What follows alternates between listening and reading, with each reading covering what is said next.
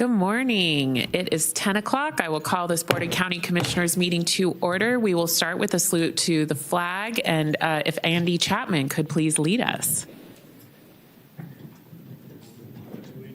To the flag of the United States of America and to the republic for which it stands, one nation, under God, indivisible, with liberty and justice for all. Thank you very much. We'll now clerk.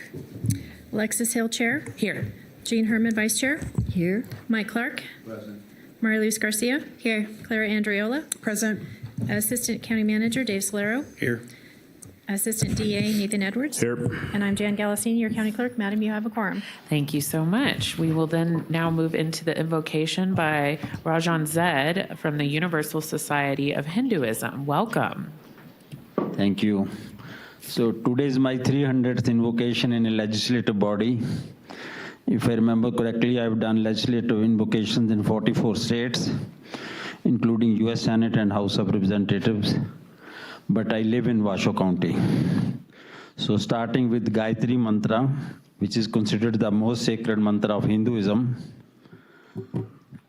I shall be reading from ancient Hindu scriptures, some as old as 1500 BCE, and I shall be reading in Sanskrit and interpret in English. May all rise, please. Om Bhur-bhuvah swaha tat savitur-varenyam bhargo devasya dhimahi diyo yona prachodayat. We meditate on the transcendental glory of the Deity Supreme, who is inside the heart of the earth, inside the life of the sky, and inside the soul of the heaven. May He stimulate and illuminate our minds. Astoma sadgamaya tamsoma jyotirgamaya mrityor mamratam gamaya. Lead us from the unreal to the real. Lead us from darkness to light. Lead us from death to immortality. Tasmada sakta statam karyam karma samachara asakto hya charan karma parama panoti purusha karma neva hi samsiddhi mastita jankadaya loka sangraha mevapi sampa shankar tumra hasi. Strive constantly to serve the welfare of the world by devotion to selfless. One attains the supreme goal of life. Do your work with the welfare of others always in mind.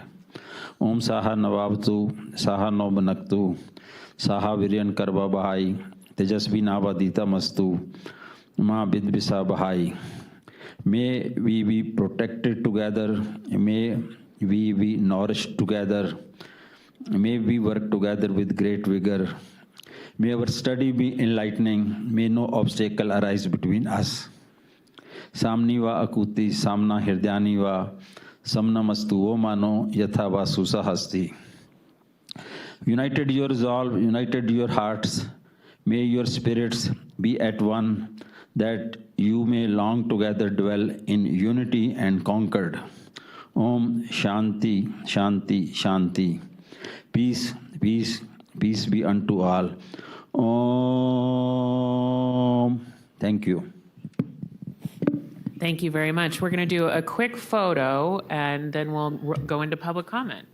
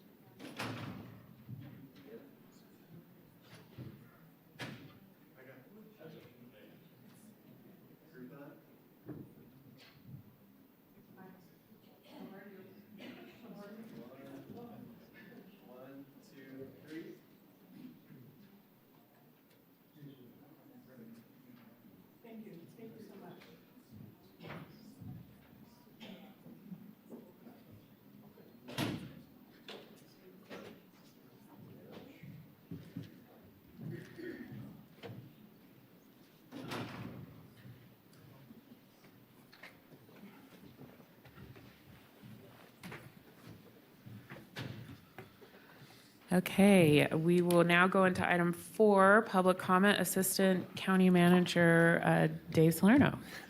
Good morning. Item number 4 is public comment. Comment heard under this item will be limited to 3 minutes per person and may pertain to matters both on and off the commission agenda. The commission will also hear public comment during individual action items with comment limited to 3 minutes per person.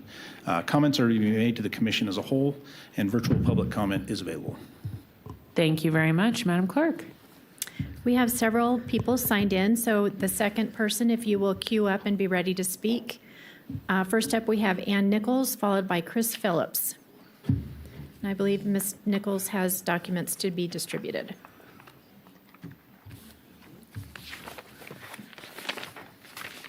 Good morning, Commissioners. Ann Nichols, Tahoe Preservation Alliance, 54-year Tahoe resident, 50-year Nevada, California real estate broker. Please don't let Tahoe nonprofits drain Washoe County monies. These nonprofits are popping up like crazy. I mean, I've asked TRPA, how many are there? And they couldn't even give me a number. There's at least 60. They all want money from you guys. They're duplicative. In this case, the stewardship concept is actually all the tourism industries, including ski areas. TRPA is in there, but so the Prosperity Center, the Tahoe Fund, the Community Alliance, which is actually the resort association in North Tahoe, the Chamber, Vail Palisades, Visit Lake Tahoe, Visit North Tahoe, Visit Tahoe Truckee, Visit Reno Tahoe.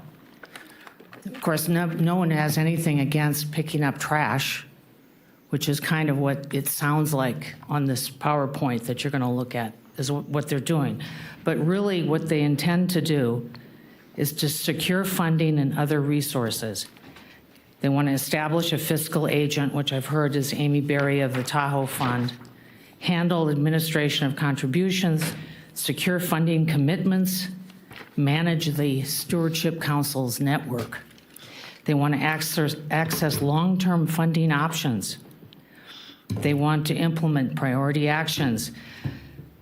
It's about money, it's about actually taxing us. I've included links on this.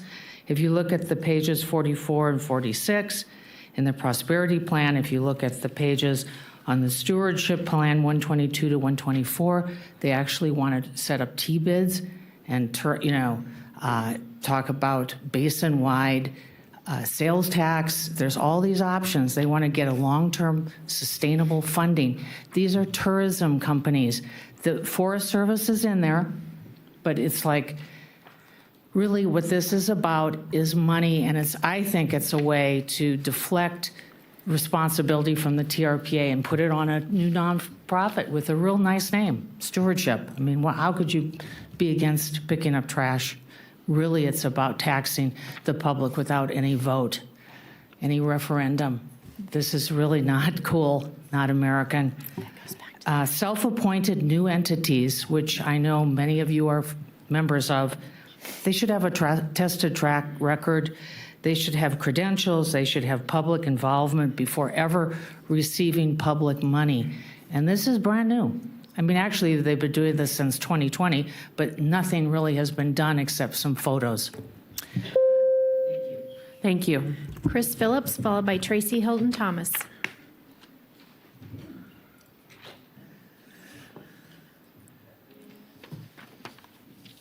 All right. Good morning, everyone. Thank you, Commissioners. My name is Chris Phillips. I'm here representing the Downtown Reno Partnership Board as a board member. The DRP, for those who don't know, is a business improvement district, 501c6, in downtown Reno, covering 110 blocks and representing 1,500 property owners. Here today to highlight some of the good things the DRP is doing, specifically with the Ambassador Program. As part of our outreach and engagement as a board, we'll be having a DRP board member come to public comment here once a quarter to share details and the work that the BID is doing in the downtown core. On my day job, I'm the general manager and chief operating officer for the Reno Aces. So the cleanliness, safetiness, constant improvement of downtown is paramount to what we do. I also live downtown and try to walk to work whenever I can, so I'm all in on making downtown better. The ambassador program was instituted, I believe, about 2 years ago, and has made massive improvements into the cleanliness and safety of the downtown area. They added an overnight crew a few months ago, which has also helped out tremendously.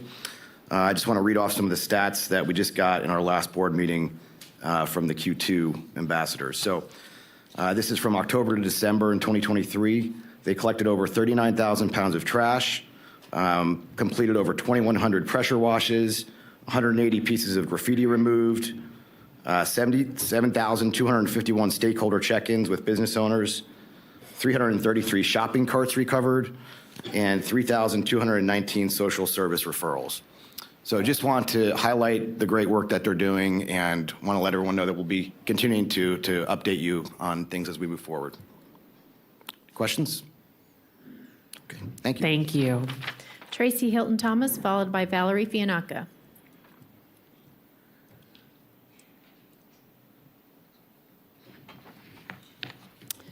Good morning. With all the attention focused on the enemy, I thought maybe we could try to discuss some of his strategies.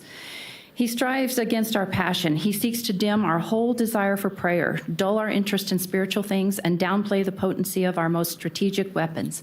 This is found in Ephesians 6:10 through 20. He strives against our focus. He disguises himself and manipulates our perspective, so we end up focusing on the wrong culprit, directing our weapons at the wrong enemy. Against our identity, he magnifies our insecurities, leading us to doubt what God says about us and to disregard the tools and blessings he's given us. Against our family, Satan wants to destroy our family and will do all he can to divide our home, rendering it chaotic, restless, and unfruitful. Against our confidence, he constantly reminds us of our past mistakes and sins, hoping to convince us that we're under God's judgment rather than under the blood. Against our calling, he amplifies fear, worry, and anxiety until they're the loudest voices in our head, causing us to deem the adventure of following God too risky to attempt. Against our purity, he tries to tempt us toward certain sins, convincing us that we can tolerate them without risking consequence, knowing they'll only wedge distance between us and God. Against our rest and contentment, he hopes to overload our life and schedule, pressuring us to constantly push beyond our limits, never feeling permission to say no. Against our heart, he uses every opportunity to keep old wounds fresh in mind, knowing that anger, hurt, bitterness, and forgiveness will continue to roll the damage forward. And against our relationships, he creates disruption and disunity within our circle of friends and within the shared community of the body of Christ, the church. These are all the things that is defined in scriptures. I have this, attach it to the record. God's word is a book of truth. It is not a book of judgment. It is a book of instruction, which is what our founding fathers used to align the creation of our Constitution against. It is not for judgment, condemnation. It's for life. It's for truth. It's for just peace while we are here on this earth, that we can live together in peace. And hope you maybe consider these things from Priscilla Schreier in your deliberations today. Thank you. Thank you. Valerie Fianacca, followed by Terry Brooks. Thank you. Good morning, Commissioners. I have a ballot here. There are 4 in my household that were not cast, but they show as cast online. 4 people in my family were victims of another glitch in our voting system. It's not the first glitch. Sure, it won't be the last. I don't care whose fault this was. I'm tired of hearing it doesn't affect the outcome. I'm just flat tired of the problems with our voting systems. We've heard it election after election. We all know the solution. All day, one-day voting in the precincts, paper ballots, counting done by citizens in the precincts by all parties with open, transparent observation. No machines. Money will be saved and confidence restored in our elections on all sides.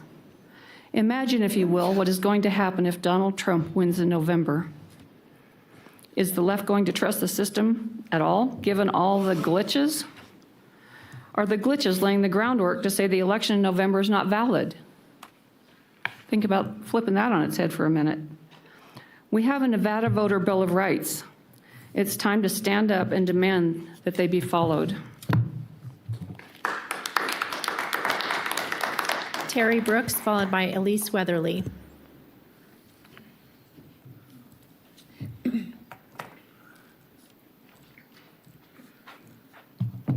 Good morning. It's me, Terry Brooks again. And today I'd like to address the problem of education as it's related to homelessness. When the coronavirus came and all our schools shut down, it was bad enough for all the kids in town. A lot of kids could have class at home by way of their computer. But what if they don't have a home or they don't have a computer? And if they're homeless and hungry without proper nutrition, it's even more difficult to receive an education.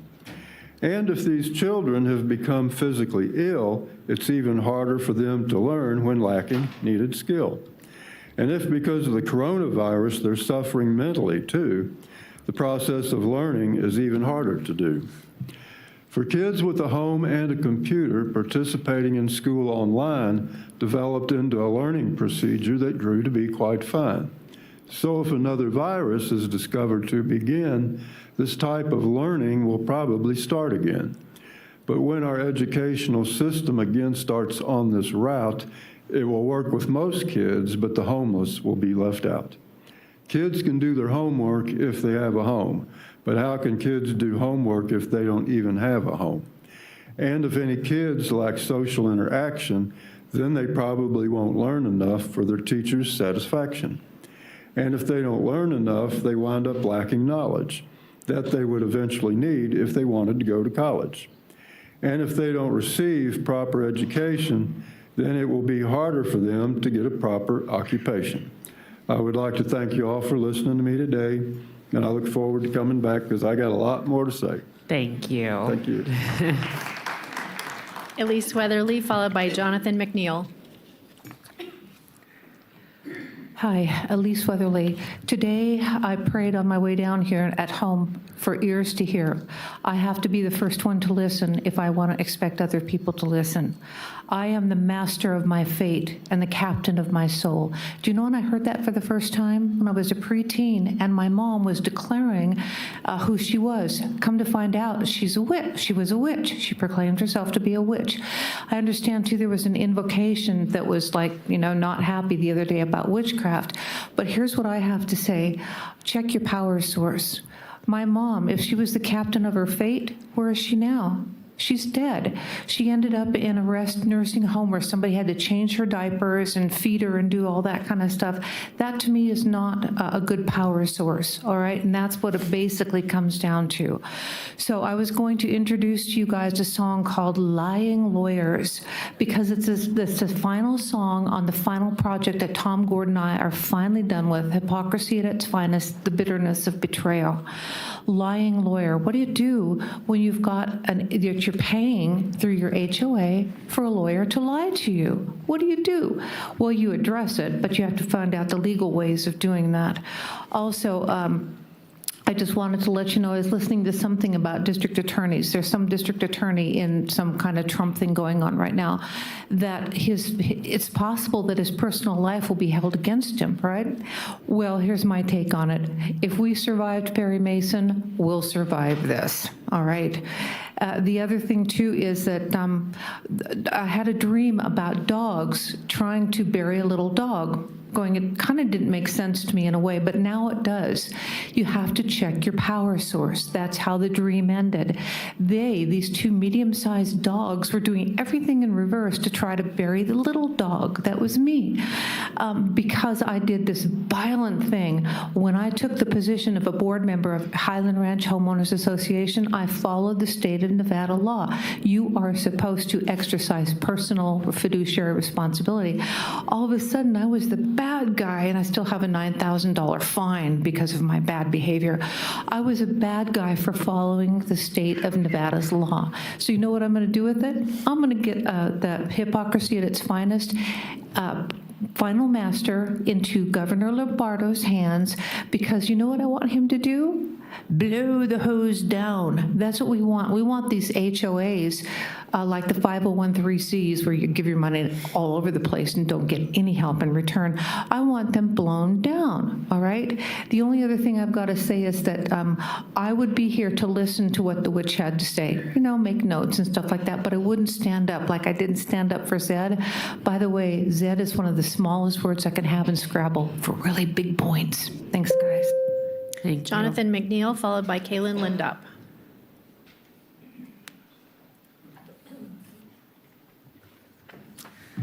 Good morning, Commissioners. My name is Jonathan McNeil, and I'm here today to give public comment regarding today's agenda item number 18. The proposed ordinances in agenda item 18 criminalize homelessness, criminalize poverty, and criminalize people who don't have the privilege to be sitting where most of us are now. As a member of the current cohort of the Washoe County Leadership Academy, last month we met with Sheriff Balaam and the Washoe County Sheriff's Department. They discussed their role in the community and the challenges they are currently facing. We were introduced to Deputy Craig Turner of the Homeless Outreach Proactive Engagement, or HOPE team. Deputy Turner is one of 3 members of the HOPE team, made up of himself, Deputy Silva, and Sergeant Daniel. Even though these 3 individuals are law enforcement officers and not certified social workers, the HOPE team touted substantial numbers of individuals assisted and housed. The HOPE team was also proud of the idea that they don't cite or arrest individuals they contact. In under 3 years, with minimal expertise and resources, this team was able to successfully pilot a program that legitimately helps people dealing with homelessness. That day I spent at the Sheriff's Department, we also learned that the Washoe County Sheriff's Department has an annual operating budget of $140 million. And now we're learning that instead of providing more funding and resources to expand a proven and existing program, the Washoe County Sheriff's Department wants to make it a crime to be trapped in a cycle of homelessness perpetuated by a stigma and a lack of affordable housing, community mental health resources, among numerous other social safety nets. I believe that before we criminalize people for existing, we must continue down the path of compassion. I do not believe that 3 people in under 3 years is enough of an effort by the Sheriff's Department to justify the need for criminalization. I simply believe we as a community need to try harder and give more resources before we can even think about stripping rights and humanity from people as a tool to solve a complex situation like this. Every one of us knows that affordable housing is an emergent problem in our community. I work a good job, 40 hours a week, and still half my salary goes to housing costs. Many people don't have the same opportunities for jobs as I do. If you criminalize people simply for not having the same privileges as others, you do so unjustly. We have a choice in front of us in this community, and that choice is between choosing compassion or criminalization. Please do not let the ends justify the means, and please do not pass these ordinances. Thank you. Thank you. Kaylin Lindop, followed by Bridget Tevnon. Good morning, Commissioners. My name is Kaylin Lindop. I've been a resident of Washoe County since 2011. I would like to make a public comment on action item 18. Over the summer of 2014, I left a domestic abuse situation on my bicycle with a backpack of my belongings. When I left, I was not in the most stable state of mind, and I needed help that was unavailable to me. I did not know where I was going to go, but I knew staying in my situation was not optional. Given my domestic situation, I was unable to use my bank account to secure a safe place to stay, as that would have given away my location. I went to multiple mental health hospitals, and my mental state was not emergent enough to secure a bed. I also tried rehabs, and they had a wait list for a bed. I was referred to outpatient therapy and AA. That left me 23, homeless, and now no place to go. I needed time to establish a new bank account, find a place to live I could afford, and find a place to sleep at night. Had I been arrested for doing my best to survive, my life would be very different today. I would have lost my job and possibly my bicycle. I have the honor of standing in front of you today, 10 years later, sober from alcohol, an active member in Alcoholics Anonymous, a productive member of society, and a homeowner in Washoe County. I firmly believe had I been criminalized for not having a safe place to sleep, I would not be standing in front of you with the grace and humility I have today. Making it criminal to not be able to take solace in your car or lay your head on the sidewalk when nowhere else to go isn't going to solve our unhoused epidemic. It is going to criminalize a lot of Washoe County residents who are trying to get on their feet. I know a handful of coworkers and acquaintances who are working full-time, living in their cars, saving for a place to live. The thought of their chance at a success story like mine being ripped away because they are now criminals is heartbreaking. Please, instead of directing the county's resources into criminalizing the unhoused, use the county's resources for affordable housing and accessible mental health care. If we try that, we might actually find a solution that works rather than criminalizing those who are down on their luck. Thank you. Thank you. Bridget Tevnon, followed by Trista Gomez.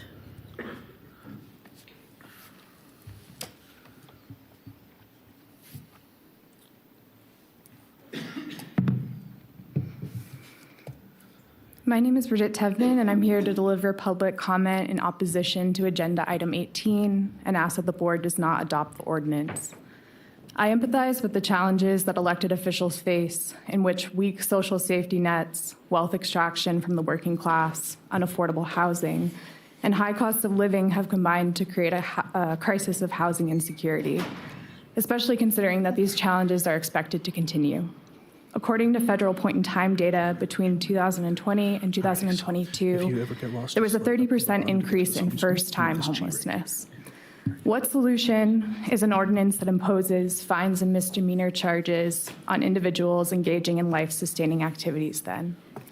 We know that it's people of color, people who have experienced trauma and violence, people living with disability, youth in the foster care system, and increasingly our poor elders that are most likely to be living without shelter. What solution is this then?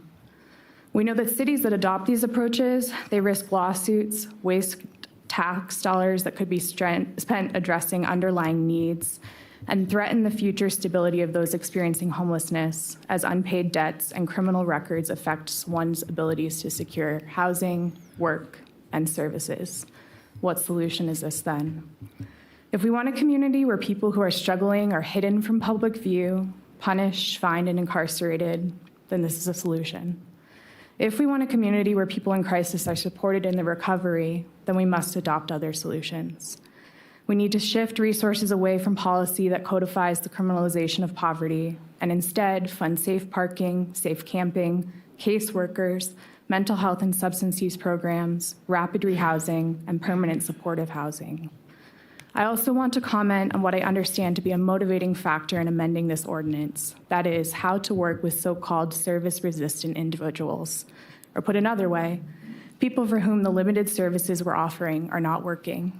Such resistance may be an example of a trauma response, and this trauma was likely sustained through failures in families, schools, the healthcare system, and our community.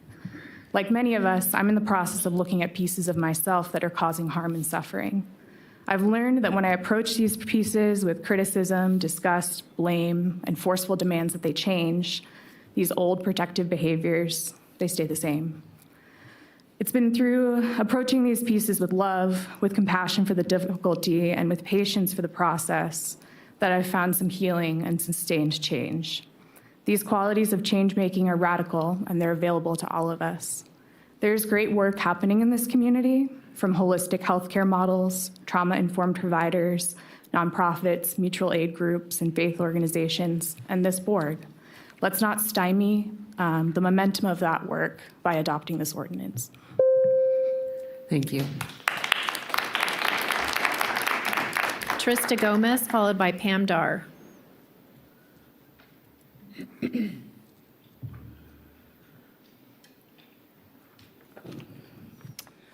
Good morning.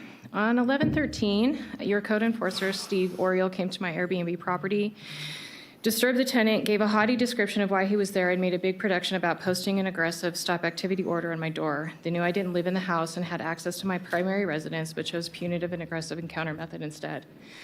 But the tax assessor files clearly show which house is my primary and that this house was a short-term rental. I sent many emails to Mr. Oriole, Mr. Geisinger, Ms. Mullen, and Ms. Andriola, but specifically on the day that the reduced fine of a still incredible $579 was due, and I asked if I was to pay this fine during the time that I was disputing it. The email indicated that I would have paid it. No 4 of the people confirmed that the fine was due that day or answered at all. On 1/8/24, I received a letter stating that I now owed $1,208, more than double what I would have paid that day had any 4 of them taken the time to answer an email.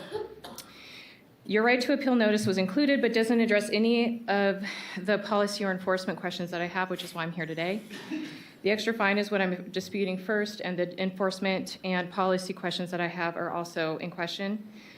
I was incredibly embarrassed by Mr. Oriol's unnecessary and aggressive actions with my tenant, and quite frankly astonished at the fines for this unpermitted rental, as well as the initial cost for obtaining the hot permit required. And I started to ask questions in emails. One of them was, why are we one of the 4 counties in Nevada to have these STR requirements? We're 300 times higher than the next permit, which is Douglas County, who's still very high. Who are these funds going to? I'm kind of wondering if they're going to incline. What service or value is the code enforcement personnel adding? He's not addressing any noise or safety concern when they happen. He's simply finding and cataloging STRs, which are highly controlled and publicly reviewed without additional need of highly paid personnel. You can try to make the position seem important, but it likely wouldn't be noticed if it was simply an application notice process like Lyon County. There has to be a different answer. I asked, why are you burdening homeowners with these extravagant, unnecessary, and exploitative fees when they are already paying so much toward the community? And the STR alone produced over $2,000 worth of revenue for the county. I was told to just pay the fine, and I was told that it was a privileged permit. Trying to maintain an important investment because we don't get guaranteed retirement regardless of market conditions, higher than average pay, and top-tier benefits does not seem like a privilege. And what is that anyway? Long-term rentals are a huge liability for homeowners. Additional questions now are why this permit is 350 times higher than a SOS LLC fee and 600 times higher than an SOS sole proprietor fee. If a social worker, police officer, or teacher engaged the public in this way, there would be public outcry, and that would be rightly so. Especially, they have an opportunity to deal with vulnerable and aggressive populations, and STRs are not that. I'm asking you to answer these questions. They have not been answered. I did know about the second part. Thank you. ACM, Solero, can we have staff reach out? Thank you. Okay, thank you. Pam Dar, followed by Janet Butcher. Good morning, Commissioners, Chairman Hill. I wasn't going to show up today, but I thought it was important. You're going through a lot of changes with our elections. I've worked for corporations. We've gone through computer changes. And I'll tell you, one time I went to a doctor's appointment, I have never had high blood pressure until we went through a computer change. So I feel for the people dealing with the issues that are happening right now. That being said, I ran a computer room for 2 years. So I'm familiar with how computers kind of run. I also had to put in information run reports as a purchasing agent for more than 20 years. I'm trying to figure out how that happened. So yeah, a thorough investigation needs to be done so we can get trust. This community needs trust in our elections more than anything. The people are wonderful, and this is not a party thing. This is everybody. With these changes happening, which is serious, it's being reported, it's all over social media. I do recommend paper backup. If paper helps the trust with this community, it's highly needed. I'm tired of not trusting. I want to trust because we have wonderful people here. I'm not feeling it. I don't want to hear stories about not being able to see this and see that. Decisions made, changing things without the public knowing when it's our money. We should know everything about elections. If anything, the last couple of years have been hard. I lost my mom during 2020. I wonder about her vote because of the shenanigans, whatever. It was a messed up time with COVID. It was a crazy time, but I felt that was her last vote on this planet. And if I could do anything, I'm going to try to make sure I pay attention and make a difference and bring this country back together and trust each other. Thank you. Have a good day. Thank you. Janet Butcher, followed by Gordon Gossage.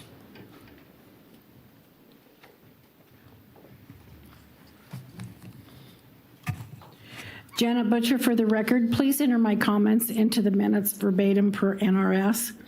How can we trust the voting system tabulation and/or the voter rolls? The following from the Secretary of State was a statement in part to KOLO-TV. The issue was as follows. On a nightly basis, each county uploads their vote registration data to the Secretary of State database, which executes code to create the single statewide voter registration file that users see when they log into the vote, NV.gov. The legacy systems used by a number of the counties require additional steps be taken to ensure that voters who did not return their ballot do not have vote history. Some of those steps were not taken, which resulted in inaccurate data. Relating to the 50 years I spent in information technology, I cannot comprehend how an indication of the local ROV that the ballot was mailed on January 10th could translate into counted on February 6th, with or without any additional steps as stated by the Secretary of State. I find it interesting that the Secretary of State is pointing the finger at the county level. Is our Washoe ROV responsible for this then? It sounds like the ROV Carrie Ann just got thrown under the election inaccuracy bus. The Secretary of State further comments, again, this is an error that relates to the code used for when a voter is sent a mail ballot and does not return it. It has no connection in any way to vote tabulation. This is unacceptable. How many counties incurred this error? Never happened before. How can, or did it? How can we be assured the tabulation is correct? I am calling on the Washoe County Commissioners and the County Manager Brown, who isn't present today, to demand a root cause analysis and a complete process audit, resulting in a transparent report to the citizens. This year is a very contentious presidential election year. Now, this year is not the time to be messing around with our databases, moving things to a top-down. It's not the time. One day, paper ballot. Our election integrity is in peril. Gordon Gossage, followed by Roger Edwards. For the record, I'm Gordon Gossage of Regenesis Reno. As you know, I've applied to be a library board trustee. If you choose me, I'll work as hard as I can to make our library system a national model for best practices. As you know from my application, after my company's IPO in 1993, I served on the board of the leading agency tasked with resettling more refugees than any other agency in Massachusetts and New Hampshire. Like our library, the International Institute of New England provided a full range of programs. Our mission was to create opportunities for refugees and immigrants to succeed through resettlement, education, career advancements, and pathways to citizenship. The mission of the library also covers the full range of programs serving our 400,000 neighbors who are adults within Washoe County and the 100,000 children and teenagers we all support. In my role on the board of the Institute, I supported the executive director, fulfilling the best practices of boards nationally of nonprofits, not just for immigrants, but across all types of nonprofits. I was honored to serve with some of the most talented board members active for decades within my former home. I learned a lot. Over the 10 years I was on that board, I used my experience as a sales and marketing executive in the private sector to appropriately apply my skills to the nonprofit organization. I recently shared an extensive conversation with Kyle Waxman. As you know, she taught me a lot about the Friends of the Washoe County Library. She covered their current activities and explained to me the activities on her wish list.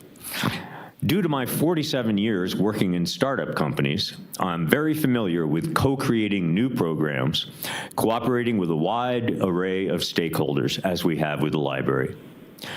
This morning, I'm actually proposing increasing our collections and instituting extensive programs focused on our common Western heritage. This is a category of interest within which we can all unify behind.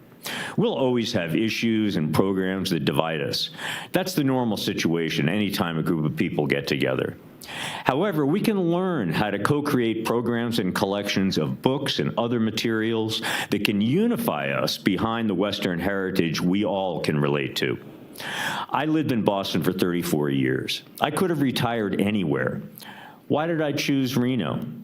Burning Man was a factor, yet it was also our Western heritage that attracted me. Every adult, every teenager, and every child can learn so much from our library. Our library is our community. Thank you. Thank you. Roger Edwards, followed by Debbie Hudgens.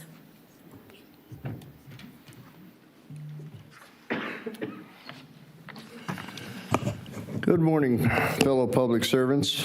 And my name is Roger Edwards for the record, and please enter my comments into the permanent record, as all public comments should be. It's sad that we need a Nevada revised statute to have our comments noted. But anyway, I too am a library board trustee applicant.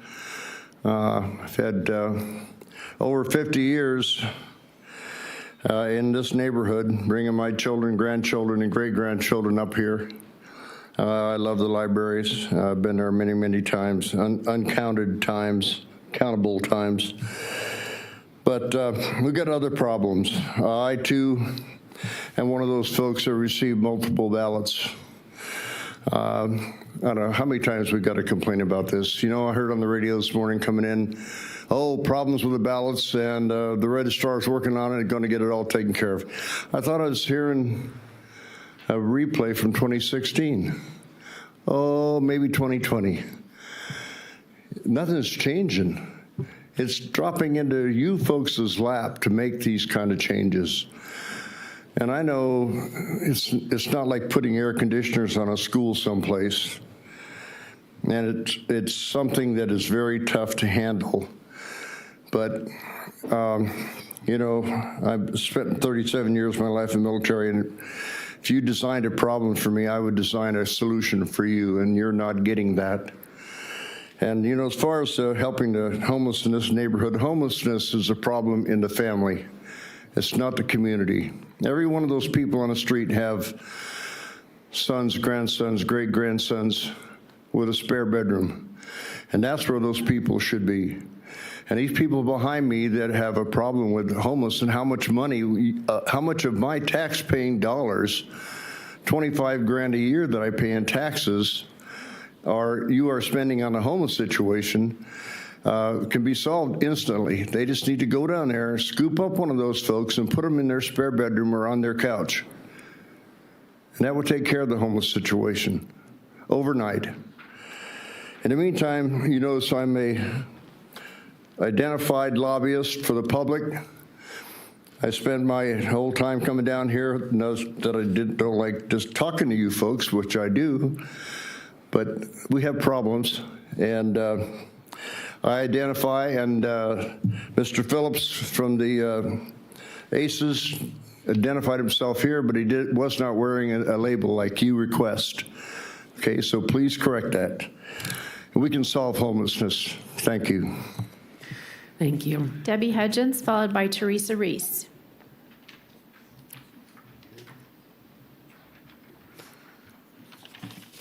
Good morning. Debbie Hudgens for the record. I would also like my comments made as public record. We lost faith in our elections in 2020. If we had been listening, we would not have been surprised.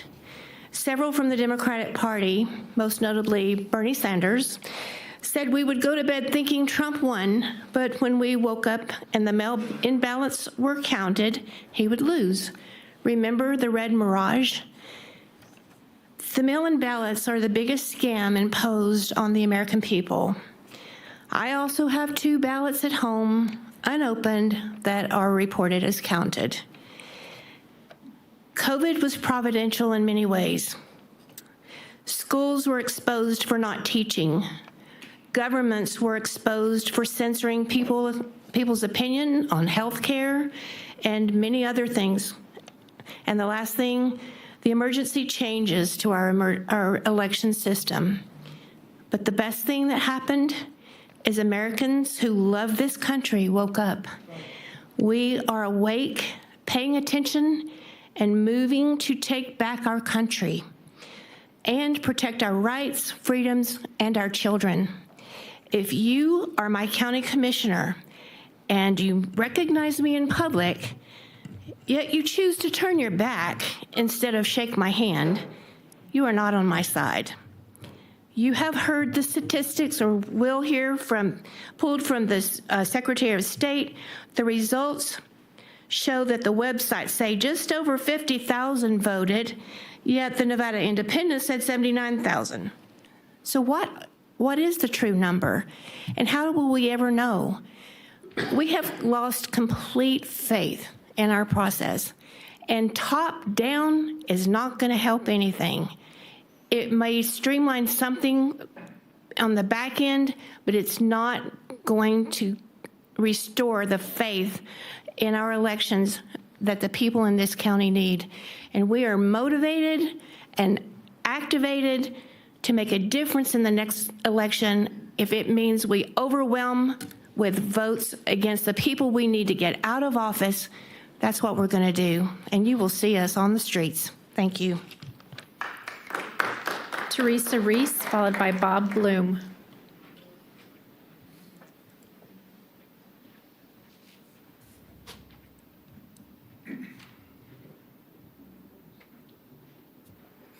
Good morning. I am here to ask you to not admit the ordinance of item 18 today. Do unhoused people deserve their constitutional rights? Washoe County is about to criminalize being an unhoused person with a maximum penalty of a $500 fine and 6 months in prison. The U.S.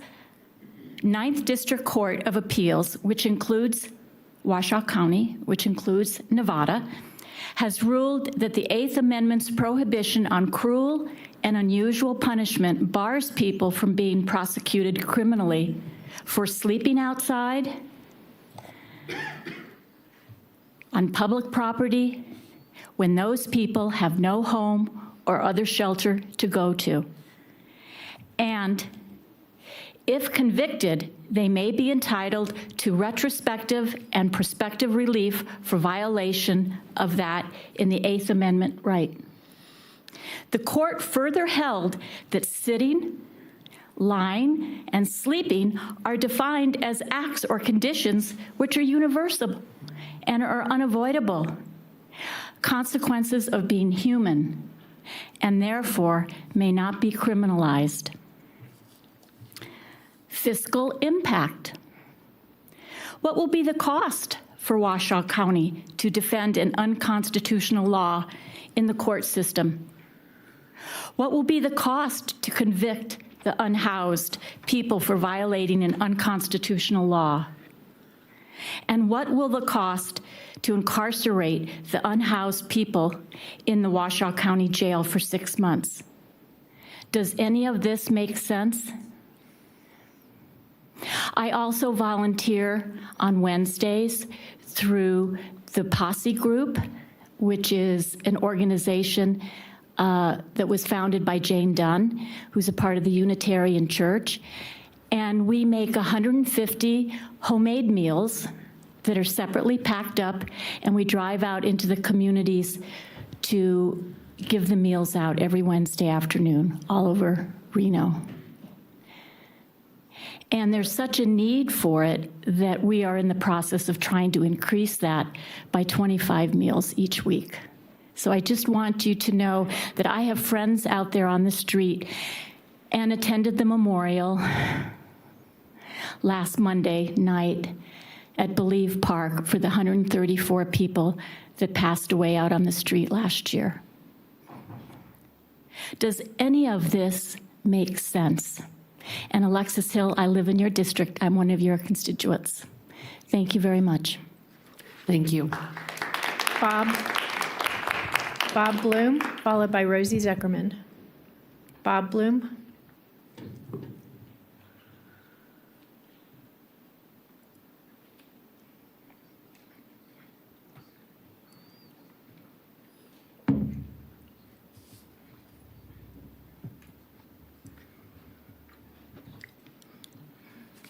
Good morning.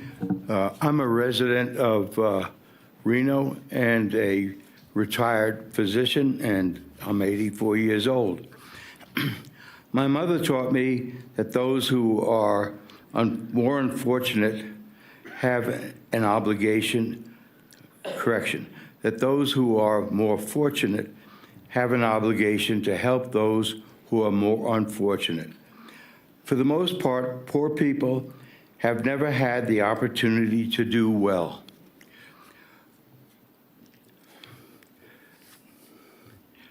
Poverty is created by social and economic systems. Poor people are the greatest entrepreneurs. Every day they must innovate to survive. Starting to eliminate poverty requires a paradigm shift. Eliminating the ability to sleep in your car removes the last place of shelter for many and worsens the problem. Perhaps creating a space for cars and proper sanitation and food would be a better solution.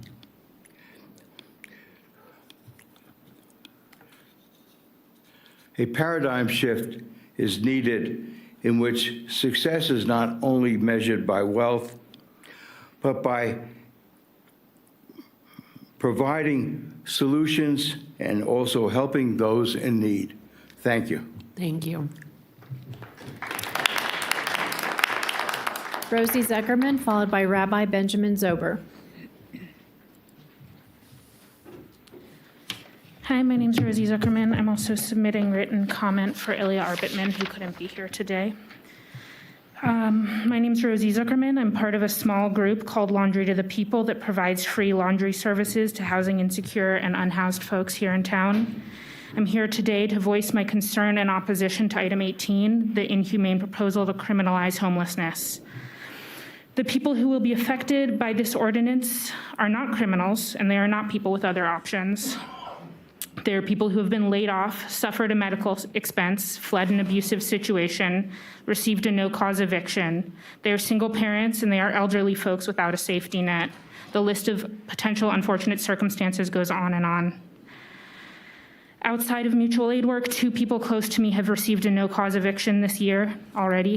One, a UNR graduate working a full-time job and deeply involved in Reno's art and music scene. They were forced to move out of Reno.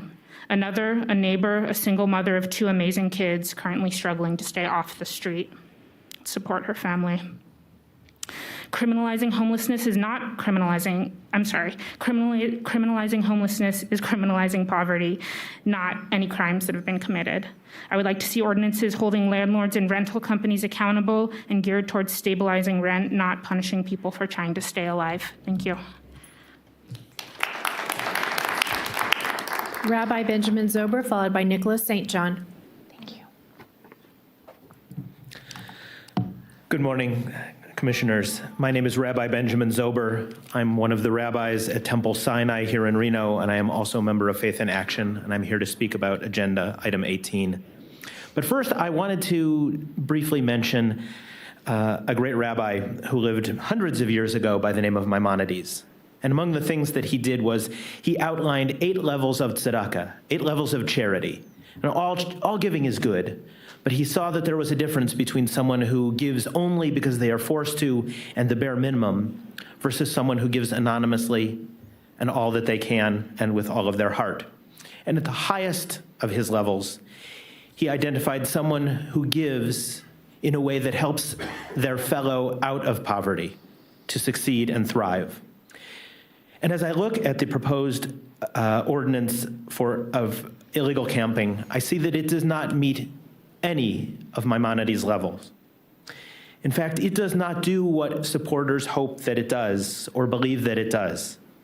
For any number of reasons, there is someone who cannot or will not use available shelters and has no choice but to sleep in a public place. This ordinance would further punish them and make getting out of poverty even more difficult. Homelessness should shock and sadden every one of us. We can solve it, though, by giving people homes. This is not unreasonable or unbelievable. Making housing affordable and accessible to all is something that is within the power, especially when people who have resources and ideas and motivation put their time and their energy towards it. But we cannot do that if we put those same resources and ideas and energies towards making poverty a punishment, or even worse, a crime. I know I'm a clergy person, but I'm actually going to end early and not use all of my time, but the last thing I'm going to do is mention that today is World Social Justice Day. And throughout the world, people are doing what they can to make the world better and more fair and more just for all. And I hope that we can also do the same. Thank you. Thank you. For the record, let's note that Vice Chair Herman left at 10:51. Our next speaker up is Thank you. Nicholas St. John, followed by Patrick Coleman.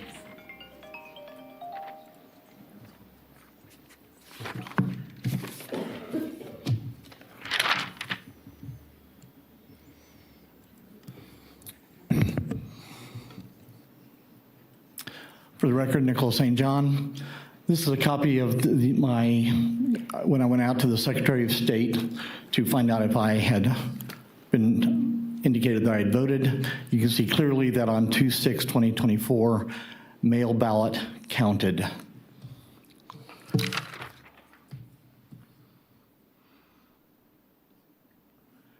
So I pulled down the database from the Secretary of State and did some analysis. These are the results. Statewide, there's 1,928,000 some odd people registered as active voters. The mail-in ballots that were counted by the system is a little over 1 million statewide. Total counted was 1,199,000.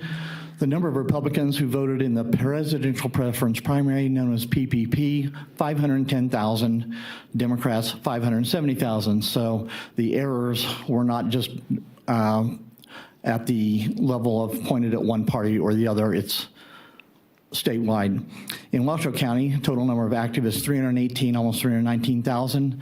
Republicans registered active is 103, almost 104,000. The number that was counted was 95,629. Now, interesting about that number is that there's 103,987.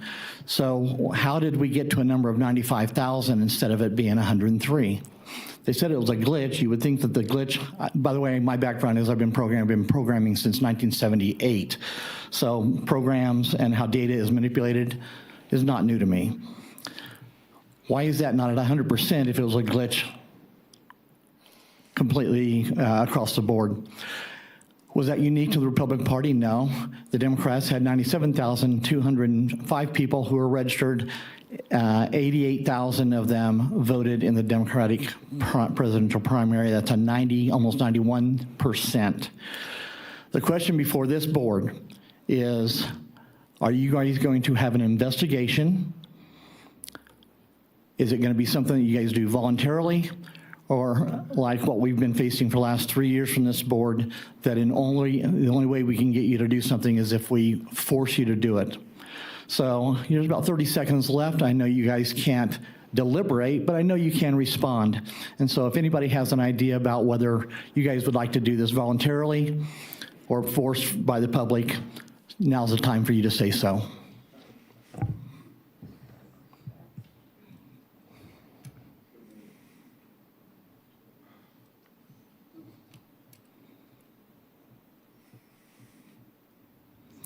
We'll take that as you're not going to respond or acquiescing to the fact that you're probably going to force us to do an investigation. Patrick Coleman, followed by Reverend Claire Novak.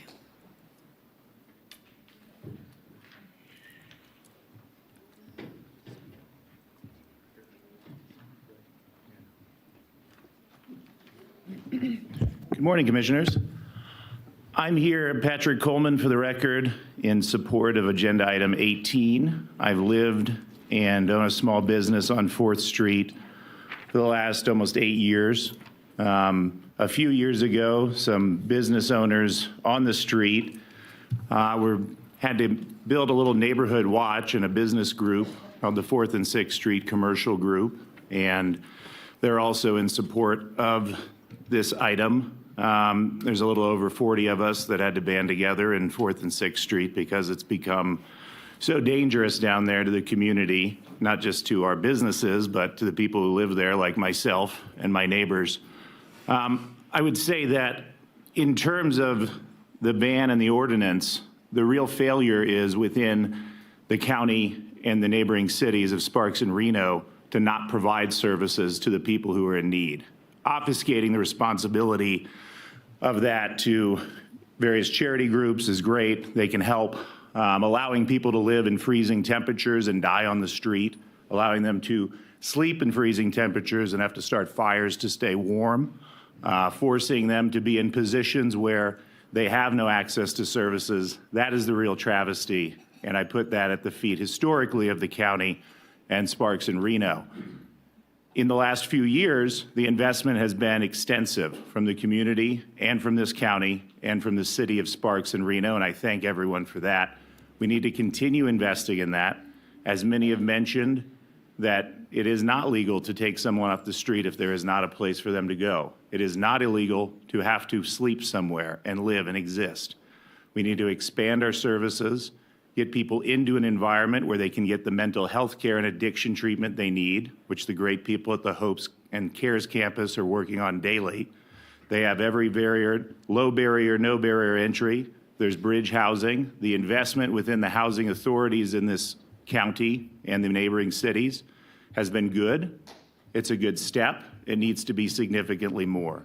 Not simply making it illegal to live on the street isn't a good choice. Making sure that we make sure that people get into services, that they are able to be put in places where they can get the help they need, that's what our responsibility is. Unfortunately, many of the people that I've experienced who are out there doing drugs, petty crime, exposing genitalia, doing various other illegal activities are the ones who people have mentioned are service resistant.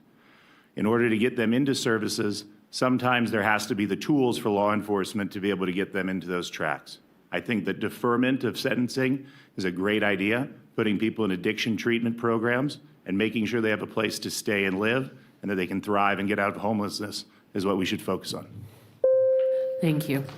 Reverend Claire Novak, followed by Douglas Sobolik. Hi, I'm Reverend Claire Novak with Faith in Action Nevada and United for Action, opposing Agenda Item 18. Over 1 year ago at your December 13th meeting, the Sheriff's Office proposed an anti-camping ordinance for your consideration, and you determined then that it could proceed to draft it with the condition that it hold community stakeholder meetings within a 90-day deadline. And here we are again, 14 months later, with the faulty ordinance even broader in scope and sloppily written. It has not been approved by our input at stakeholder meetings.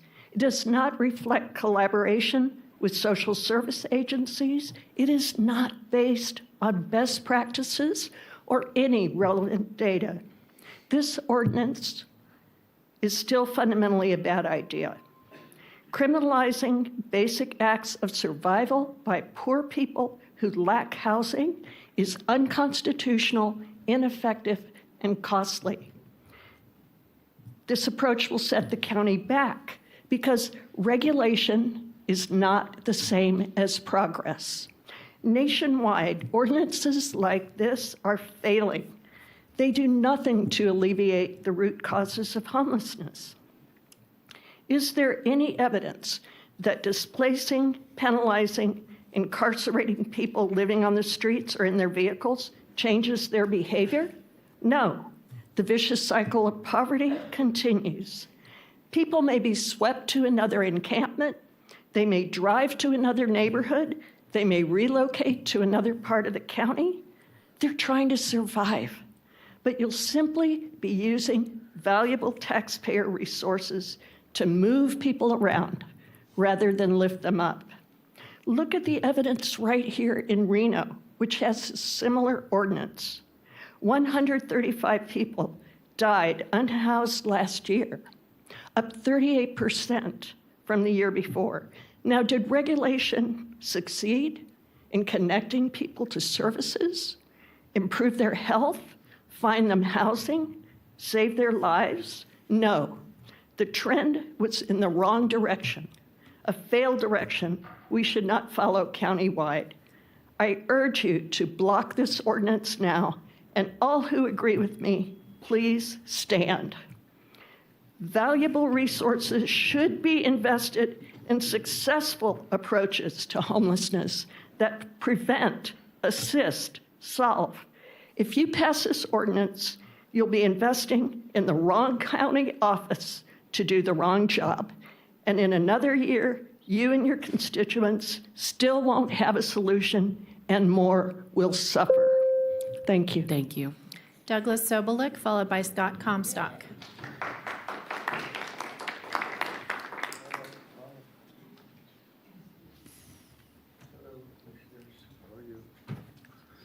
Hi, my name's Doug Zabalik, and I'm a homeless guy. Can you hear me okay? Hi, my name's Douglas Zabalik, and I'm a homeless person that's been displaced from Denver, Colorado. I lost my children for being homeless to this county. I have a lot to say, but I really don't know how to say it in 2 minutes. I'm just kind of looking to see why you want to make me a criminal. I have no place to go. When I walk out these doors, I'm at the grace and mercy of you folks and everybody in this community. This jacket I got on is given to me because it was cold out. And somebody, by the grace of God or the goodness of people and humanity, said, I don't want to see that guy suffer. I'm not trying to be out there suffering. I'm not out there on dope. I'm not drinking. Yep, I smoke pot. It doesn't make me not functionable. I've been in a thing like this 4 times in my life. One was with Charlie Brown at City Council in Denver, Colorado, about the vote to decriminalize marijuana. And for me to stand here today, I mean, I guess, there's my chauffeur next, if you pass this, there's my chauffeur, and he's got a house for me. But then what? When you let me out? After 6 months, where do I go? To the shelter? Come on, you guys. You know better than that. Number one I have solutions.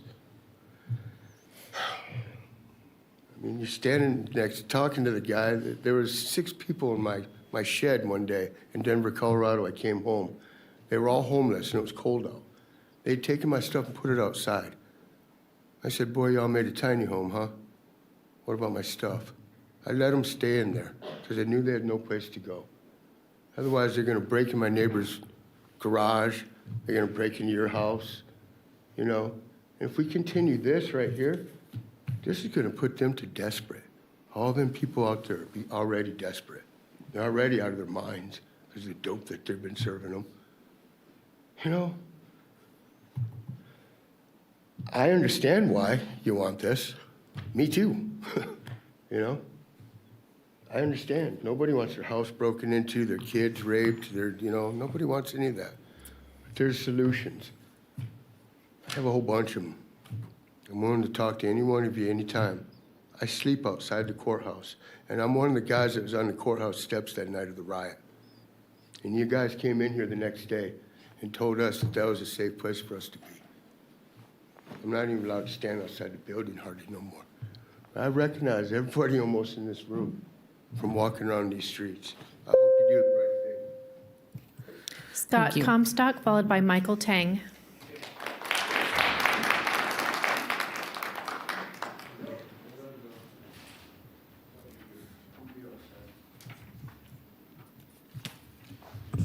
Good morning, Commissioners. My name is Scott Comstock, and I'm a resident in the Tahoe Wood Creek Regulatory Zone. I'm here to speak in opposition of item 19 that you will address this afternoon. I support school choice as well as faith-based education. However, our neighborhood is not zoned to house schools. I just want you to clarify, and please remember this afternoon, that this is not a vote for or against school choice. It's also not a vote for or against faith-based education. It is a vote for or against rezoning a residential neighborhood to put these schools in. Thank you for your time. Thank you. Michael Tang, followed by Steve Walgast.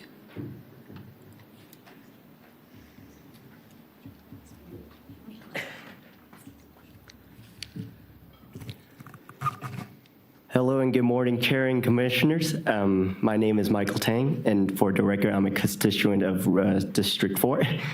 I have been involved with Faith in Action Nevada over housing, not harm, since more than a year.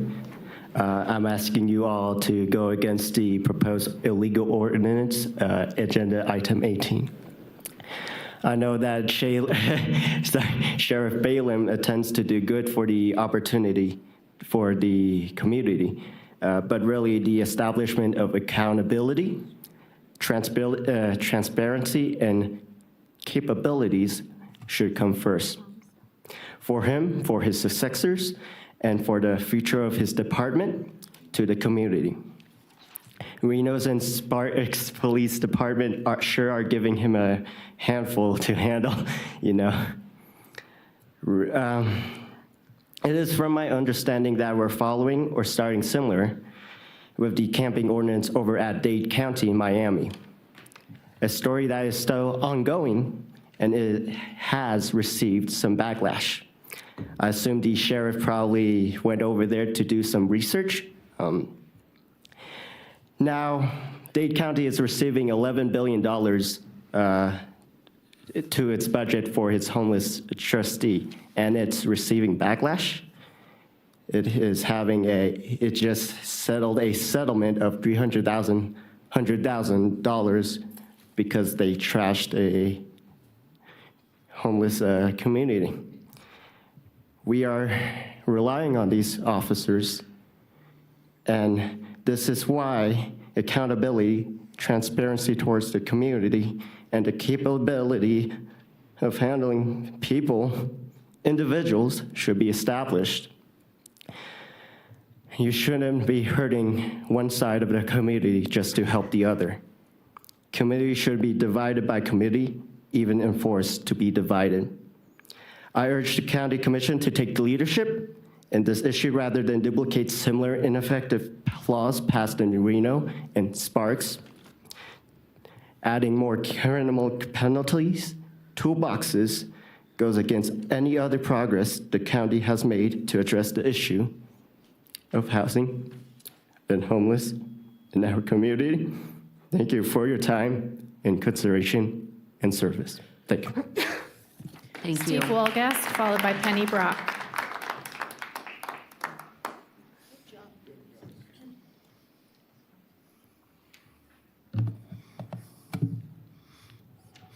Good morning, Commissioners. I'm Steve Wolgast. I serve on the board of RISE.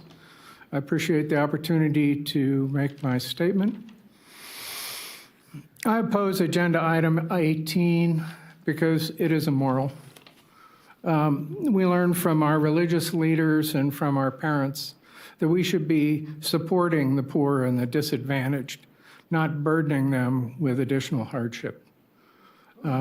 Personally, I think as a wealthy society, it's a scandal that we have children and adults living with no housing. I oppose agenda item 18 because it is un-American. England had debtors' prisons in the 18th and 19th century. These were never accepted in America. Poverty was not a crime. We espouse freedom and liberty. Is there no freedom to be poor? What about modern nomads? What about the Okies from the 20s and 30s that fled in their ramshackle vehicles? Some of the city and county policies have really contributed to the current problem. The housing shortage, much of that is really traceable to EDON's efforts to bring in new corporations with a lot of employees and a lot of opportunity, then turn around and complain that there really isn't sufficient housing. I heard about last year that 85% of new rental housing is listed as luxury. In 2017, I had a meeting with Commissioner Burke-Bigler. She asserted that we needed to approve a lot more housing because of all the new workers. I indicated that most of the new housing approved was luxury housing. She said that she was not responsible if they built the wrong type of housing. I think we need a better plan. As a footnote, I would want to say that being on Rise, I really appreciate the county's support of our place. I think it really is potentially a model for a lot of what needs to be done. Thank you. Thank you. Penny Brock, followed by Aspen Murillo.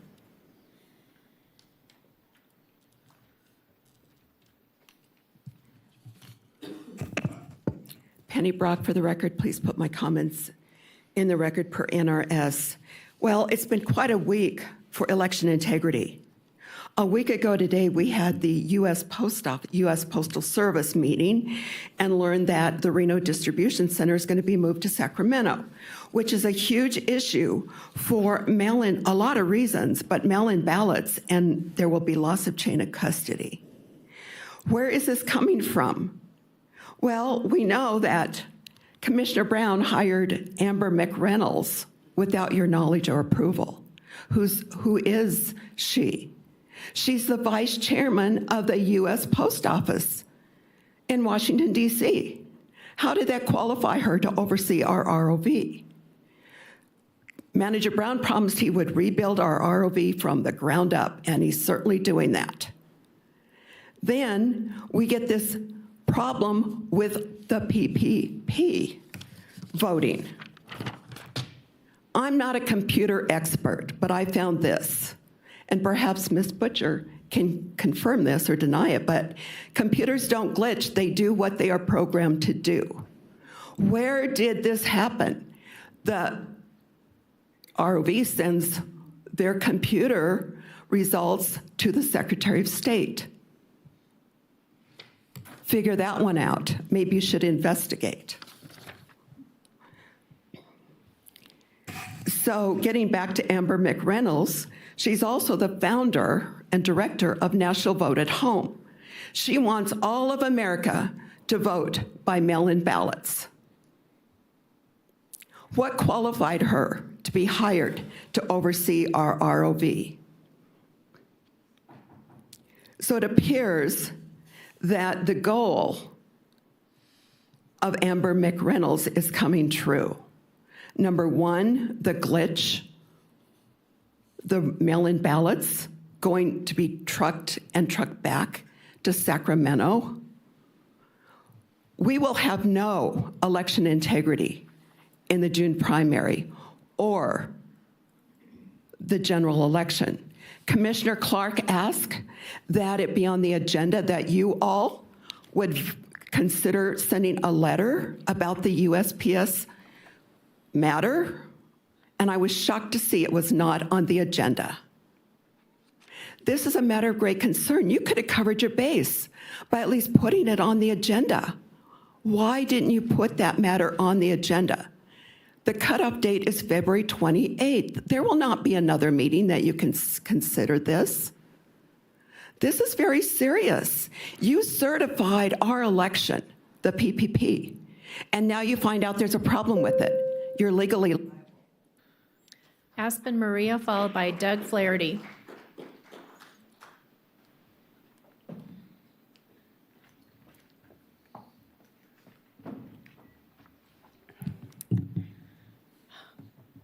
Hello, good morning. My name is Aspen. I live in District 1 and I work in District 3. And I am here to speak in opposition of Agenda Item 18. This ordinance, as we've heard, it criminalizes poverty and homelessness and living without shelter. But not only does it criminalize poverty and criminalize acts that aren't otherwise considered a crime, but it furthers the reach of police power.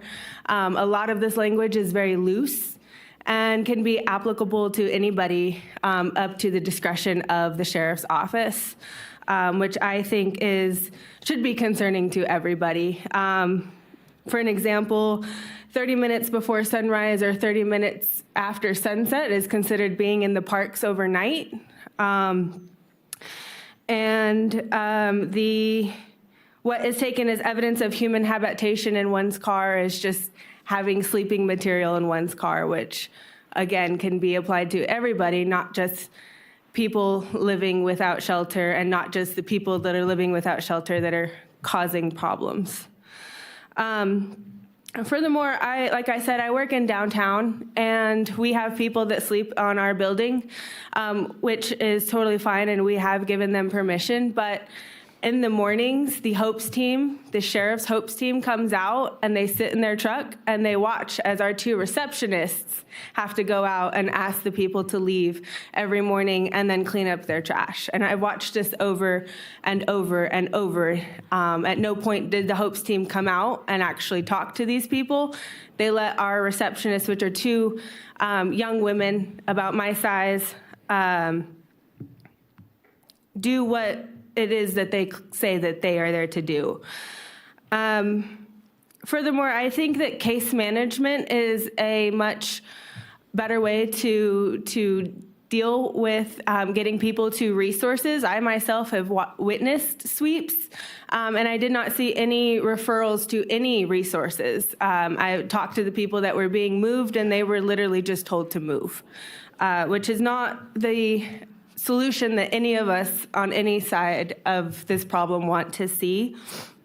I think case management and working with people, getting people into whatever resources they need. Sometimes it's as simple as housing. Sometimes it's a little bit more complex than that. And what the Hopes team and what the sheriff is proposing on this ordinance does not address that at all. Thank you. Thank you. Doug Flaherty, followed by Prince Saruhan.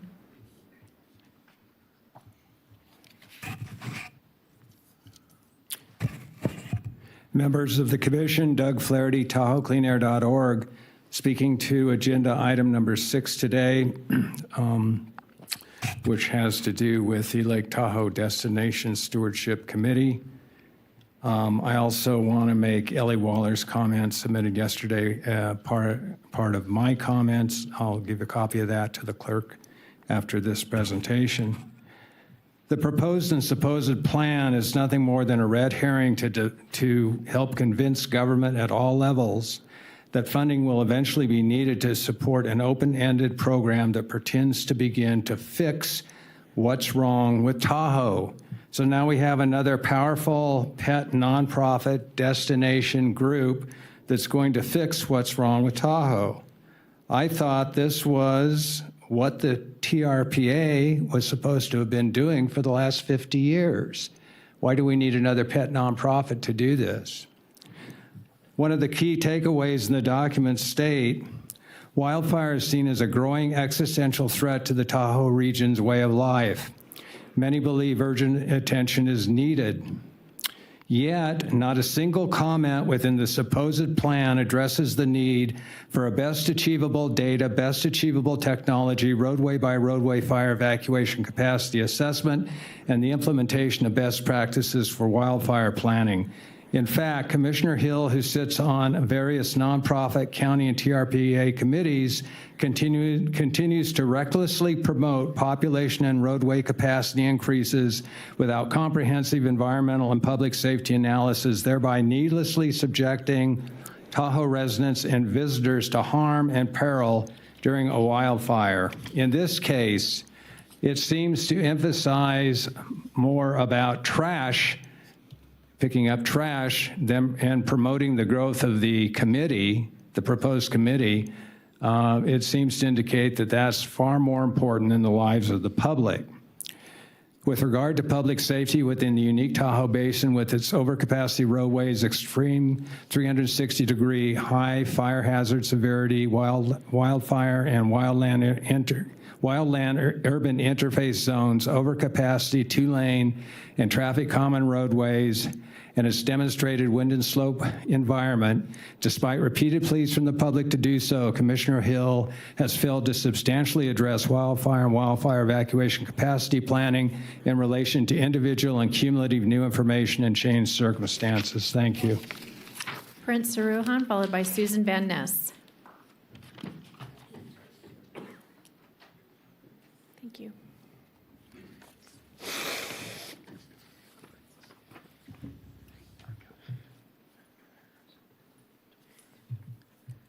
Good morning, Commissioners. My name is Prince Kunanan Saruhan. I am a resident of District 2. Mr. Clark. Been in Reno almost all my American life since I immigrated here, 2003 maybe. I've left the community and come back, by choice because when I was brought here by my family, it wasn't really a choice. And everything that I learned from here, I went to school here and I became an American here. And this community has taught me that like a lot of people want to leave, but then like 10 years later, this is becoming a destination in sorts. And as one begins to look at their community and wants it to kind of look a certain way, there are a lot of people that can get left behind. And I've been working with Faith in Action before the pandemic, and they were called Action then. And that community, that set of people, this set of people that's here right now, that their concerns have been the the people that need it the most in our community, and that's the homeless, and that's the people who are, housing insecure. Those are the people that are already like at the bottom. And in pre-pandemic, when Faith in Action was still Action, one of the things that the community decided on, that they worked on with legislators, was that we needed to have a better housing stock, and then we needed something about that. To do something about that. And one of the things they did was to pass in the state legislature the Affordable Housing Trust Fund, or actually for the county, Affordable Housing Trust Fund. And so the fund exists, and the funding revenue has still not exist for that. But the state voters approved a law that says that the counties of the state can take money out of part of the registration process for your cars to fund the affordable for affordable housing. That is a law that the voters voted on. It means the county, you people, have the power to enact a funding stream for the Affordable Housing Trust Fund that Faith in Action, at the time called Action, worked on with state legislators and with county people. I find it very, very striking that as a person who was not American, who was forced to be here and who has embraced his Americanness, that I have to be part of this process. And I'm over here hearing the illegitimacy of your positions, but we're all over here asking you for help because you have the power. So I really do appreciate all the stuff that you've worked on for the community, but we are asking you to see the humanity of the people that are in the lowest rungs, and that's what my cohorts are concerned with, and that like you need to see their humanity, and we should oppose agenda item 18 because the sheriff's department and the police department are not the way to provide services for people that need it the most, and you guys provide services, and you guys should provide health services and better education as well, and not policing. Thank you very much. Thank you. Susan Van Ness, and I have documents to distribute for Ms. Van Ness, and followed by Susan will be Johnny Hammond. Good morning. My name is Susan Van Ness, and I want my comments in the record, please. Addendum to Nevada Voter Bill Rights, NRS 2932546, and/or standalone resolution. As a registered voter in the state of Nevada, I hereby endorse and submit this legal paper advocating for enhanced integrity and transparency by our election processes. This paper outlines critical procedures to be implemented and to ensure the sanctity of our election. I respectfully request your support and action immediately.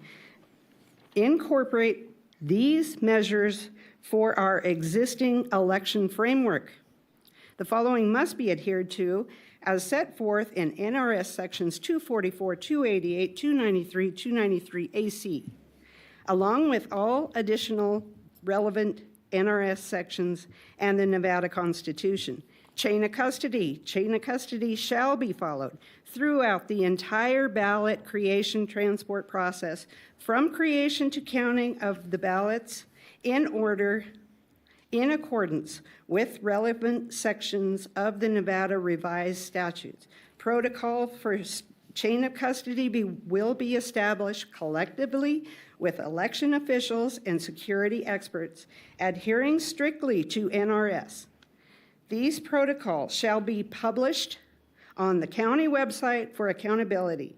The procedures from the start of ballot creation to the counting of the ballot and storage of the ballot after counting shall be published on the county website by the last day of the election process for all to see, ensuring security and transparency that the process was followed. Signature verification. The signature verification must be adhere strictly to the protocols set forth in relevant sections of the NRS, thereby upholding the accuracy and legitimacy of voter identification. Signature verification will employ the latest technologies and practices recognized nationally, enhancing both accuracy and efficiency. Ballot counting verification to guarantee the integrity of the election and results. All ballot counting and verification mark bubbles shall be conducted simultaneously with any machine tallying. This manual verification process will involve an equal representation of registered voters from Washoe County, spanning all political affiliations to ensure fairness and impartiality. If the hand counts cannot be done simultaneously, then the hand count will commence immediately after the machine counts. Thank you. Joni Hammond, followed by Victoria Meyer.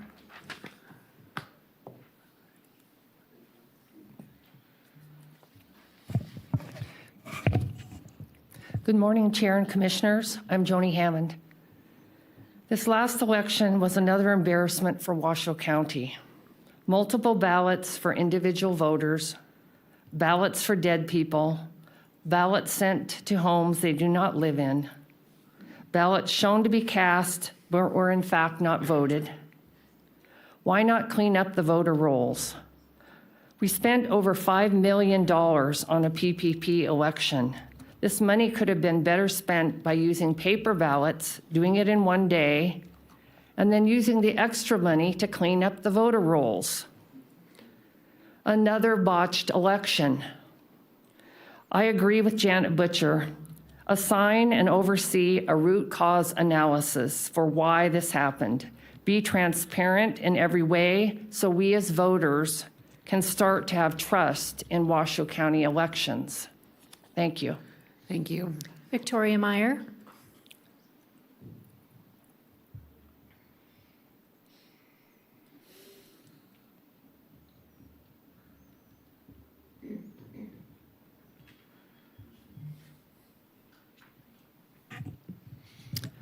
Victoria Meyer, put my records on the record, please.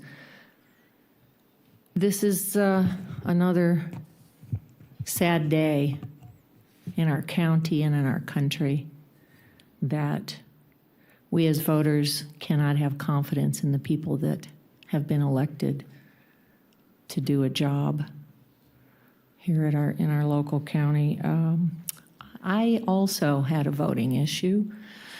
My husband and I didn't receive a ballot at all. Yeah, when I went on and checked, because I heard people talking about their ballots being voted when they didn't vote, lo and behold, February 6th, my ballot was received and I had voted, as did my husband. We'd never got our ballots, so that's a problem. What are you folks going to do about this? I mean, how long do we go on with this, with fraud? And I mean, did someone steal my vote? It looks that way because I didn't get a ballot and I didn't vote, but it shows I voted. Is that a glitch? If it is, it's an incredibly serious one. It hits at the heart of our very constitutional republic, strikes at the heart. And you folks have the power to do something about it. There's people who've spoken today far more knowledgeable than me about this. But it doesn't take a rocket scientist to figure out that there's a serious problem here, and we have a primary coming up and a presidential election.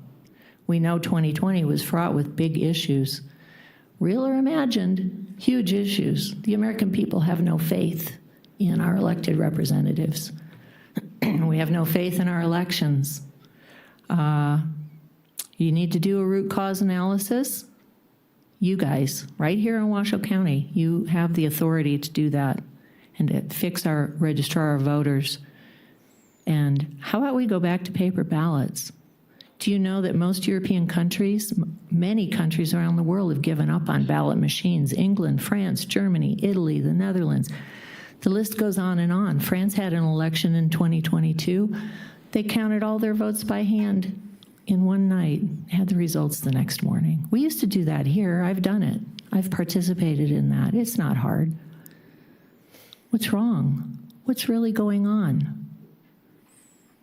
Do you realize what the consequences might be, what might happen in this country if we don't fix this issue? Do you realize how outraged people are? I don't know what's going to happen if it doesn't get fixed. I fear for my life and my grandchildren's lives. Maybe you ought to think about that. Madam Chair, that's everybody who has signed in chambers, but we will now go to Incline Village for remote public comment. Thank you, Madam Clerk.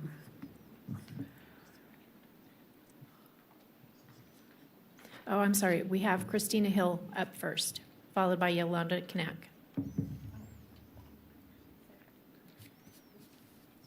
looks like they're muted on their side.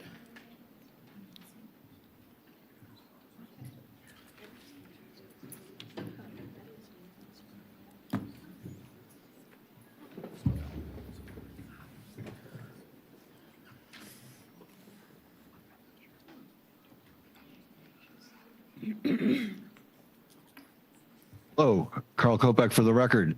Thanking the county. Yes. Greetings from Gerlach, Nevada. Carl Kopek for the record. Wishing to appreciate you all for first making this technology possible so I do not have to drive the 100 miles there and back to speak to you all.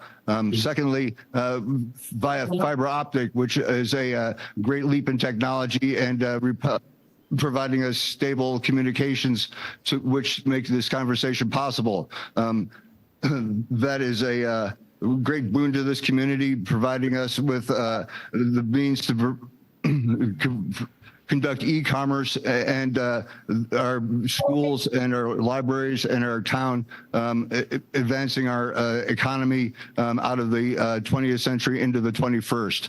We appreciate the company that's brought us this technology and they worked with the county commissioners to make it so. Thank you very much. Appreciate y'all. Thank you. Okay, that was Gerlach. Now we'll go back to Incline Village.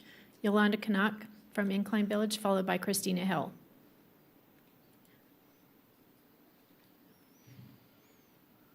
Yolanda Knack, Incline Village. I'm opposed to giving any money to Lake Tahoe Destination Committee.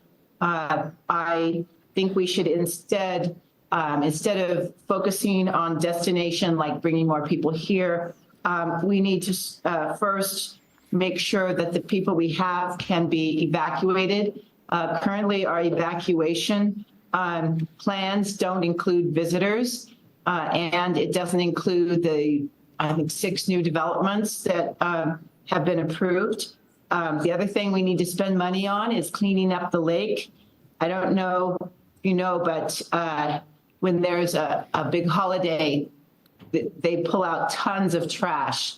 I mean, like, I've seen mountains 6 feet high of trash that they pull out of the lake. And I will send you a copy. I couldn't actually find it, but I do have it, of a notice from our IVGID water works. They sent us a notice, I believe it was last summer, saying that we now have microplastics in our drinking water in Tahoe Tap. So please, our focus isn't bringing more people here. Our focus needs to be how we can evacuate, how we can clean up the lake. And the other thing that hasn't been cleaned up yet either is the lead pipes. So first, please clean up the lake and also make sure that we can evacuate safely. Just having a meeting with where 200 people show up, it isn't going to ensure that we can be evacuated. Just having, like, sending out notices what to do in case of wildfire. That's not going to do it. Just simple things like that. We need a much better evacuation plan. Thank you very much. Thank you. Next up in incline is Christina Hill. Good morning. The purpose of this comment is to ask you not to support the stewardship plan before you. It's the foxes are guarding the hen house. The nonprofits requesting the use of public funding are public relations entities vying for more tourism in order to justify being granted money to clean up after them. Put our tax dollars to better use by supporting groups that are actively working to improve the quality of the lake and the surrounding environment, such as Clean Up Lake Tahoe, Mountain Area Preservation, Restoring Lake Depths, and the North Tahoe Preservation Alliance. These groups need our dollars more than the Prosperity Center or the Tahoe Fund, which donates money to ski areas so they can receive a reserved parking spot. Thank you for your time and consideration. I'd also like to read excerpts from Pamela Sedingas's written comments that she submitted. She says, I respectfully ask you to deeply examine what led to this clever sounding plan. It comes from multiple deep-pocketed entities, including Vail Resorts, Palisades Tahoe, the Reno Sparks Convention and Visitors Authority, Tahoe Fund, and other Tahoe tourism business operators eager to use this plan to distract from the colossal over-tourism mess they have created. She also states, please exercise fiscal responsibility and prudence. Washoe County taxpayers should not reward bad behavior. There are many more deserving projects and organizations starved for funding. Thank you very much. Thank you. We did have one more person in chambers sign in. Betty Bishop is up, and we also have emails to put on the record. So. Great.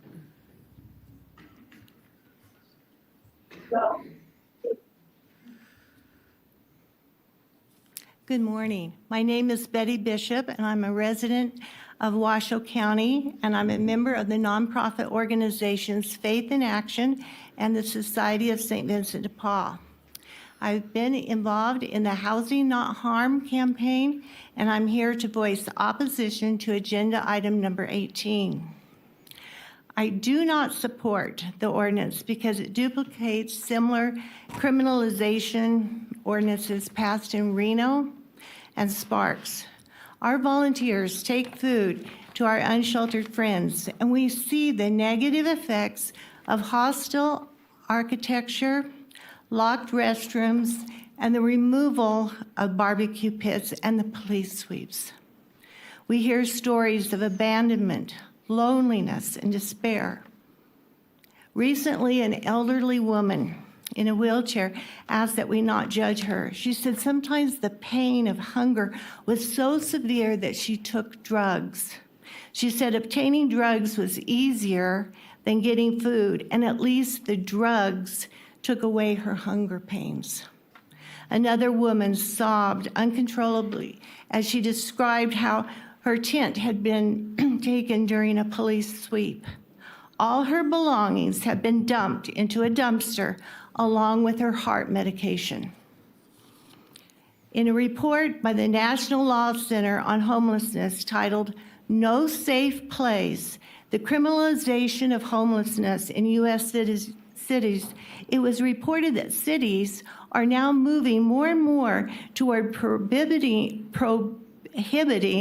unavoidable, life-sustaining activities and effectively criminalizing a homeless person's very existence. So look at our own community. The ordinances that have been passed in Reno and Sparks are, if they were effective, we would see a reduction in homelessness and a decrease in the number of deaths. But the number of deaths of homeless people have increased over the last 3 years. We've had 58 deaths 3 years ago, 98 2 years ago, and now 135 deaths this past year. The criminalization laws raise important constitutional concerns. The courts across the nation have found that such laws violate the rights of homeless people. It has been stated that criminalization is the most expensive and the least effective way of addressing homelessness. Washoe County should use evidence-based approaches and invest in the county's Built for Zero plan. Thank you. There's one more person that signed in, William T. Stewart.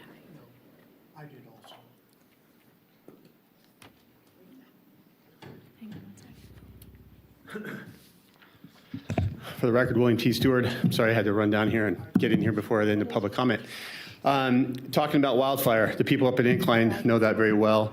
I started my career up in Incline Village.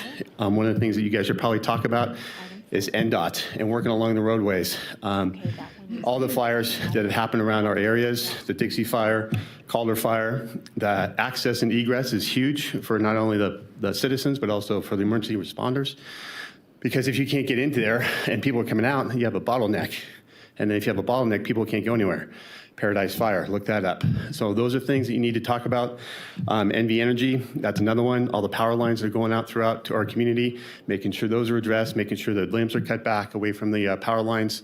And just all the things that are going on with insurance too. I've spoken multiple times from this dais about how the insurance is going to affect us up in Incline as well as down here in Sparks and Reno.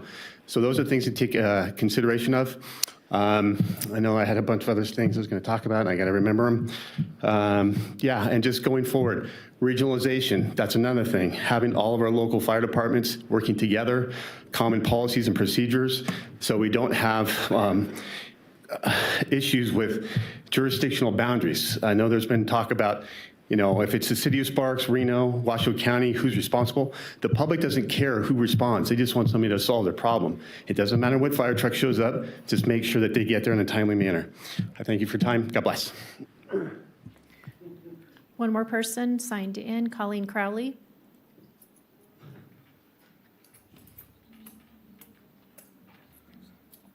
Good morning, Commissioners. My name is Colleen Crowley, and I'm an RN here in Reno.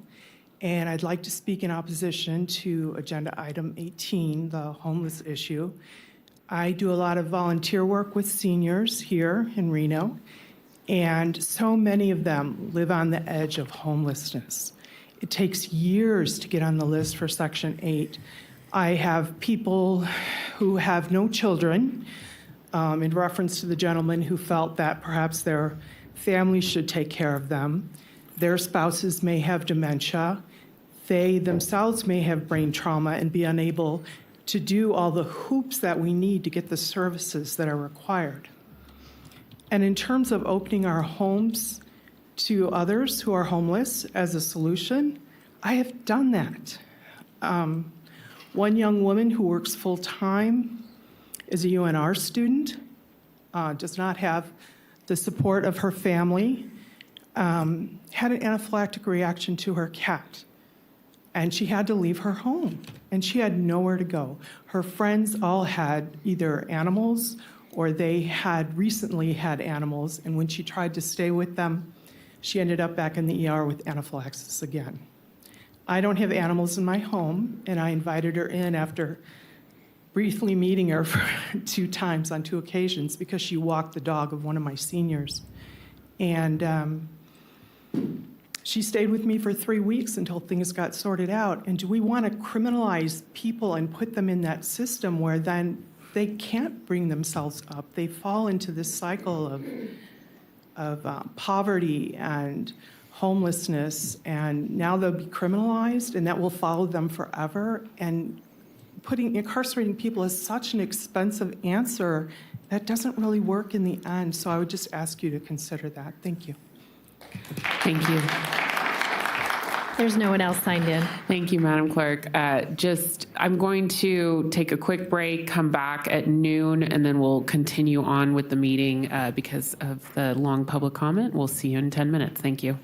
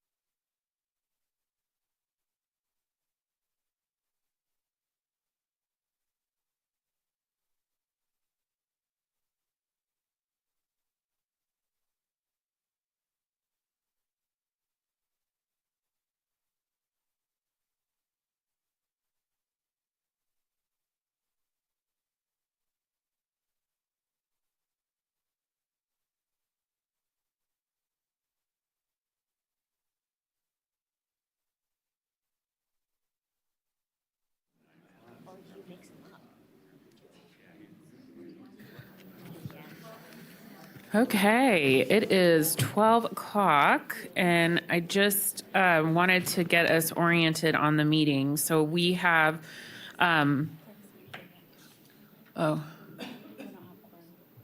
we have quorum. Oh, we do? Yeah, the three of us. I don't know. Well, hopefully Commissioner Clark will be coming. I'd like to do commissioner comments, then we'll do our two presentations, 6 and 7, and then we have virtual public comment for a public hearing item. Excuse me, let me look here. 19. And I'd like to do that, and then we'll take lunch, and then we'll come back. So the plan is 5, 6, and 7, and then by 12:30, we'll have the virtual public comment for item 19, and then take a lunch. All right. Now, ACM Salerno, could you please lead us into item 5? Item number 5 is Commissioners, County Managers' announcements, reports, and updates to include the boards and commission updates, requests for topics of information, and items for future agendas. Do you have anything for us? I actually do. I've got a couple of things. Great. So it's my pleasure to assist you all today while the county manager is attending a housing roundtable being hosted by the Office of the Governor. So as you've heard, and the news reported an issue this weekend regarding the vote history, we just wanted you and our citizens to know that we worked closely with the Secretary of State over the weekend to find out why our voter file produced incorrect vote history. This was a problem identified in several counties in Nevada. It affected only vote history and was separate and unrelated to election results. The vote history was correct on our website, and we encouraged Washoe County residents to verify their vote history on our website if they were concerned. The problem has now been fixed, and with the new voter registration and election management system that will be implemented before the June election, this will not be a problem in the future. Additionally, Washoe County wants to let our citizens know that we have 2 boards and commissions seeking positions. So we have 2 seats on the Nevada Local Justice Reinvestment Coordinating Council. That application closes March 1st. And then we have 1 seat on the Washoe County Audit Committee with applications closing April 15th. And you can get to those applications through our website, through the volunteering webpage. So that's all I have today. Thank you. Okay, thank you very much. I'm looking to the board to see if folks have comments. Commissioner Clark. There's my mic on. There it goes. I've got several things I'd like to cover.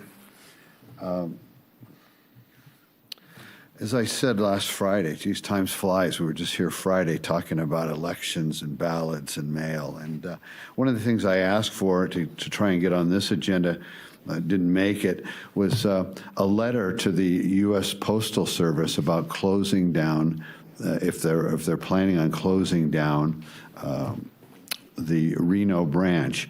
And not just because of elections, not just because of ballots. We could take that out of the equation completely. There's, I don't know, several hundred, probably 400 or 500 union jobs there that may be lost. There's so many things that come through the mail. Your bills coming in, your bills going out. People get their prescriptions, goods and services. We need good quality mail service, if there is such a thing, in our community. And the way to make it at least as good as it is to keep this mail center open versus shipping everything from all of northern Nevada over to Sacramento, back and forth. I made the comment about Highway 80. Somebody said, I said it has had problems, and I said it's a dangerous road, and I still believe it is. We've got everything from avalanches to whiteout conditions to snow closures to fires to car wrecks. Talked to a couple people since Friday, and they think it could be 1,000 accidents a year between here and Sacramento. So the reason I wanted that a letter going out to United States Postal Service as a comment from the county commissioners to please keep that open. And then Mr. Brown tells us that Cisco Aguilar says, hold off, don't do that just yet. Well, Cisco Aguilar is the Secretary of State, and he's in charge of elections, but there's a whole lot more going on at the Postal Service than the election. So it's just one piece of the puzzle, and apparently it's a big deal, but there's a lot of other reasons to have a good postal center in Reno. So that's why I asked for a resolution, a letter signed by the commissioners to the Postal Service, and apparently that fell on deaf ears because Manager Brown tells us that Cisco Aguilar says hold off on that. Commissioner Clark? Let me finish. I just wanted to point out, Manager Brown and I were discussing this. We couldn't put it on the agenda for today because Monday was a holiday. It's 3 business days to post. And so it's something that we're discussing for the 27th. So just an update for you on And the that. cutoff's the 28th. So again, I want to reemphasize. Well, we have to follow open meeting law, and so. hopefully we'll get it on. But I'm just reemphasizing my point that the importance of it, and it isn't just about elections. It's about lots and lots of other things. So again, on the record, Friday and today on the record, my opinion about closing the postal center in Reno, and I think we need to act on it sooner or later. And thank you if you're going to get it on the agenda. Thank you. I've got a couple of other items. We've got Mr. Solero running the meeting today, so I hope nobody acts up. It isn't like having a substitute teacher here today where we get a chance to cut up a little bit. So Dave will keep us in line, and I'm sure the chair will as well. Truckee Meadows Fire, I met with the fire chief 3 weeks ago.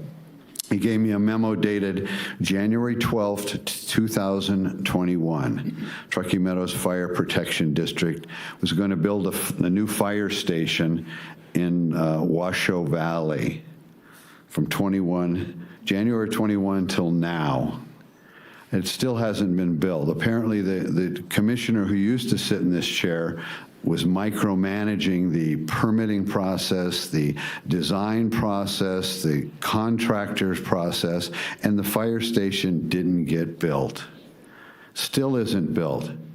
And guess what? According to the fire chief, that new fire station could be $3 to $5 million more. And the fire district doesn't have that money. So the folks in Washoe Valley have been waiting 3 or 4 years for a new fire station. Didn't get built. Somebody had to micromanage it, and now we don't have the money to build it. So everybody's always looking for money. Does anybody know where an extra $3 to $5 million is so the folks in Washoe Valley can get a new fire station? It's just a real constant mismanagement. Every time we turn around, I see mismanagement. And this is a good example. And this is a public safety issue. We need a fire station in Washoe Valley. Everybody's known it. It's been known for years. And because of the cost of construction and materials and delays, now we're looking $3 to $5 million extra for the exact same thing. Does that sound like good fiscal responsible management to you? Doesn't to me. So I wanted to share that with you. Elections, mail-in ballots. We've probably got 25 calls yesterday. Everybody's worried about this. How does this stuff keep happening? The state, the registrar of voters, we've got a new registrar of voters. She walked into this one, didn't she? Again, the mismanagement of this goes back some time. Cleaning out my garage yesterday, and I find a headline. This paper is a Reno Gazette Journal, May 24th, 2022. The headline reads, and I'm going to put this in the public record, "Whoops, Washoe mail-in ballots have faulty envelope instructions." Okay? Every time we turn around, these mail-in ballots have something wrong. You know, we had the clerk sitting right in here. Her name wasn't on the ballot on the last go-around. I mean, the mistakes are endless. This is amateur hour, rookies, amateur hour every time we turn around. This stuff would never, ever, ever fly in the private sector. Ever. Or the military, or if we were a sports team. You know, would Al Davis running the Raiders allow losers to keep being on the team? Would any sports owner let losing quarterbacks stay on the team? Come on, we're the bottom of the barrel. This has got to get better. You know, failing just seems to be the best way to go. It just never gets better. And we've got a big election coming up. The folks that run the Registrar of Voters and manage and above the Registrar of Voters, I'm certainly not picking on you, Ms. Burgess. The folks that are supervise and have hired the folks can't seem to get it right. And I'm tired of having egg on my face and allowing this kind of crap to happen. I asked my fellow commissioners, let's figure out a way to get this fixed so we don't have to keep getting embarrassed. And we don't have to keep having the public think that we're incompetent, because we are. And I don't want them to think that.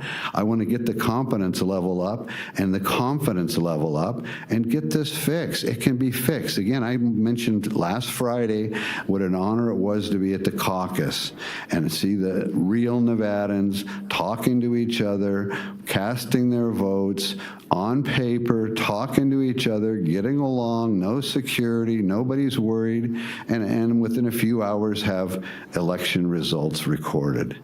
Why can't we do that? People have been voting in this country for hundreds of years. We've got more problems now than we've ever had. And it's come to the surface, and it's just ongoing. It's a constant irritant. And nobody's trusting the system. We can fix that. If we have the political will to fix it, it can be fixed. Okay? A couple more items. Bear with me.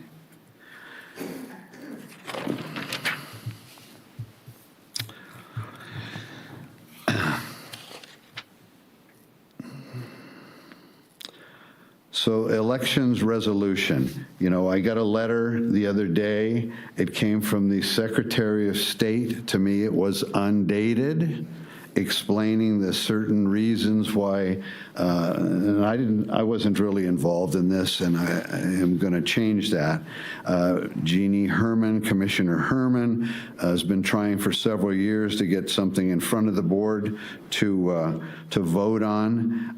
We got a letter from Cisco Aguilar's office, his chief deputy, Gabrielle, I can't even pronounce her last name, DiChiara, said going through each of the inaccuracies in the resolution, the staff report would not be a sensible exercise. I find that, let me explain that to you. They took the election resolution that Jeannie Herman's trying to get through the county commission here. The DA studied it, the manager studied it, the manager sends it off to the Secretary of the State. The Secretary of State goes through it and they don't like what they see. But they didn't outline what the inaccuracies were. It would have been nice to get a report back from them saying, on this line we can't do this because of this, on this we can't do this because of this, because it's of time sensitivity. They don't have a chance to break it down for Miss Herman, and also apparently didn't notify her personally. When I called her and I told her about the letter I'd received, she hadn't received it. She's been working on this for 2 years. I actually sent her an email with this information. Okay, very well. Let me rephrase that so you'll understand it. When I asked her, she said she hadn't received it. So thank you that you involved yourself in it. But she told me, and if you think I'm lying about that, she told me she hadn't received it at the time I talked to her. Jesus, every time I talk, I get somebody up here correcting me. You know, we had all the blue shirts here showing up last week talking about how they thought everything ran well and how fantastic it was, and how dare if we don't certify the election results, you know. Looking back, I wish we had the information we have today that we had the information we have today available to us last Friday about this, the glitch that we have. You know, every time we turn around, there's some kind of a glitch, When are the glitches going to go away? When is this going to run smoothly? That's my question. So,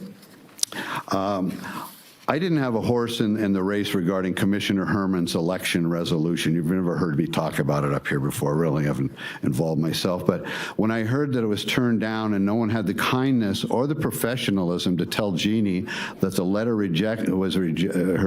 I did. Yeah. I did, and I have a record of it. Okay. She said that. Am I going to believe you or her? She told me she hadn't received anything. Happy to so you supply take it the up with email, her, Commissioner Clark. Take it up with her. I'm going to continue. I had a couple of attorneys I know look at the Secretary of State's letter with the lack of date.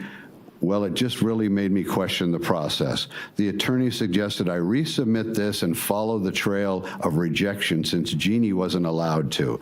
I didn't write these resolutions that I have in my hand, but I really don't care if Mickey Mouse wrote them. I want clear, transparent accounting of why the resolution was rejected, step by step, line by line, and I certainly want every I dotted and T crossed and the date on any correspondence. So with that said, in accordance with the Washoe County BOC, Board of County Commissioner Rules of Procedure Handbook specifically outlined in Article 5.5 on page 1, I request the inclusion of this resolution at the upcoming meeting scheduled for 2/27/2024. This is Vice Chair Jeannie Herman's revised resolution, which I'm going to adopt as my own. This is a separate proposal to be considered. This resolution is straightforward, and there should be no obstacles to this inclusion on the agenda or its approval by the board.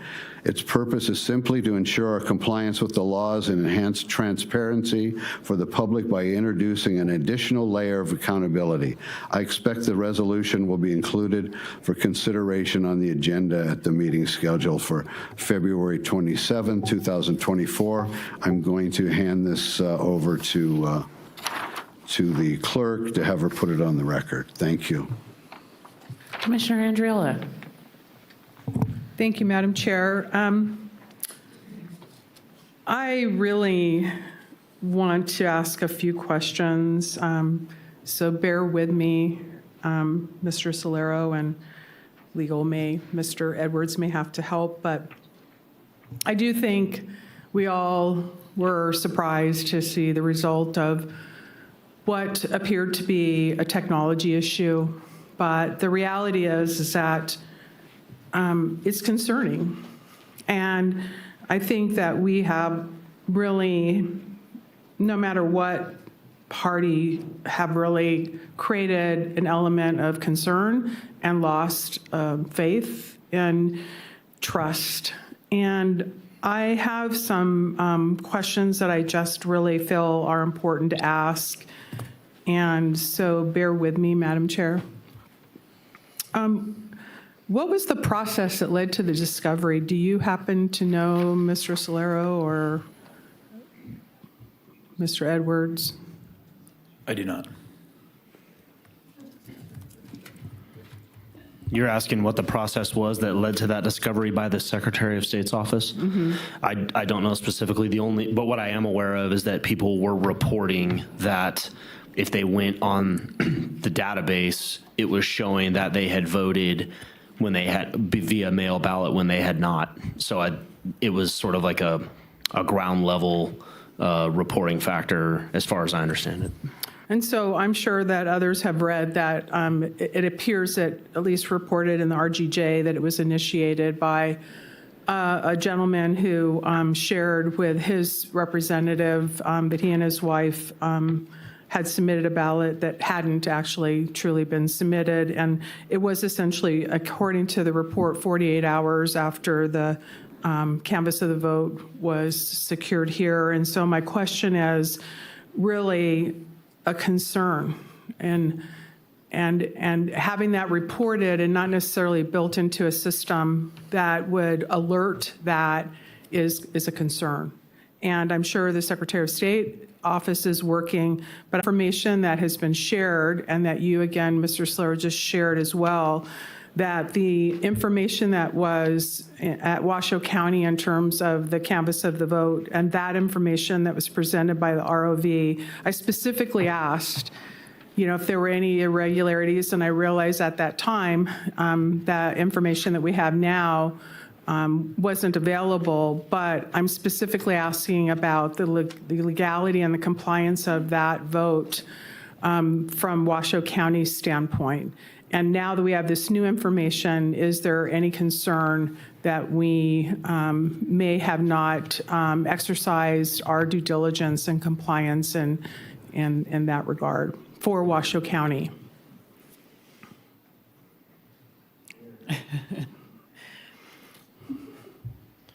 I think that's a question for your registrar of voters. May I ask the registrar of voters for that? That's up to the chair, and I don't know if the registrar is here and ready to respond to that or not. Okay. And perhaps this is something we, continue the dialogue on, but, if there's some brief questions and answers, then yeah. What I would say is that this came up in public comment. You are free to discuss things that come up in public comment. Okay, so there is that hook for this conversation to take place. So I think that's okay. And then beyond that, though, you're not agendized today to take action or anything like that. No, if you decide that you feel like this information destabilizes the vote that you took on Friday, doesn't make you comfortable with the outcome of it, or something along those lines based on information, you could potentially ask for reconsideration, that this is the meeting following the last meeting. So I would sort of view it as that being the process that you're engaging in right now, whether you want to or don't want to seek reconsideration. So with the chair's indulgence, I think it's appropriate if you do ask the registrar. Okay, come on down.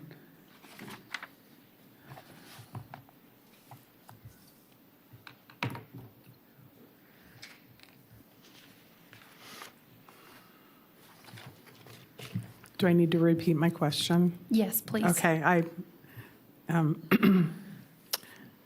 so at the meeting that we had, that we were instructed, obviously, with the information, and I remember specifically asking you if there were any irregularities or any concern with the outcome of what we were going to be voting on. And I know that we didn't have the information we have now. And my question is, knowing what you know now, is there any concern of the results in Washoe County for the canvass of the vote?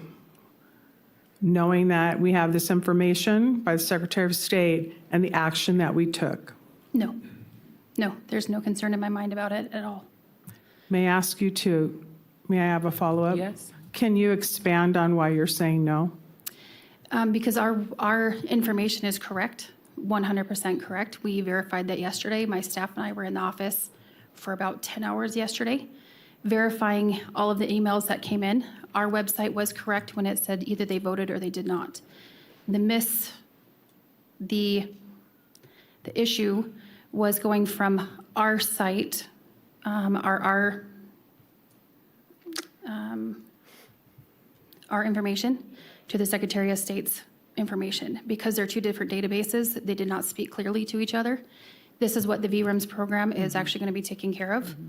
We will not have two different systems that have to speak to each other anymore. We're going to have one seamless system so that this problem doesn't happen anymore. Going forward, I'm looking forward to that. It just really stinks that it happened on this one. Knowing that it could have been prevented and should have been prevented are things that I wish I would have known. Because it does put, as Commissioner Clark said, it does put egg on our face. It's not good, but I do stand by the canvass of the vote with the results that I presented on Friday. I absolutely stand by those.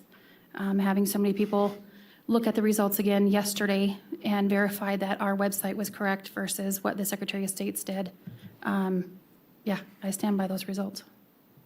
Thank you. So I have a strong technology background, and I understand when you have a legacy system and they're not talking to each other. But the reality is, all I'm trying to clarify within the authority that we here have at Washoe County is that the information that was uploaded to the Secretary of State's office, that information was exactly as presented to us when we took the action we took. Absolutely. Is that correct? Yes. Okay, and so what happened once the Secretary of State's office got it is outside the purview of the county. Absolutely. Okay. That's outside of what I can control. Okay, but it's certainly understandable how, especially if you don't have a background in understanding that two databases aren't talking to each other, that's really not our issue. Our issue is the results. Yes. And the results from a Washoe County standpoint remain intact as Absolutely. presented. Okay. I have, thank you, and thanks for the follow-up opportunity. I do have an item that I'd like to have the board consider for the future. I think that every single person wants to have the assurance that the elections are pristine. And I think that every single person wants to make sure that their vote is counted correctly. And I believe really that everyone understands the importance of transparency, period. So I would like to request, it is my understanding that on March 11th and 12th, there'll be an internal mock election in the ROV that the internal office will be conducting. I would really like to see an opportunity for that mock to be done publicly and to actually have the everything literally as in a mock. And again, I do have a strong technology background. When you're doing testing, you put everything in place as if it's going to go live. And I think having the public participate just as if they would be participating is important. Having the transparency, I think, is important. Having the vendors also there, I believe, is important. And I'm specifically talking about, and I don't know if I'm going to pronounce this correctly, but No Inc., who is the VREMS that is supporting Total Vote and also the voter registration system that's dealing with the polls and ePulse and then Dominion. I think having that mock put in place for everyone to see is really important. I also think having the vendors there in terms of, providing that assurance that all the systems are, every I is dotted and T is crossed from a technology standpoint, from the Bill of Rights the voters' Bill of Rights that chain of custody, signatures, everything is literally transparent and tested, period. So I would like to make that request. I don't want to burden the ROV's office in terms of all of the work that they have to do, but I think we have an opportunity and an obligation to share that we are supporting true, fair, and equitable elections. And what happened then created another opportunity for us to doubt that. And so I'm just asking for consideration. DA Edwards? Commissioner, you began that by saying I thought I heard you say you were requesting an item on an agenda coming up. Is that the request that you're referring to? Yes. Okay. So you're asking for an item to come back for the board to consider whether to give that direction to the ROV? That is absolutely correct. Okay, thank you. Thank you. Commissioner Garcia. Thank you, Madam Chair. Just a quick agenda item, and I know we've discussed a lot at length. We last year, about this time last year, we had the Washoe County Code of Conduct come forward, and I would just like to make a simple request that we could bring that back. HR brought that to us on February 14th, but we never voted on it. We had it on the consent. We briefly discussed it, and then we agreed and voted to eventually bring it back. And so I was just hoping that we could have that opportunity to discuss that further. That original document was dated in May 24th, 2005. So I think it's time to go ahead and bring that back if that's a possibility. Thank you. And Commissioner Clark, I have you signed in again. Thank you, Madam Chair. I need to clear the air on this. When I said that I spoke with Vice Chair Herman, and she told me something, I had never spoken to you about it, so you have a different point of view. So my issue on this is allow me to finish whatever I'm saying, and then you can interject. But just interrupting me with your comments is extremely rude and unprofessional. You have a different point of view on many things. Let me finish my comments, and then you can add. And by the way, I agree with you. If you said that you spoke with her, I believe you. But it's the way that you have to jump in when I'm talking that I find very unprofessional. So we have a different point of view. She told me when I had a talk with her, and I only have personal knowledge of what she told me. I don't have personal knowledge of anybody else on the planet talking about this. If you talk to her or you send her an email, I believe you. I'm not disputing the fact that happened. But I'm just saying I didn't have personal knowledge of it, and I couldn't get my thought across without you jumping in. And that's an ongoing issue here. If I say something you don't like, you don't allow me to finish it, and then you can have point counterpoint. Then you can say whatever you want to say, but allow me, please, to finish before you jump in. It's just very unprofessional. If I hear you say something I don't appreciate or I don't trust or I don't like, I'll wait till you're done talking, and then I'll make a comment. Can I have that courtesy? I'll give that courtesy to you. Can I get that courtesy here on the dais that when I'm talking, don't jump in? Thank you. Okay. Now we are on to item 6. Mr. Solero, if you could lead us into that. Sure. Item number 6 is a presentation by members of the Tahoe Destination Stewardship Council to discuss the new Lake Tahoe Destination Stewardship Council and the county's participation and support in the plan. Welcome. Welcome. Thank you all for having me here. I'm Devin Middlebrook with the Tahoe Regional Planning Agency, and joined by Andy Chapman with Travel North Tahoe, Nevada, and Nettie Pardue, the Destination Stewardship Managing Director. Today, we're going to walk you through what's going on with Destination Stewardship at Tahoe and talk a little bit about the county's role. And just to clarify, this is an informational only item. So the Destination Stewardship Plan, Destination Stewardship is sort of the newest buzzword in the space of better managing our recreation and tourism at Tahoe. And really just want to clarify up front that it's not about more visitors. It's about properly managing not only the visitation that we already have, but also every one of us local residents is a visitor to our public lands when we're out recreating.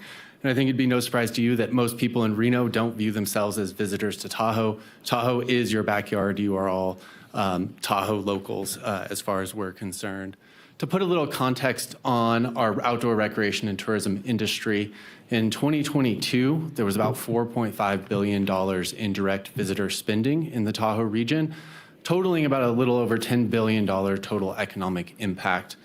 In 2022, that was 2 million unique visitors who spent 17 million days at Tahoe, and our nearby urban populations, where we're at right now in Reno, Sacramento, the Bay Area, are expected to grow by about 27% over the next 20 years. So that demand for enjoying and recreating in Tahoe is not going anywhere. There's also a number of underlying trends that have really brought us to this point. Our destination marketing organizations have really made a shift from just purely marketing to management and managing the people and their behaviors once they're in Tahoe. COVID-19 and the shift that we saw in visitation when everything else was shut down, the guidance was go outside. And for millions of people, Tahoe was the outside. So we really did see an impact from COVID in terms of visitation, remote work, our businesses. But really, what of those impacts are here to stay and what impacts are going to go away, and really understanding the world post-COVID. And then now on top of that, we have rising inflation, a weaker economy. Last year, extreme snow in one direction. This year, lack of snow in the other direction are really added challenges to our recreation and tourism system. And then really taking a step back and looking farther, this trend really started with the advent of Native American gaming in California. With the opening of gaming in California, we really saw a decline in gaming revenue in the Tahoe region. The red line is occupied rooms, which have gone down from 10,000 to 8,000. Revenue has gone down, and employment has really gone down from over 10,000 to about 2,000 people in the casinos. And we saw a shift. People went from the casino floors to the great outdoors. You can see coming up US 50 over Spooner Summit, we've seen a 50% increase in folks that turn right and go up to the Tahoe East Shore, and a 30% decline in people that turn left and go to the South Shore and the casinos. But overall, our travel times in the region, as measured across many different travel segments, have really remained unchanged for the last 5 years, with the biggest impacts coming from weather and construction. So we've seen a shift, not necessarily an increase in overall visitation, but a shift in what visitors are doing, what they're enjoying while they're in Tahoe. But we also have issues, and this does come with issues from traffic, congestion, litter on our beaches. You heard many of the public comments this morning on the item around those issues, and this plan is really looking to tackle those. And we've been talking about destination stewardship for a while now. In 2018, Basin Partners started to get together to discuss the idea of sustainable recreation. What does it mean for our recreation at Tahoe to be sustainable? That group had met for a couple years, really just trying to organize around what do we even mean by sustainable recreation. And then COVID hit, and we were able to mobilize that group. And for about 3 years, we met on a weekly basis with over 80 different partners, public and private, in the region to address the impacts we were seeing from COVID. Which we'll touch on some of those projects earlier, but Washoe County was great in supporting the launch of microtransit and Clean Tahoe litter expansion. So both of those were things that came out of this initial group. And we were solving some of these problems, but it was a bit like playing whack-a-mole. We have a litter issue over here, let's go solve it. The litter issue moves over there. So we needed a bigger long-term strategic vision. So over the last several years, we've done the planning process and created the Destination Stewardship Plan that we're talking about here today. And now I'm going to turn it over to Andy Chapman with Travel North Tahoe, Nevada, to talk about the planning process. Thank you, Chair and Commissioners. Your agenda said Amy Berry was going to be here today. I'm not Amy Berry, so we'll get the record straight on that. So I did want to just add to what Devin mentioned about the process. I'm going to go back just one slide here. In 2020, when COVID hit, we had already had a somewhat system in place to get the land managers and other PIO folks together to talk about the issues. And it really took off at that point. We got stuck with our proverbial pants down that first summer of 2020, not understanding what the impacts of that stay-at-home order, but go out and recreate, and people did recreate. So we got inundated with that. At the same time, we had second homeowners return to the marketplace that may have only been using their properties 2 or 3 times a year. They were now there full time, and then we had the great work migration. So Tahoe just felt the impacts of really where we are in the geographic location of these 2 states. There's just a lot of growth around us. And that's what allowed us to talk about this process. So we started this process back in 2022, developing the Destination Stewardship Plan. And I want to talk about the group here that you see. It's really, I look at it as a very broken down into four kind of segments. We got local, regional, state, and federal. To talk a little bit about the local, we have local businesses at the table talking to us. We have chambers of commerce that are with us. On a regional side, we have the destination management organizations. As Devin mentioned, it used to just be about marketing. We just want people to come to Tahoe. Well, it's about management now. Everything that we do, particularly around the lake and the tourism structure, is trying to talk about responsible travel, trying to move people to less busy times of the year, making sure they understand what their impacts are, and really, don't leave your brain at home a little bit, as I'm sure I've done when I've gotten to Vegas a few times as well, but just be mindful of your situation. All of the counties are represented at the table, as is the city of South Lake Tahoe. We have economic development agencies and we have nonprofits. On the state levels, we have the state parks, we have resource conservation districts, and we have the Tahoe Conservancy and the TRPA. So we got a lot of state folks at the table, and then federal. We have the U.S. Forest Service and we have the Washoe Tribe of Washoe and Nevada, which is a very important participant in our efforts here. When we look at public engagement, we took this very seriously, and while Tahoe's a large area, we did feel that we got some good information out. We had 1,100 responses from resident surveys. We had 23 responses from visitor survey. We did 30 one-on-one interviews, 15 discussion groups that were broken down by industry sectors with over 200 participants. We did 9 workshops with 300 participants, and there were 16 core team meetings. You see a picture of one of those meetings there. Some of the results, just to touch on, and all this can be found at the website, which I believe Nettie might have at the end of the presentation here, but all this data is on the website. But 4.5 out of 5 of the resident survey rated quality of life compared with other places in California, Nevada. So yeah, we like living in Tahoe, and we think it's a pretty cool place. 3.7 out of 5 agree that tourism and outdoor recreation are critically important to the region's health. But there are some issues, and we know that there are things out there, and that's what this plan is hoping to work on. Only 21% of the residents agree that tourism and recreation support quality of life and a strong sense of community, and only 29% of residents agree that the positive benefits of tourism and recreation in the Tahoe region outweigh the negative impacts. And again, that's why this plan is in place. How are we dealing with those negative impacts, and how are we doing a balance between residential, visitors? I like to call them users, whether you're a local, a resident coming up from Tahoe, there's users that are coming into the basin. A little bit on the visitor survey results. 88% indicated destinations' support of environmental stewardship is at least somewhat important to their decision-making in their trip planning.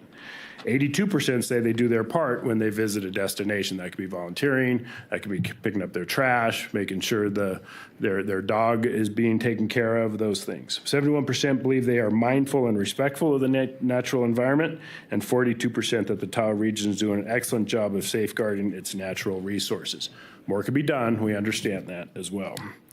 So then the plan started taking shape, and in June of 2023, this 2-year planning process initiated with the Lake Tahoe Destination Stewardship Plan, taking care of Tahoe.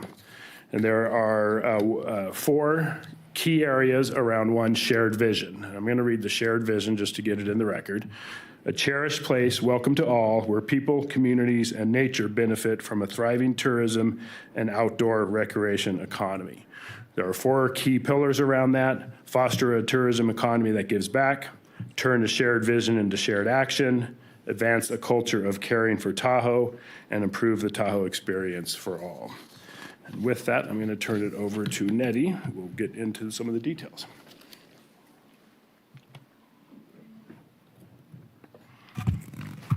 Good afternoon, Commissioners.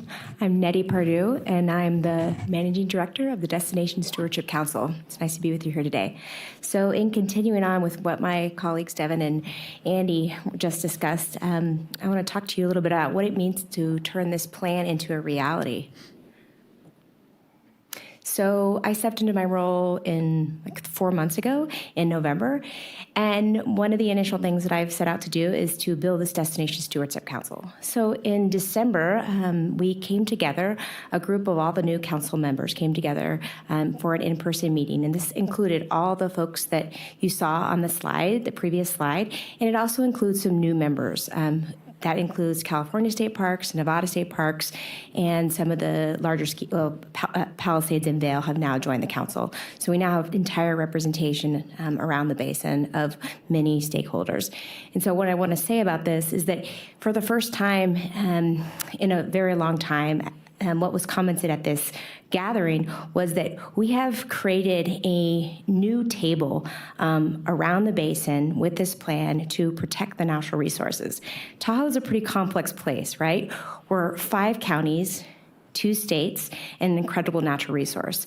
Many people have operated in these silos. So bringing this group of people together and this council together allows us to really work collaboratively to protect this beautiful place and to meet the goals of the 4 pillars that Andy talked about before. So we put this council together, and we've gotten together, and then we're working on securing additional funding. And I'll go through a funding slide in a few minutes about that. Out of the initial council meeting, we're really excited that we're now developing these action teams based on the pillars. And I'll put up a slide in a second that details the action teams. So we're off and running. This isn't just another plan. When I stepped into this role, I went around and interviewed all the various stakeholders. What folks didn't want is they didn't want another plan for Tahoe. Lots of plans sit on shelves. But this is about taking action, again, protecting our natural resource, increasing the Tahoe experience for all the users, and protecting the natural resource and showing the economic value of the people who visit the basin. And we're also developing and deploying a communication strategy. So this is the structure and propose of action teams. So we're off and running. So as you can see, we've got the council at the top. We have an executive committee. We have my position as the managing director. We have a comms and messaging committee, which will cover the entire plan. It was formerly a PAO group that was established during the pandemic that has since 2 years from now still exists. And what we're hear from all the different participating members, this is a great space to share everything and all the complexities that's happening in the Tahoe Basin. So again, for the first time, we're breaking down silos and trying to work collaboratively across 5 counties, 2 states, again, to protect this beautiful natural resource. So you can also see that we have we talked about 4 pillars a few slides ago. In this slide, you can see that one of the pillars is turn a shared vision into action, which is actually developing the council. So this slide shows the three other pillars, which are around fostering a tourism economy that gives back. So we have an economic team that's been established. We have a pillar about advancing the culture of stewardship in the basin. We have a team that's working towards that. And then we have these three action teams under Improve the Tahoe Experience for All, which is around recreation infrastructure, peak demand management, and waste management. And we've gotten together with different co-leads of these action teams. And again, folks are off and running to try and take immediate actions, so that we'll see some shifts and change even right now. And we're already making some movement there. So again, what I spoke to about for is that we don't want this to just be a plan sitting on the shelf. And part of my role is to implement and make stuff happen. And so you can see up here on the slide, we've done work. We're already doing work. You've probably seen some of if you've been up to the basin, around stewardship, reminding visitors to pick up their dog poop, put their trash in the right places. We want this place to stay pristine and lovely and protected. Also, the recreation infrastructure, new bridges and trails, and trying to, because the user numbers have increased, just like Devin said in his section around people are moving away from sitting in casinos and being more in the outdoor space. And then the lake link, which possibly you've seen too, to try and encourage people to use shuttles around the basin. So final slide here is just to show the shared funding partners. We have a lot of folks who are committed and interested in this. And what this funding really is paying for, one, it's paying for partly my position to be the implementation master, hopefully, and herding the cats and breaking down the silos, but also the dollars are going towards specific projects. So there might be work on, bringing in more dumpsters at the sledding hills up on Spooner Summit or other places where we're trying to have the action teams identify what are your funding needs, and then they can come back to the council and the council can allocate dollars. So really, we've done some initial work on raising these funds, and we'll continue to do that. But we have a lot of committed folks, as you can see, around the basin who are supporting the Destination Stewardship Council and Plan. Washoe County's a leader. Thank you, Washoe County. We appreciate your leadership here. The Washoe County Transportation Plan, the microtransit support, the State Route 28 corridor, expanding trail network, Washoe Tahoe Housing Partnership, and Clean Tahoe litter expansions. So we're grateful and appreciative of your support in this effort so far. So here's our website. The full plan can be found there.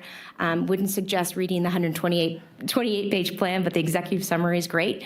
My personal email is not up there, but I welcome communication there, and we can. I guess I can say it for the record here, but it's Nettie, Nettie at Nettie, Nettie Pardue PARDUE.com, and I welcome any comments or reaching out to me about the plan. You can also use this email. But appreciative of your time today, and thank you for letting us present. Thank you very much, and great work as a team. And I really appreciate Brian Befford, who sits in for Washoe County on that team. And thank you to the Board of County Commissioners for all your efforts to support sustainable tourism in Lake Tahoe, and also a better residential experience for our community members. So I appreciate that from the board. Commissioner Andriola. I just had a couple questions, if that's okay. Sure. I'm not sure exactly who the questions would go to, but there was one slide that specifically spoke about the plan, and obviously it was the decrease in various revenue and employees that had to do with gaming, that slide. And my question is based on because it was a significant decrease in everything but employees.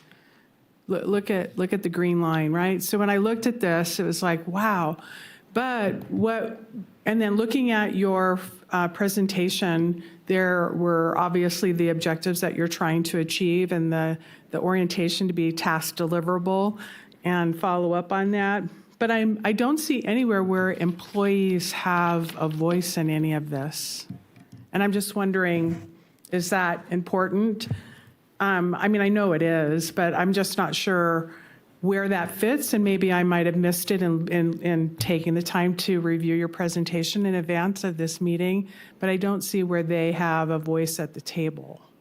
Yeah, thank you for the question. Commissioner Devin Middlebrook, Tahoe Regional Planning Agency, for the record.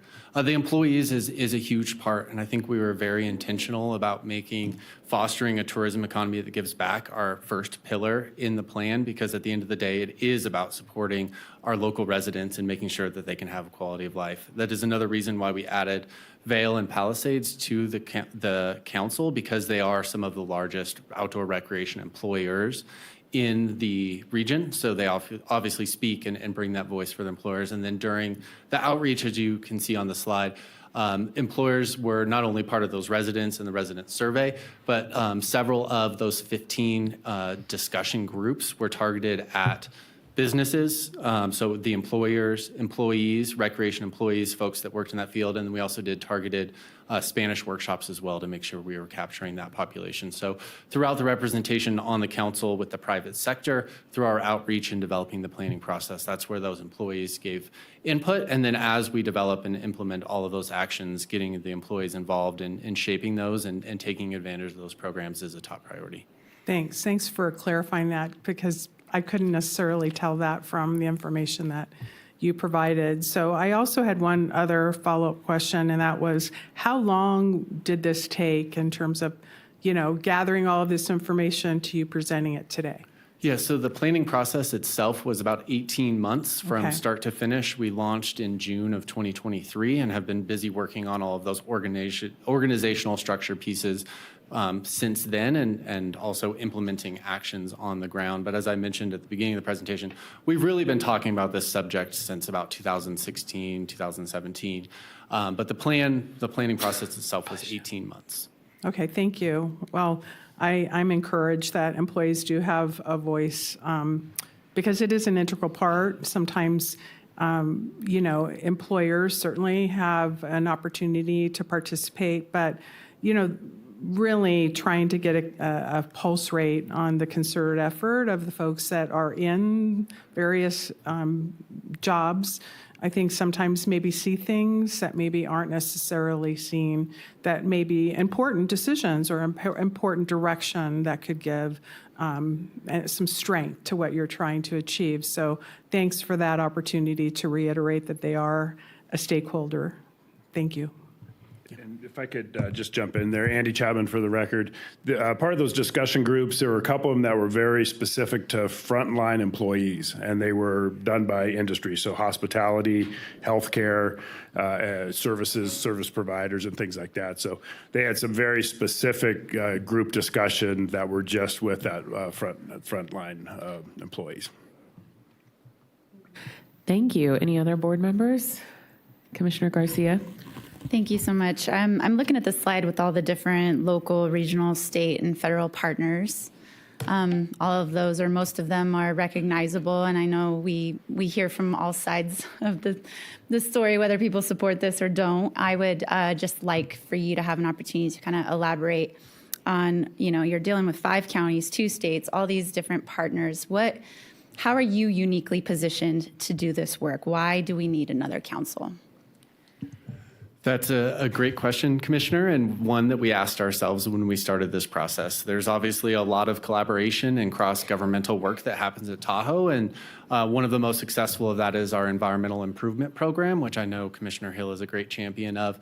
And there was a lot of discussion at the beginning of, like, do we just add this work in this group into that group? But it really felt like taking a whole elephant and adding it into another elephant, and there's a lot to go on there. And I think, as Andy said in his presentation, ultimately we decided on creating a new table and a new structure and a new organization for this to fall under, because we wanted to make sure that everyone was coming in on equal footing, and it wasn't just like us dragging Andy into our world of the environmental improvement program and forcing them into a box. So it was definitely a very clear decision to create this new table in order to start fresh with that collaboration across the region and getting new people involved in this project. So that was definitely a very intentional piece of creating that new table. And then I guess just more in the weeds logistically, it is a council that's sort of an informal structure at this point. All of the members have signed on to a charter that says they're committed to participating and all of those pieces, and the Tahoe Fund is acting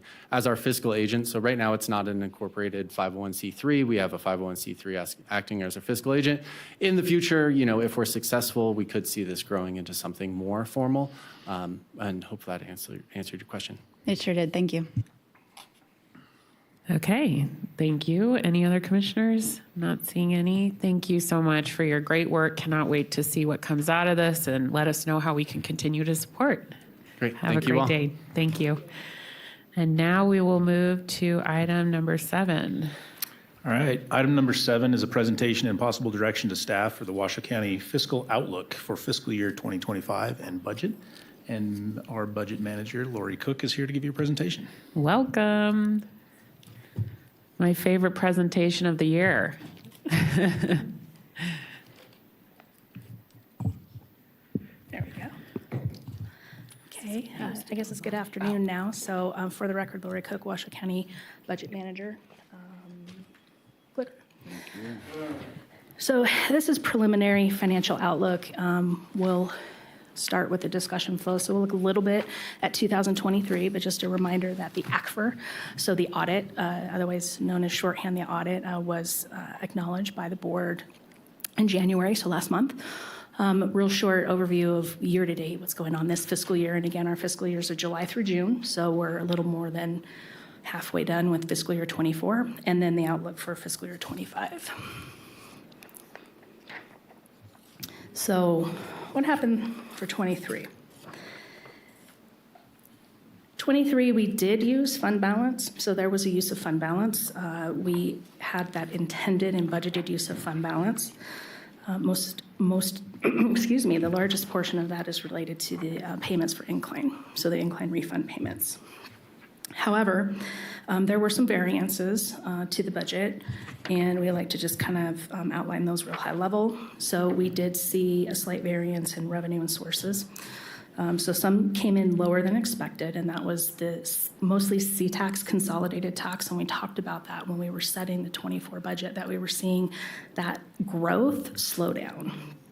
And then we had some licenses and permits that were higher than anticipated, mostly coming from franchise fees, mostly in the utility arena. And then higher than expected miscellaneous revenues, mostly interest, realized pooled interest. And we had some other sources which also reflected in our capital uses related to GASB 87, which is the Governmental Accounting Standards Board, and it's regarding leases and how we have to account for those leases in our financial statements. Expenditures less than budget, so that's always, well, I always like that. Not everybody likes that, but I think it's great. Less than budgeted settlement payments, so although we did have them, we had less going out than we had anticipated. Personnel savings, some people will call those vacancy savings, but it also has to do with turnover and change in positions. And then unspent encumbrances. So along in the audit, along with the financials, there's that carry forward. Those are unspent encumbrances. And so that budget, as long as the budget as well as the POs, the legal encumbrances, carry forward. And so those basically show as a savings on one end, and then we're going to see those or realize those on the other end of the fiscal year. Other financing sources and uses or other uses transfers out. We had limited use of contingency, which was good. And we had initially, when we set the budget for fiscal year '23, there were some unknowns related to health benefits, and that's the health benefits fund for county employees and anybody else in that on our plans. And we were able to not have to make that transfer from the general fund. So what was the result? This reflects the adjusted budget, so that would be the carry forward in '23 from '22 of a use of fund balance of $51 million, and what we saw in the audited financials was a use of $11 million. Unassigned fund balance, and again, unassigned is not restricted, not committed or assigned. Those commitments and assignments can be those legal encumbrances or things that we have to account for a future period. Restricted items, we had what we have estimated or remaining for incline is a restriction. We have some baseball debt, which is a restriction, and the stabilization restriction. And as a reminder, that's $4 million.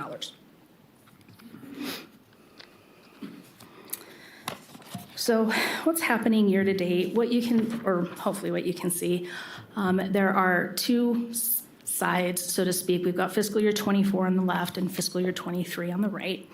Both of these reflect through December 31st, so the first 6 months of the fiscal year. We are on track. We can see normal range. We can see as compared to last fiscal year that actual revenues and transfers in are closer to budget.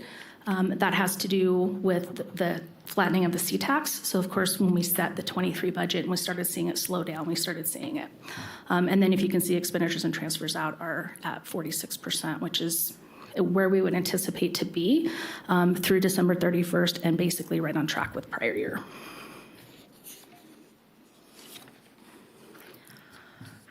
So looking at going forward, obviously,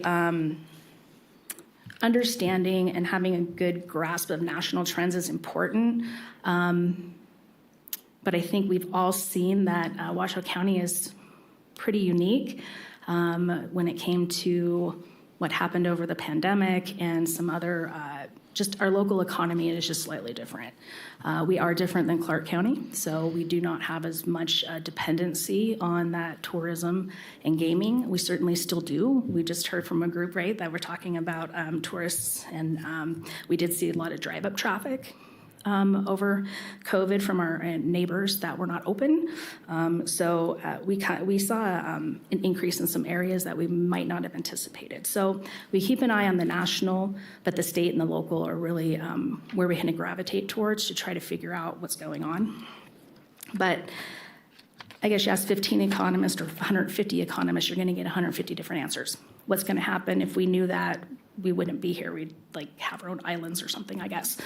But most estimates, so what we've seen with few exceptions, what I've seen is this thought that rather than a recession or even a smaller soft recession, they're calling it a soft landing. Some are saying it was a turbulent takeoff and it's now a soft landing. I don't like to talk about turbulence in planes, so I just kind of go the other way. But most estimates indicate between 1% and 2% GDP growth.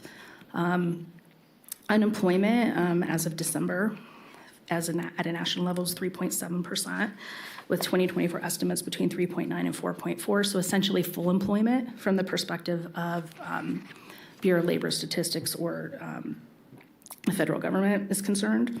2024 inflation forecast between 2 and 3%. So we've seen the Fed monetary policy bring those inflation rates down. Some of the impacts that Fed policy, obviously, we've seen with impacts to mortgage rates, right? When those rates go up and different things that we do see locally. We've seen in our own housing market. Most estimates assume a Fed rate decrease by Q3. So these are calendar year quarters. So this would be September or July through September. If that doesn't happen or if something else happens, right, then all of the estimates or forecasts get updated. And then potential geopolitical risks are always top of mind. So we did see a lot of instability and a lot of impacts with the Ukraine invasion. Then we had the Palestinian-Israeli conflict. Now there could be anything. So we need to keep those top of mind because some of those do filter down and obviously impact us. Some of the past supply chain problems are expected for sales potentially come down in 2024, that pent-up demand being taken care of, so to speak, but also a large, which I find interesting, a large investment in either robotics or other employment. So with the labor shortage, what has happened is employers have had to find alternatives to people. They can get people to work for them. So when you make those kinds of investments, they're usually capital investments, you see them on one side and then you don't necessarily see them ongoing. They tend to be more one time. So I just thought that was interesting that that's something that's being called out as a kind of a trend and one of those impacts that we've seen at a national level. I am not going to go through these as more informational, but this is the U.S. Conference Board. And they have really good information. They do surveys, and it's not just all of the experts in the room, so they really do reach out. But we can see that there are things that go up. So for example, the leading economic index, that's average weekly hours in manufacturing. So there are the components that, that play into these. But it is, again, it's opinion, I guess. They've talked about increasing consumer confidence in January. So this was an article or a press release as of January 30th. Consumer spending is about 70% of the U.S. economy. So it's when consumers aren't confident and they're not spending, right, we see that retraction. And consumer spending did not follow the typical slowdown pattern. They're mostly due to stimulus funds. So it's unclear how behavior, right, moving forward as if those savings, those funds are, they said it's over $1 trillion, if those funds are now being used to pay for necessities and how that will change consumer behavior going forward, don't know. But didn't see that normal recession-esque type of contraction with spending. So at the state level, we've seen year-to-date taxable sales. So this is July through November. We just got November data at the end of January, up 4.5%. So those are the taxable sales. A 5.4 unemployment rate, which is the nation's highest rate, which I was a little concerned about. Did a little bit of research, and I think that this quote comes from Bob Potts, Deputy Director for the Office of Economic Development, Nevada, that it's a statistic, but it's not necessarily concerning from the same type of perspective of the high unemployment we saw during COVID or other recessions. I don't think this is a statistic that anybody is unfamiliar with, but the CNN article indicates that we're the third least affordable state for home rental costs behind Florida and Hawaii. So that's obviously, we see that locally as well. But there was a little bit of, I guess, good news or hope or whatever you want to say with a New York Times article that indicated that the Las Vegas area apartment rental prices recently decreased for the first time in over a decade. So whether it's, I don't know if it's a supply or demand, I'm not sure what's driving that, but there is some optimism there, as well as specifically when we talk about Southern Nevada, some optimism with entertainment. So, obviously going forward with Allegiant Stadium, and then going forward with this construction of the A's Stadium for tourism and other related spending.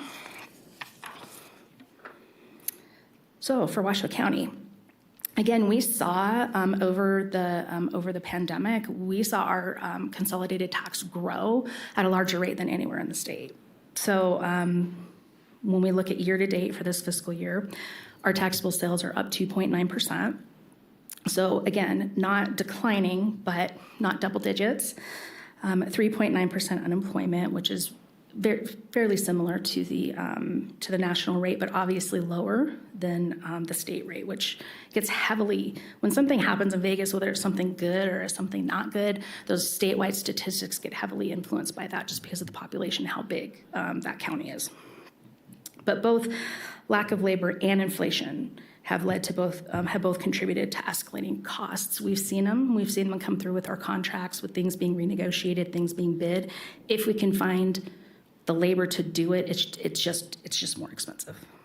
So we see that coming forward, and not all of these inflationary impacts are temporary or one time. I think we've seen nationally, a little bit with used car prices, some of these other things coming down, but some of these are here and they're here to stay. A big area that is insurance. So whether it's your vehicle insurance, I don't know if you've gotten your renewal notices or anything lately, but they're pretty crazy.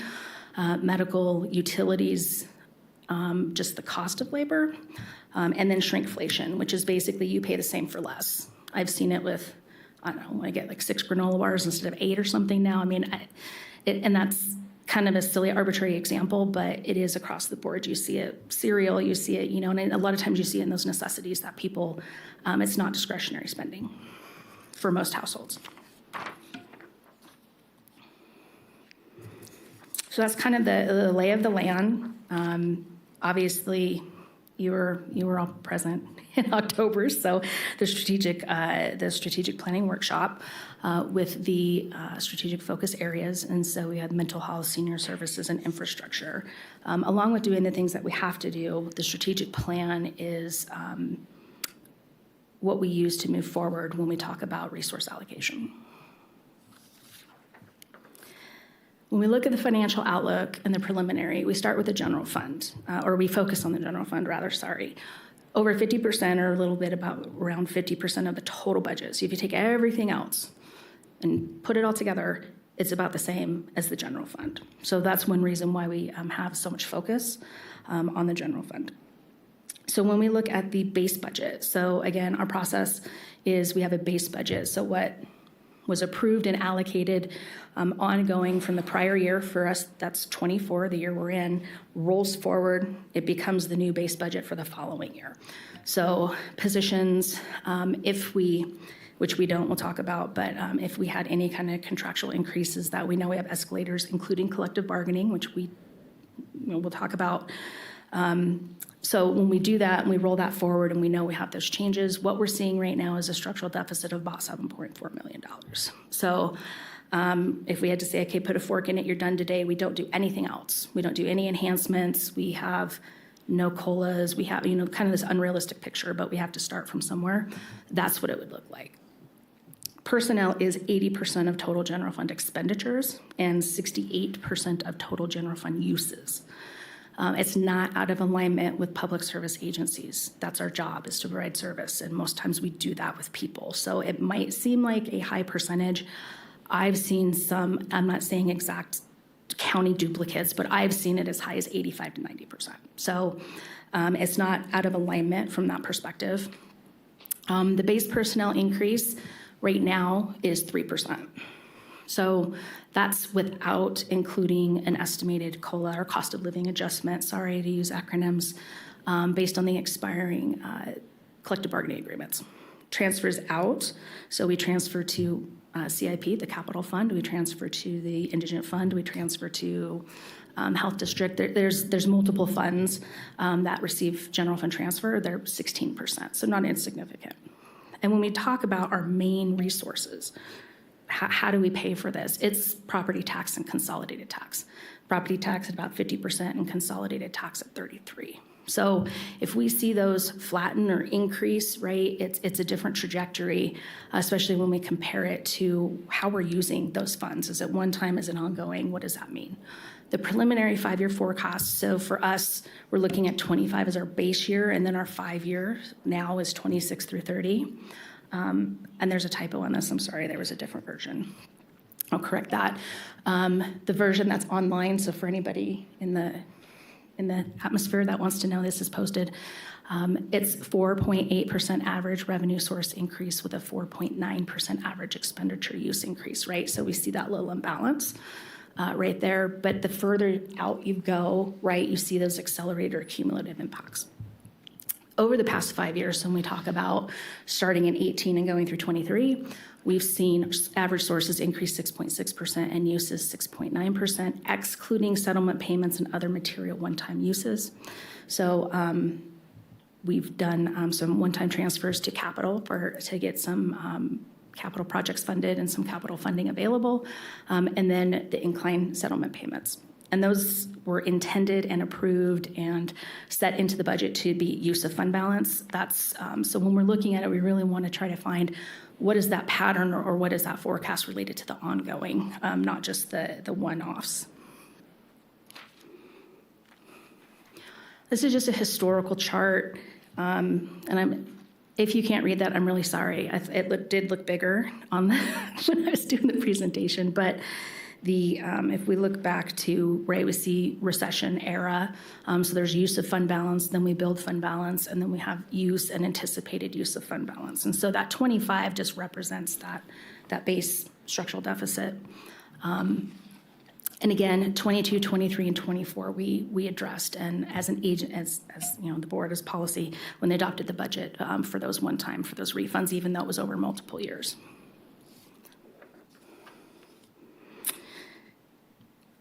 I've put the line back in. I think this is important, especially for people that might not, whether it's the public, department heads, who might not understand some of the history and related to abatement. So abatement really came into play for us in fiscal year 2006. I don't have that chart on here, but it was a very small purple. It was really tiny purple. As assessed valuation goes up, but the property tax bill, what the property taxpayer pays, is capped. There's a cap on it. We can see differences in that purple. So what we see, but there's no floor. So when we had declining and reduced property values, we had reduced property taxes. It's not that it stays the same, but it can't go up by a certain amount. It could plummet, and it plummeted. But you can only get that back at 3% for residential and 8% for non-residential, and that's the maximum. There are a couple of years we're at 0.25%, 1%, because it's a statutory formula, but when we had reduced assessed valuations as well as CPI, we were looking at negatives in many of those years. So the important part, I think, from a resource allocation perspective, or to understand when we look at the historical, right, it took us, right, from 2009, right, so we have that kind of high right before the recession in our housing market just was pummeled. It took us until 2019, fiscal year 2019, to recover, and that's an absolute value. That doesn't account for inflation, that doesn't account for time value of money, net present value, none of that. So it was a long recovery. About 2013, 2014, we started seeing the housing market recover. But we didn't see that translate into property taxes because of abatement. So it's kind of like if you have an investment account and you have whatever, $10,000, and you lose half of it and you have $5,000, but then you're limited to increasing that 3% a year for your own person, just thinking about it in those terms. So it's a cap on how you rebuild it, how you get that back. So when we look at over the abatement period, which was fiscal year 06 through right now, what I'm talking, or what's on the slide is through 24, our current year, the general fund abatement value is $442 million. So, and to talk a little bit more about abatement, and if anybody's really bored, don't worry about it, but taxpayers don't pay it. So you get your assessed valuation notice. It says, this is your assessed valuation, go through the whole thing. But then when you see your bill, there will be credits on those bills. That's your abatement. So instead of your bill going up, say 10%, it goes up 3% or 8%, depending on how your property qualifies. The big number here in 24 is that's $85 million. Part of that is because of the huge assessed valuation increase that we saw going into fiscal year 24. Generally speaking, for the general fund, a 1% increase in the property tax is about $2.4 million. So you start putting that in terms of other things that to fund right off the top or whatnot. That's just a monetary value, just kind of for context. So what happens is we see, this is a chart, we don't have to read it all, but right, we have 09 and then we see those decreasing values. Then we see them coming back, right? We see this kind of recovery in 2014 going into 2015. And then we see that for 2024, we see that assessed valuation increase of 31.1%. Your property tax bill did not go up 31.1%. Your property tax bill would have gone up 3 or 8. So I think sometimes there's a disconnect between getting that assessed valuation notice, and Commissioner Clark, probably got these too of, oh my gosh, what is this? Versus what do you pay? So it's not a 1-for-1, but if it goes down enough, and I haven't done the sensitivity analysis on that, but if it goes down enough, right, you're going to eat into that abatement. So for 24, we were at the max caps, which were 3% and 8%, and we're estimating based on CPI, without really knowing the assessed valuation for 25, that will be at those same caps. Here we have consolidated tax. So consolidated tax, we have taxable sales or sales tax. There's real property transfer tax, as well as government services tax, basic government services tax. So we see the distribution numbers on the right, and we can see the chart on the left. So basically what we're seeing is a flattening of the increase. Now, in 2023, obviously we see that decrease from the distributions. There was a large taxpayer refund, not quite as large as the AT&T refund for any of you that were here for those fun times. But this doesn't reflect that. But what it does is when the state gets a refund, and in this case, I think it was eBay, a refund request, and it goes to the tax commission, they approve it, it goes through as a refund. So it could have been overpayment or oversubmission for 3 years. It all hits in 1 month for us. And so it did. It was a March adjustment that we got last May. So from the terms of taxable sales, it impacts those numbers as well as our distributions. This is exclusive of that. It was about 1.19 million. This matches the financial statement, so that 1.19 million is reflected as the actual revenue in here, and you can see that it's a pretty much flat, negative 0.4. Going back to this, right, so C-tax, we can see the taxable sales, and then we have taxable sales are about 83% of the C-tax distribution, and then basic government services tax and real property transfer tax. We've seen the real property transfer tax, I think we talked about it last year. Due to the market changes and the housing market changes, we've seen that, that revenue source be impacted. So as we're going into fiscal year 25 and getting requests and meeting with departments and talking to the board, there are general considerations. So we have outstanding labor negotiations from the perspective of all our collective bargaining agreements expired June 30th of 2024. We obviously need to continue funding ongoing operations, which are impacted by both those revenue and cost trends. Potential outstanding impacts for 2023 legislative session. I've heard of a couple of things. One of them, I think, language access. There's some things that are kind of just hanging out there that as we move forward with, or as the state rather moves forward with regulations and implementation, some of that, right, could end up impacting us. We've closed out the above base request process. We got a request of $28.5 million of additional resources and 91.5 FTEs. Almost none of that is one time. So when we look at, right, what's coming in and how we address all of that, that's a challenge. We also have to remember that our current general fund transfer to CIP doesn't meet our minimum infrastructure scorecard funding level.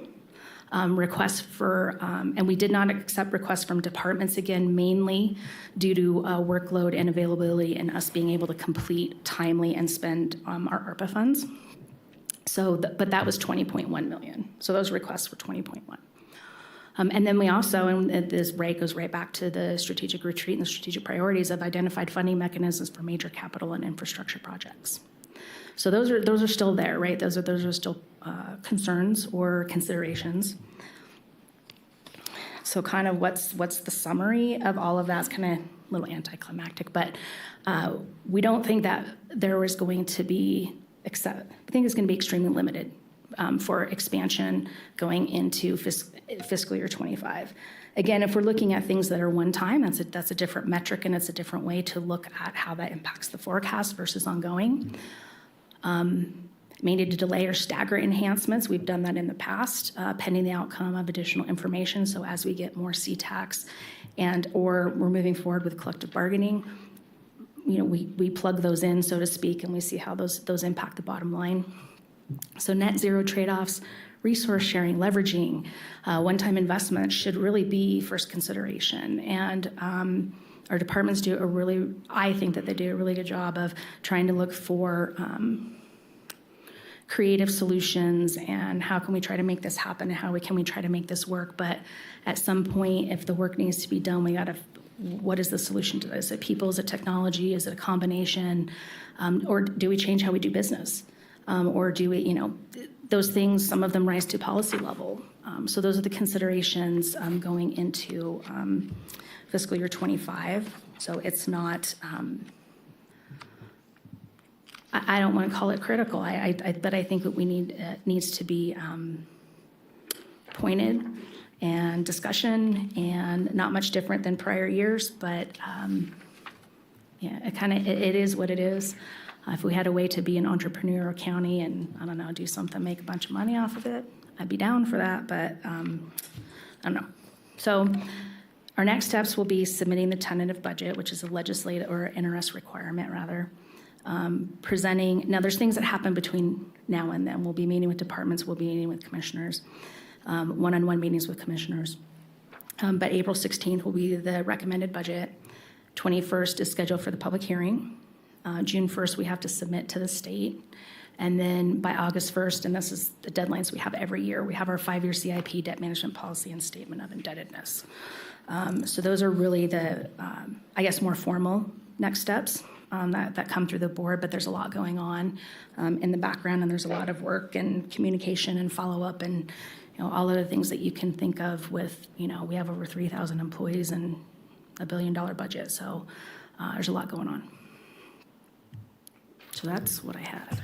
Thank you, Ms. Cook. I mean, wow, you do a great job for the county, and I really appreciate you presenting us a very realistic picture when we're looking at this next fiscal year so we can make the right decisions for our community, sustainable decisions moving forward. So thank you for that.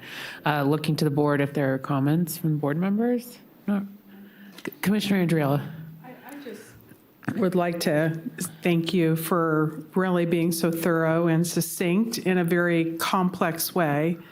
And I really appreciate the forwardness in terms of, crafting not only the requests of what's essential, but looking at maybe your hidden entrepreneurial spirit that I heard. I got all kinds of ideas. I can feel that. I don't know what they are, but I do look forward to meeting with you, and thank you for all your hard work and the entire team for all your hard work. Thank you. Thank you. So, Madam Clerk, I see we have some public comment. We do. In chambers, we have Penny Brock. Thank you.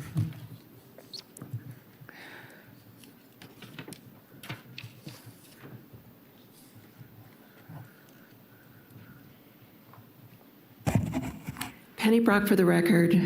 Please put my comments in the record. Thank you. So my concern about what was on the agenda is I don't understand how you can take a vote on this today because there was no proposed budget actually. And yet it said there's a tentative schedule of April, a tentative budget to be presented or sent to the Nevada Department of Taxation on April 15th. But it isn't until April 16th that they will present to you and the public the recommended budget. So I don't understand how that is all flowing. Then the next thing is May 21st, the public hearing on fiscal year 25 tentative budget and your adoption of that budget. So my concern as a taxpayer is the budget for this year is $1.6 billion. That's B as boy, billion. Who can even comprehend that? Especially for a county this size of about 500,000 population.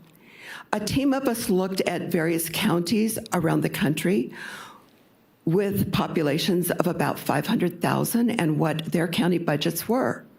On average, the county budgets were $500 million. Washoe County budget is 3 times that of the average county in America. And yet I'm hearing that you want to increase the property taxes in the next fiscal year. And I have to say, why? Aren't we, the taxpayer, giving you more than enough money? The second thing is inflation. Inflation keeps going up. I saw on a business channel a financial analyst saying that inflation is actually 20%. He said, just look at it when you go to the grocery store. Look at your Nevada energy bill. I was shocked how my energy bill went up this winter, and I try to be conservative and responsible in my home. Then we look at the gas pump. We look at everything. It's going up. It's called inflation. We've heard senior citizens come before you, and they're having trouble paying their property taxes. What are we supposed to do? Our seniors are on fixed income. We have our young families raising beautiful children. Both mom and dad are working. Sometimes they're working 2 and 3 jobs. You need to help out the taxpayer. You need to tell the county, so we had Tahoe nonprofit come and they want $300,000. Thank you. There's nobody else signed in. Thank you. And I see the DA left, but I don't think we need to take action on this, right, ACM Solero? That's correct, unless you've got specific direction you'd like to give the budget team on this upcoming. This is more of an update, so we're prepared for the budget discussions moving forward, and so the community understands kind of where the county is, and to really, get us all on the same page moving forward for budget discussions. Are there any other commissioners who want to ask questions or anything? Okay, we are now at 1:30, so what I'd like to do is take a half-hour lunch for the board, come back to item 19. I know we have people here for that item. We'll come back to you at 2 o'clock, and then we'll go back to donations and the regular agenda. So thank you for your patience.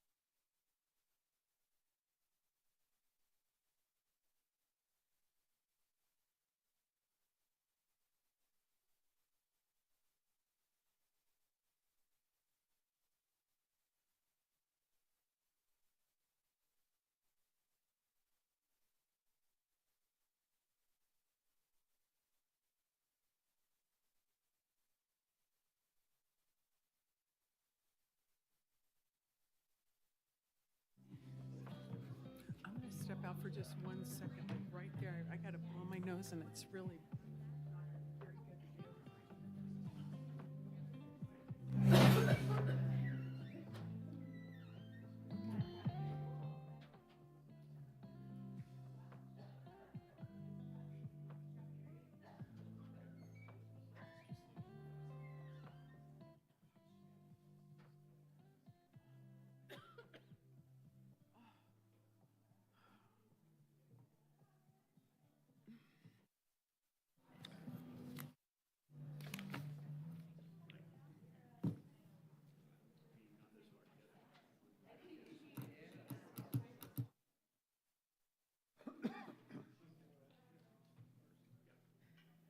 Okay, it is 2:01. I will bring this Board of County Commissioner meeting back to order, and we are now heading into our public hearings. We will start with item 19, ACM Slero. Actually, since this one's a second reading and Oh, possible excuse adoption, me. I'll kick it over to the clerk. Thank you, Madam Clerk.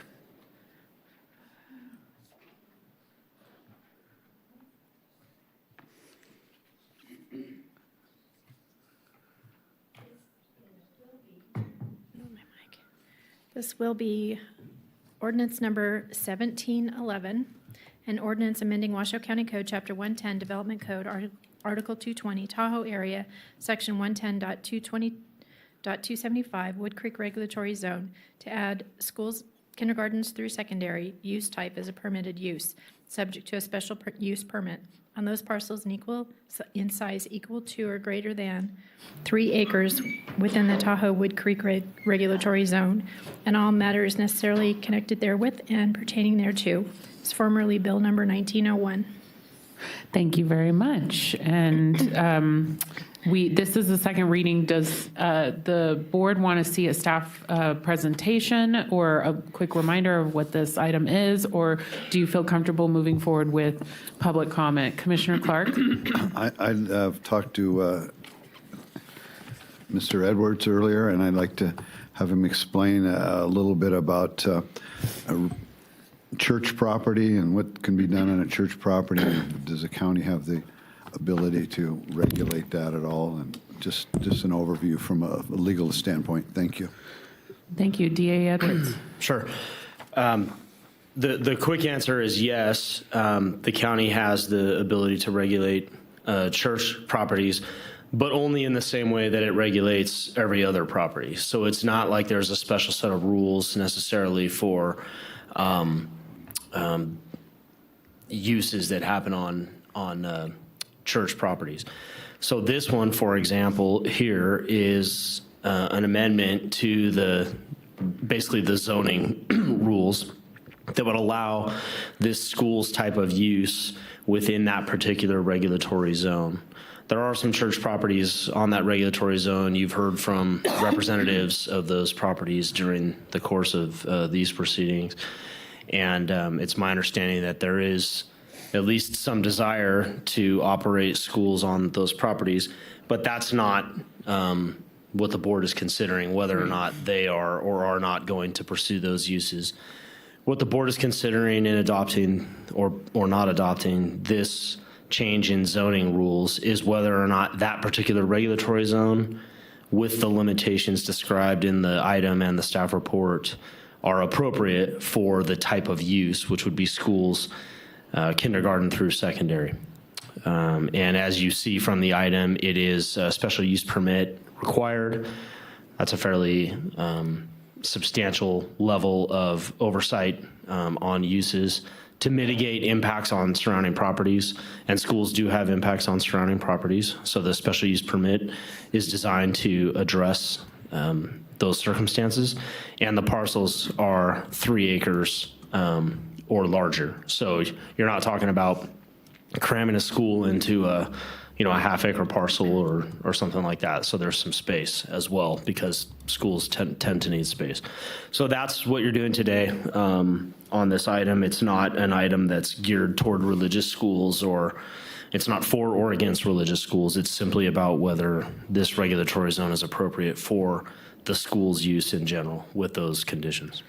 Thank you, DA Edwards. Do you have any follow-ups, Commissioner Clark, no. Okay. Any other commissioners have questions or want to see a staff presentation before we go into public comment? I'm not seeing that anyone does. So, Madam Clerk. Would you like to call Incline Village first or in Chambers first? Let's do Incline Village first. Thank you.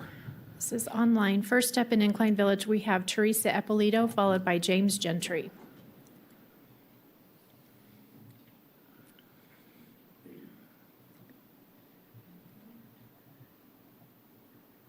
Go ahead. They are muted on their end.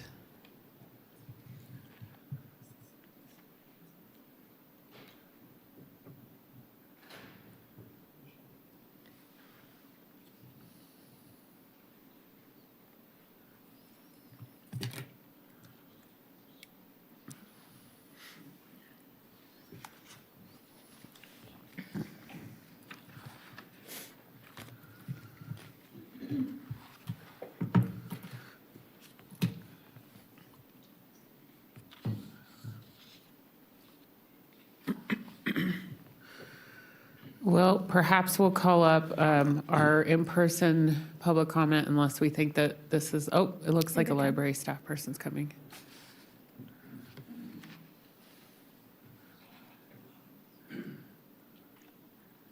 Thank you. Here we go. Hi. Good afternoon. Teresa Eppolito. I'm a Wood Creek resident for over 20 years, a member of St. Francis of Assisi Church since 1998, 13-year volunteer with the religious education program at St. Francis, and I'm currently a public school teacher.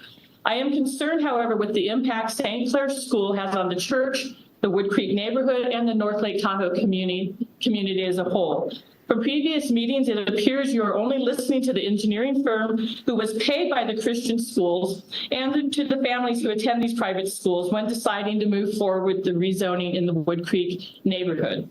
Dowell, St. Clair's, and the Village Christian Church do not represent the majority of families in Incline Village. You, the county commissioners, TRPA, and both churches should be considering how the entire North Lake Tahoe community is affected by your actions, not just the desires of a few dozen people. Washoe County School District is seriously considering closing the middle school in Incline due to the cost of maintaining a school with declining enrollment. The addition of 2 faith-based schools will add to this decline in enrollment. As a middle school teacher, I know the loss of the school will be devastating to the community. Middle school is a transformative time for students. It's socially challenging as students try to develop friendships and find community while dealing with peer pressure and navigating the new school learning environment. Incline Middle School is in a key location, walking distance to the rec center, baseball skate parks, and the business district. It's an area where our community comes together. Middle school teachers work hard to give students a safe place to learn in an environment that is welcoming to all. Private schools divide our small town into the haves and the have-nots and add to the elitist attitude of many Incline residents. Incline Village has excellent public schools and a school zone. There is no need to rezone a neighborhood in order to accommodate 2 private schools. How often do any of you come to North Lake Tahoe? Have you been to any of the meetings at St. Francis Church to listen to the parishioners' concerns? Are you aware that the tuition at St. Clair's is more than double tuition for Catholic schools in Reno, yet they don't pay any rent to take over our church? Did you know that the Village Christian Academy has a huge sign near the highway advertising that they are now enrolling K-5, even though rezoning has not been formally approved? Have you talked to the residents who live adjacent to the 2 churches or been in the neighborhood during the school hours when the noise level is way higher than it has been in the previous 25 years I've lived here? Have you attended IVGID meetings to understand how employees can't afford to live in this town in which they work? Or have you been to the school district meetings held here in Incline to understand the concerns our town has about closing the schools? It is your responsibility as public officials to know and understand the communities you serve and to vote for what is best for the entire community. Please consider this before proceeding with the rezoning of the Wood Creek neighborhood. Thank you. James Gentry, followed by Yolanda Knacht in Incline. Thank you very much. My name is James V. Gentry. I'm retired. I'm an Incline Village resident. I'm a parishioner at St. Francis Catholic Church. And I'm also a substitute teacher at Incline Middle School.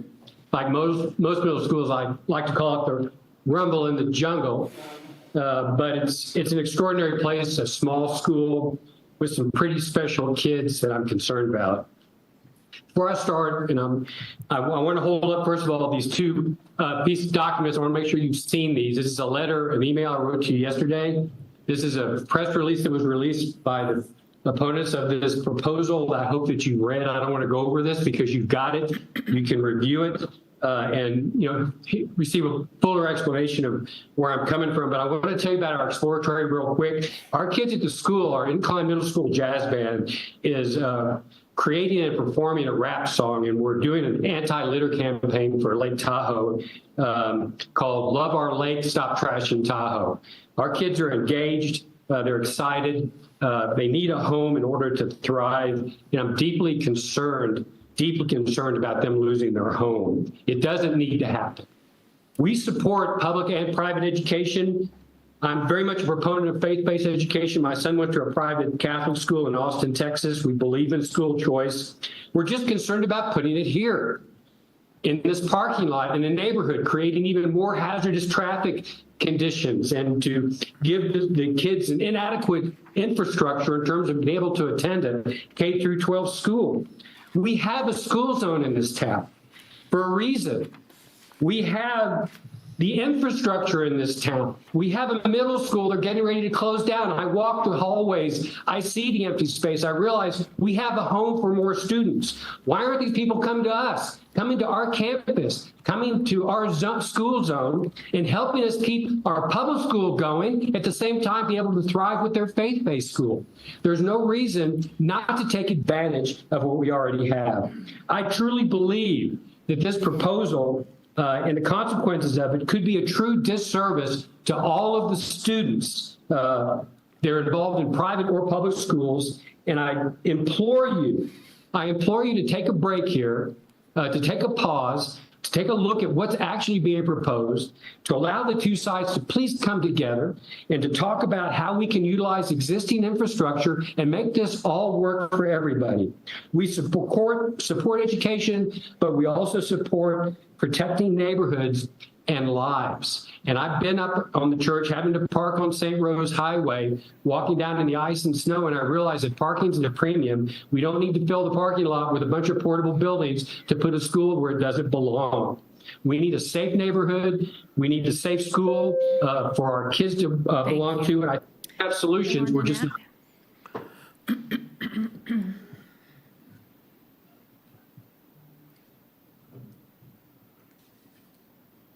Is Yolanda Knack available? Here. Okay. Okay, great.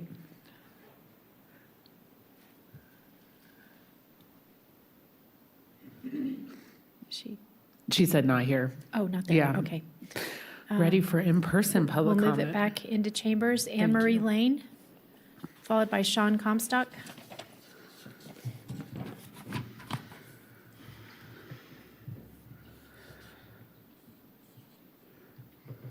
No public comment at this time. I'm the applicant's representative. I had a presentation prepared, but you guys are well versed and wanted to move forward with listening to the public, and I will respect that. Thank you. Sean Comstock, followed by Scott Comstock.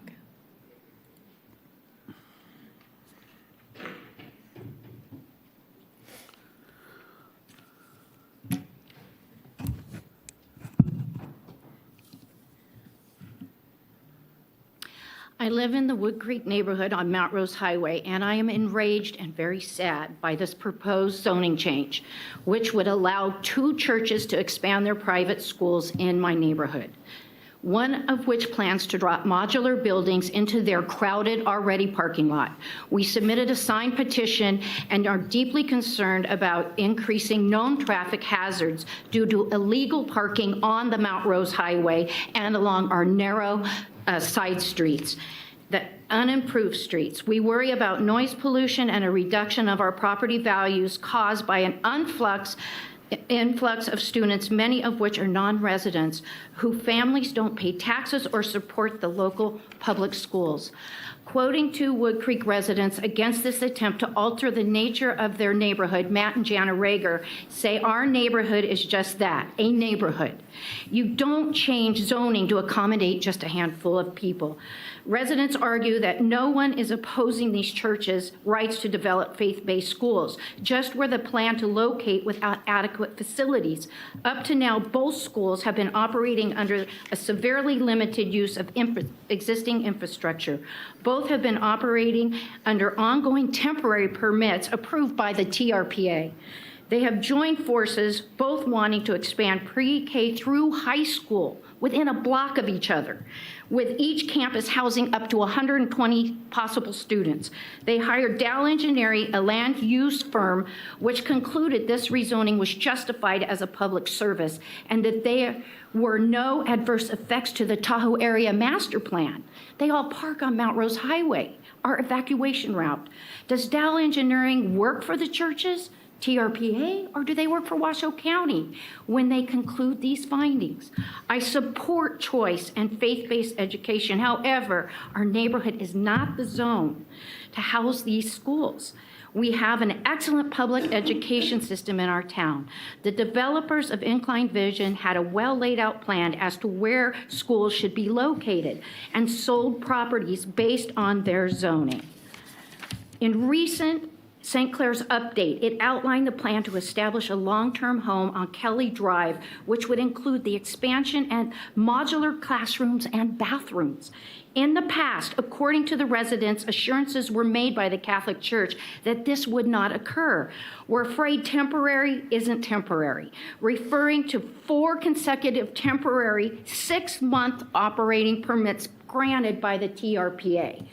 Residents complain that these churches condone illegal parking along Mount Rose Highway, our evacuation routes, and also along Kelly Drive and McCurry Boulevard.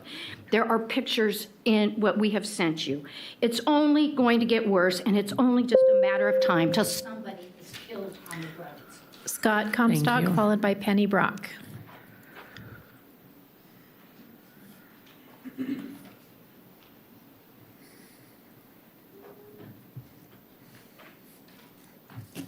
Good afternoon. I'm a resident in the Tahoe Wood Creek Regulatory Zone. I support school choice as well as faith-based education. However, our neighborhood is not zoned to house schools. I just have to mention that we have an excellent public education school system in town. The schools in Incline Village are all located in a central area of town that are easily serviced by the fire department and the sheriff's department simultaneously in case of an emergency. The town is currently working on a wildfire evacuation plan as we speak. With these 2 schools located adjacent to a main evacuation route with up to 120 students each, they will certainly have to totally revamp their wildfire evacuation plan. The 2 churches have hired the professional land use planning firm Dow to push this rezoning of 5, not 2 parcels in our residential neighborhood.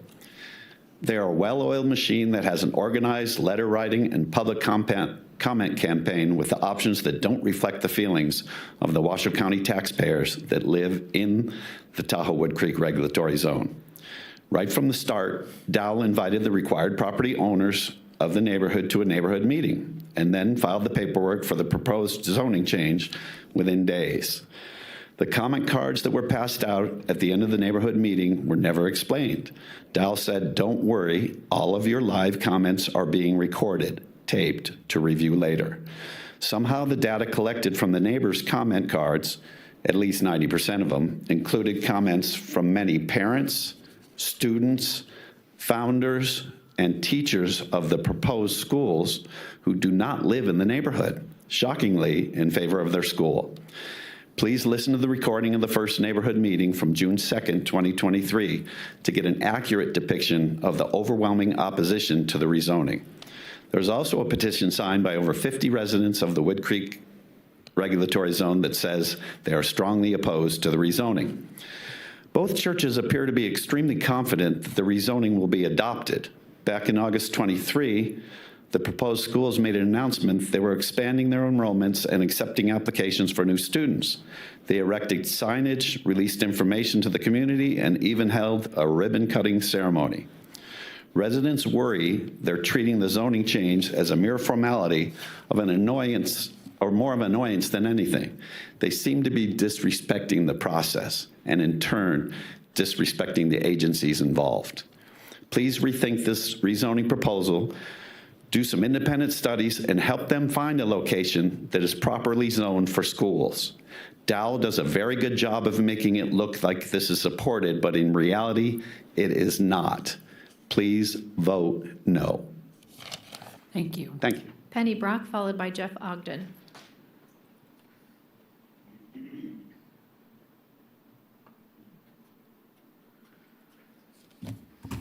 Penny Brock, for the record, please put my comments in the record per NRS. I spoke on this issue whenever the last meeting was on it, and I am a strong proponent of religious freedom. This comes under the First Amendment. America is freedom of religion, not freedom from religion. The state does not have the right to regulate a ministry a church may have. If you go to a church, you know that the government, the county commission, did not give you a license to have your Sunday morning service or any Bible studies or anything else. Across America, Christian schools are part of church ministries. They do not regulate a Sunday school. This is just a Monday through Friday school. You cannot deny this request because this comes under religious freedom. And there's law firms out there like the American Center for Law and Justice. They were founded because of this very issue, Christian schools having a right to be in church ministries. Jay Sekulow was a founder. He has argued and won before the Supreme Court more than any other attorney in America. He loves to take on cases like this. So I would encourage you to vote for religious freedom and to grant these permits or whatever they are. You heard me last time saying they don't even need a permit. So I would ask you to support this agenda item. Thank you. Jeff Ogden, followed by Tim Gilbert.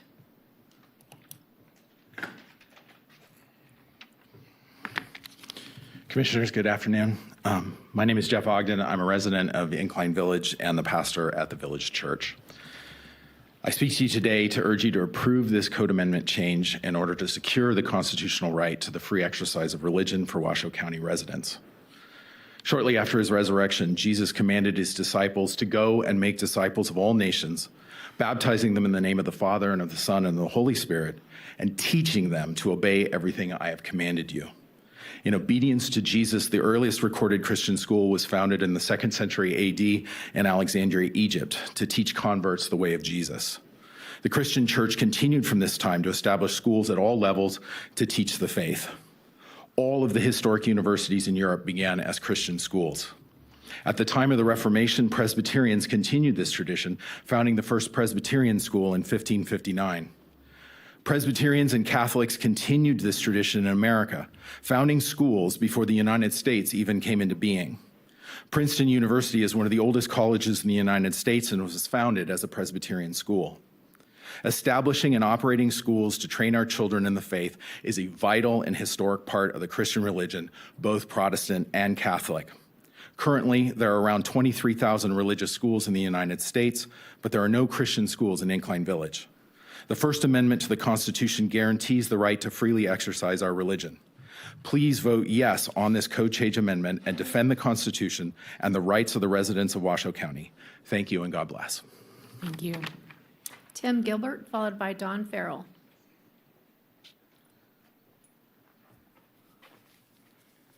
Good afternoon, Board. Thank you for all the work that you do. My name is Tim Gilbert. I'm an elder at the Village Church. I'm the applicant, or one of the applicants. It's very simple for me. We want to teach kids about Jesus Christ. This is nothing negative about the public schools. This is about what we'd like to do with our children and grandchildren. Again, I thank you for all your work, hard work, and God bless you. Thank you. Don Farrell, followed by Peter Larson.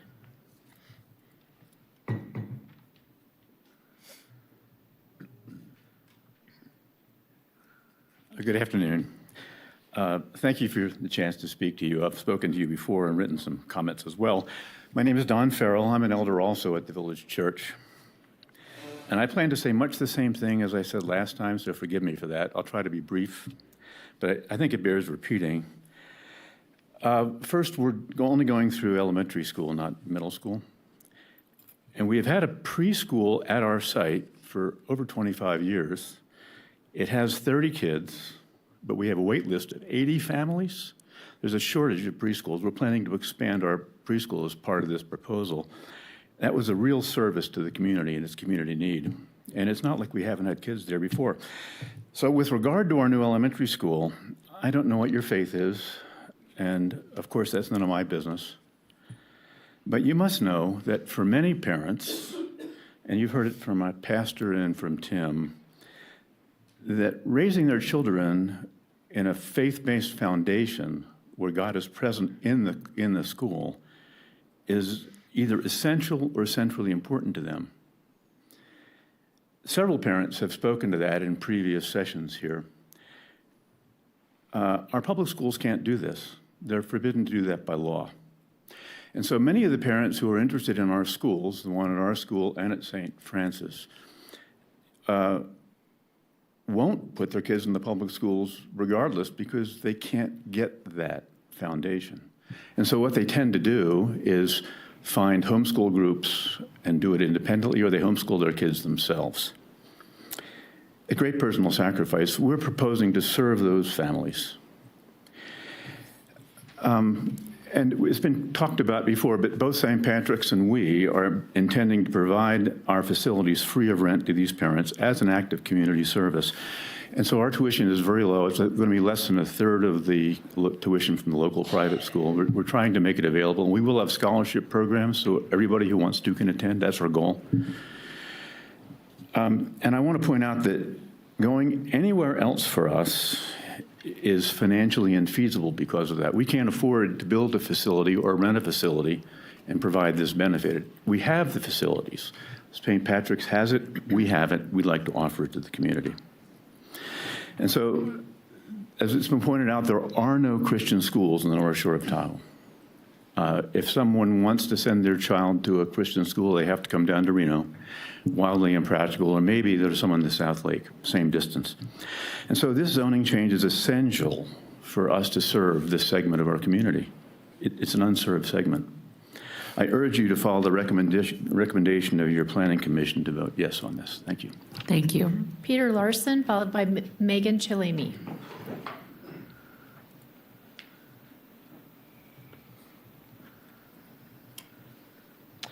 Hello, my name is Peter Larson. I'm a resident of Incline and a teacher at St. Clair's. I'll be pretty quick. I only want to say two things, really. First, it's been talked about why can't the school go to another location. I just want to reinforce that as a Catholic and as a Christian school, there's a long precedent of Catholic schools being a part of a Catholic church in the same building. It's very important that we are in the building in which we're teaching the faith. So from our lens, there's no other place in town for us to go. There's no place zoned for us to go, and even if there was, we wouldn't go because being in the church is very important to us. The second thing I want to say is just more personal. We have no ill will towards the neighbors, and we want anyone in the community. We have a Christian community, but we also have the Incline Village community. And moving forward, we're going to continue that dialogue with them. I mean, we want to be on the same page about everything. That's not where we're at right now, but it's important to us that we're on good terms, that everyone gets along. So I just want to reinforce that that's our mission going forward too. We all want to feel good about where we're at, and that's not where we're at right now. But with good faith and open hearts and open minds, I think we can have some good dialogue. So thank you. Megan Chilemi, followed by Deborah Larson.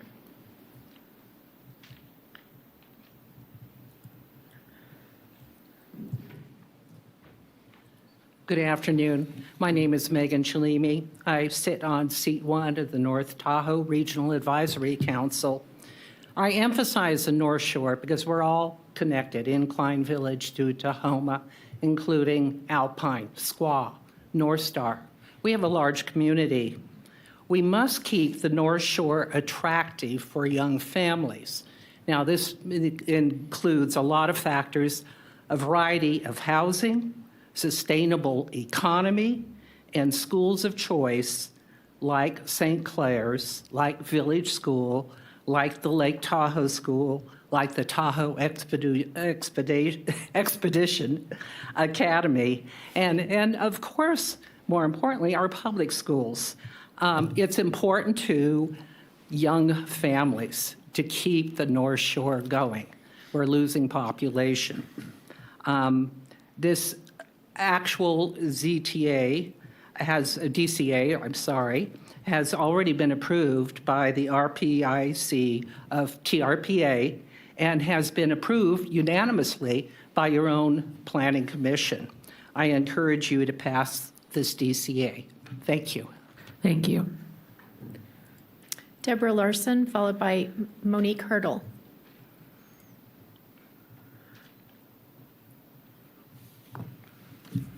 Hello and thank you. My name's Deborah Larson. I've been an Incline resident for 25 years, raised my 4 sons there. I've worked in Incline in different jobs, including at St. Francis for a couple of years. And I've also been involved with all the schools. 4 sons went through 4 of the public schools, so I know the area. I just feel to help shed some light on some of the things that have been said so far based on my extensive experience in the community. First of all, about Mount Rose Highway. There has been parking along Mount Rose Highway for as long as I can remember. That's 25 years. And that's well before the school was there. And even if the school added to that, the school would not add to that because the school hours are during the day. Whenever there are lots of cars along Mount Rose Highway, it's when there's a wedding, over 300 people often, or during masses on Sundays. The school, and this is a very important distinction, the school time is during the day on weekdays. Not only are there no cars parked along Mount Rose Highway then, the parking lot that in the neighborhood that people keep referring to sits empty. So that is not the time of day when those spots or cars along Kelly happen. Just a couple other things. I was involved on the group that drew up the contract with the school. They do pay rent. It is not market rate, but they do pay rent. In terms of it affecting the public schools, it is a different market. As someone else mentioned, it's a different market that the schools serve. A lot of the people send their kids to St. Clair's after homeschooling. So it's not going to have the anticipated impact on the middle schools or on the schools. Speaking of which, Peter is my son who spoke when he and his older brothers were in middle school. So we're talking a couple decades ago. It came up then about closing the middle school. This is not because we have a new school, Christian school. St. Clair's has been operating in the church already for 2 years with minimal impact. And the times that they are proposing using that space are times that it otherwise sits empty. It is not adding on to the regular activity of the church that has served thousands of people through the years.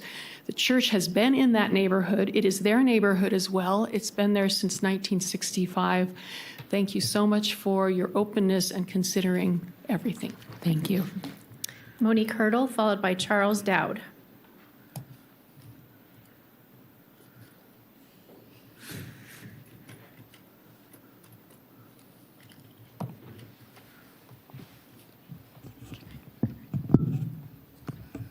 A little short. My name is Monique Hurdle. I've been in Incline Village for 7 years. I graduated from Sierra Nevada College before it was UNR. I'm also a parishioner at St. Francis, and I sit on the pastoral council at the church. and I am in support of the zoning change to support St. Clair's School. I wanted to touch briefly on the topic of infrastructure. I grew up in Saudi Arabia as an expatriate. My campus consisted of trailers plotted on land offered by the U.S. Embassy, and I graduated from SNC with a 3.97 on an academic scholarship. I have multiple classmates who have attended Harvard, Princeton, NYU, other Ivy League schools. All that to say the quality of the education and the quality of mentorship is what's most important about a school. I don't have direct involvement with the school, but I do engage with the children when volunteering. Since St. Clair's program began, I have noticed a positive difference, not just in the youth, but in the community of Incline Village as a whole while I've been there. I support the zoning change as a great benefit for the community of Incline Village and of our county. Thank you so much for your time today. Thank you. Charles Dowd, followed by Susan Maturlo.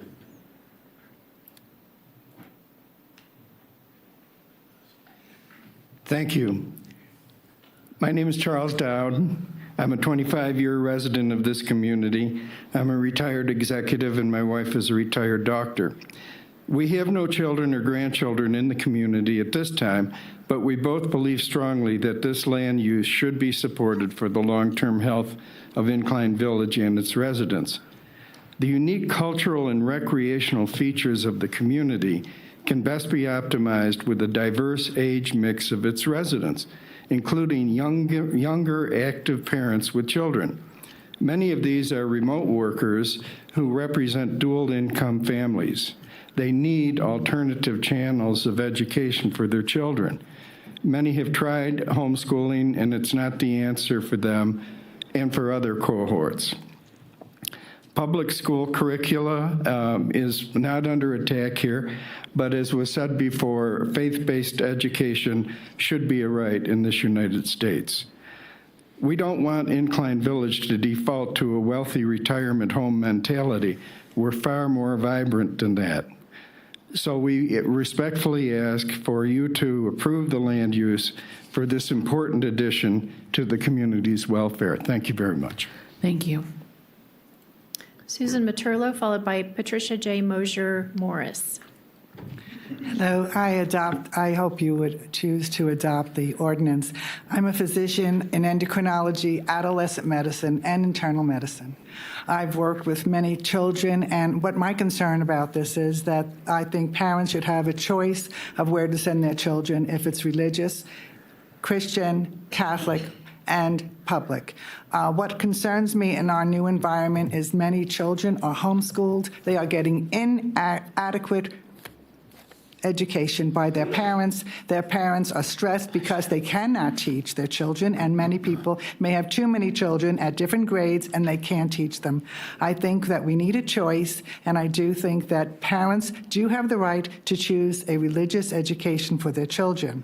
Secondly, the other thing that concerns me is living in Incline Village. We have many wealthy people who are older, and this sounds like we do believe in religious education and freedom, but not in my neighborhood. And I don't want to live in a town where we say, not in my neighborhood. I've lived in many places where we've had rehab centers that have been refused good mental health and schools because no one wants it in my neighborhood. And I want Incline Village to be an open, diverse place. Thank you very much. Thank you. Patricia Mosier Morris, followed by Kristen Flynn. Good afternoon, Commissioners. My name is Patricia J. Moser Morris, for the record, and I reside at 330 Ski Way in Incline Village. I respectfully and strongly urge you to approve this proposed amendment to the Development Code for two reasons. First, because K through 12 public education in Nevada consistently ranks 49th or 50th in the nation, and unfortunately, throwing more and more money at the problem has not changed the situation. Only more competition will, because giving parents an alternative to the dysfunctional public education system is the only way to truly incentivize the public schools here to improve.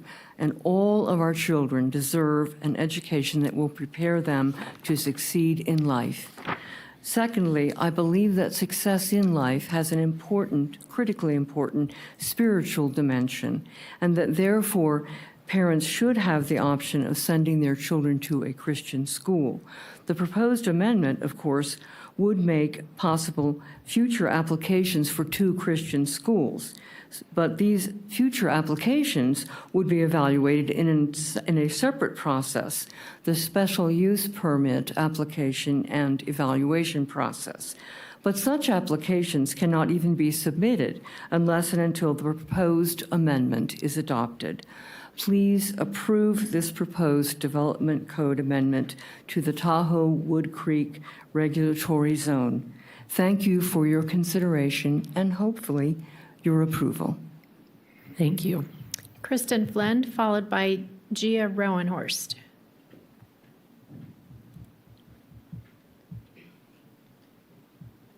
Hi, my name's Kristen Flynn. I'm a teacher at the Village Church, and I first wanted to speak to you as a parent. I have lived in Incline Village since 1996. I raised 2 daughters there. They're now adults. Both of them went to the Village Christian Preschool, and they walked away from just that short amount of time there, knowing that Jesus was their friend, which would carry them into the public school and middle school. When my daughter was struggling socially in school, we looked at different options for her, and there were none in Incline. I love the schools there, but there were no other options for her aside from going down to Reno to commute down there, which would be a 2-hour commute almost, which just wasn't a part of what we could do as 2 working parents. And now, currently, I am at the Village Church. I worked at the school district for 15 years. For 11 of those years, I was down in Reno and Sparks in Title I schools, teaching children to the best of my ability with all that I had in me, working with families and to advocate for their students, and training other teachers. And for the last 4 years, I had been up at Incline Middle School teaching reading intervention and social studies.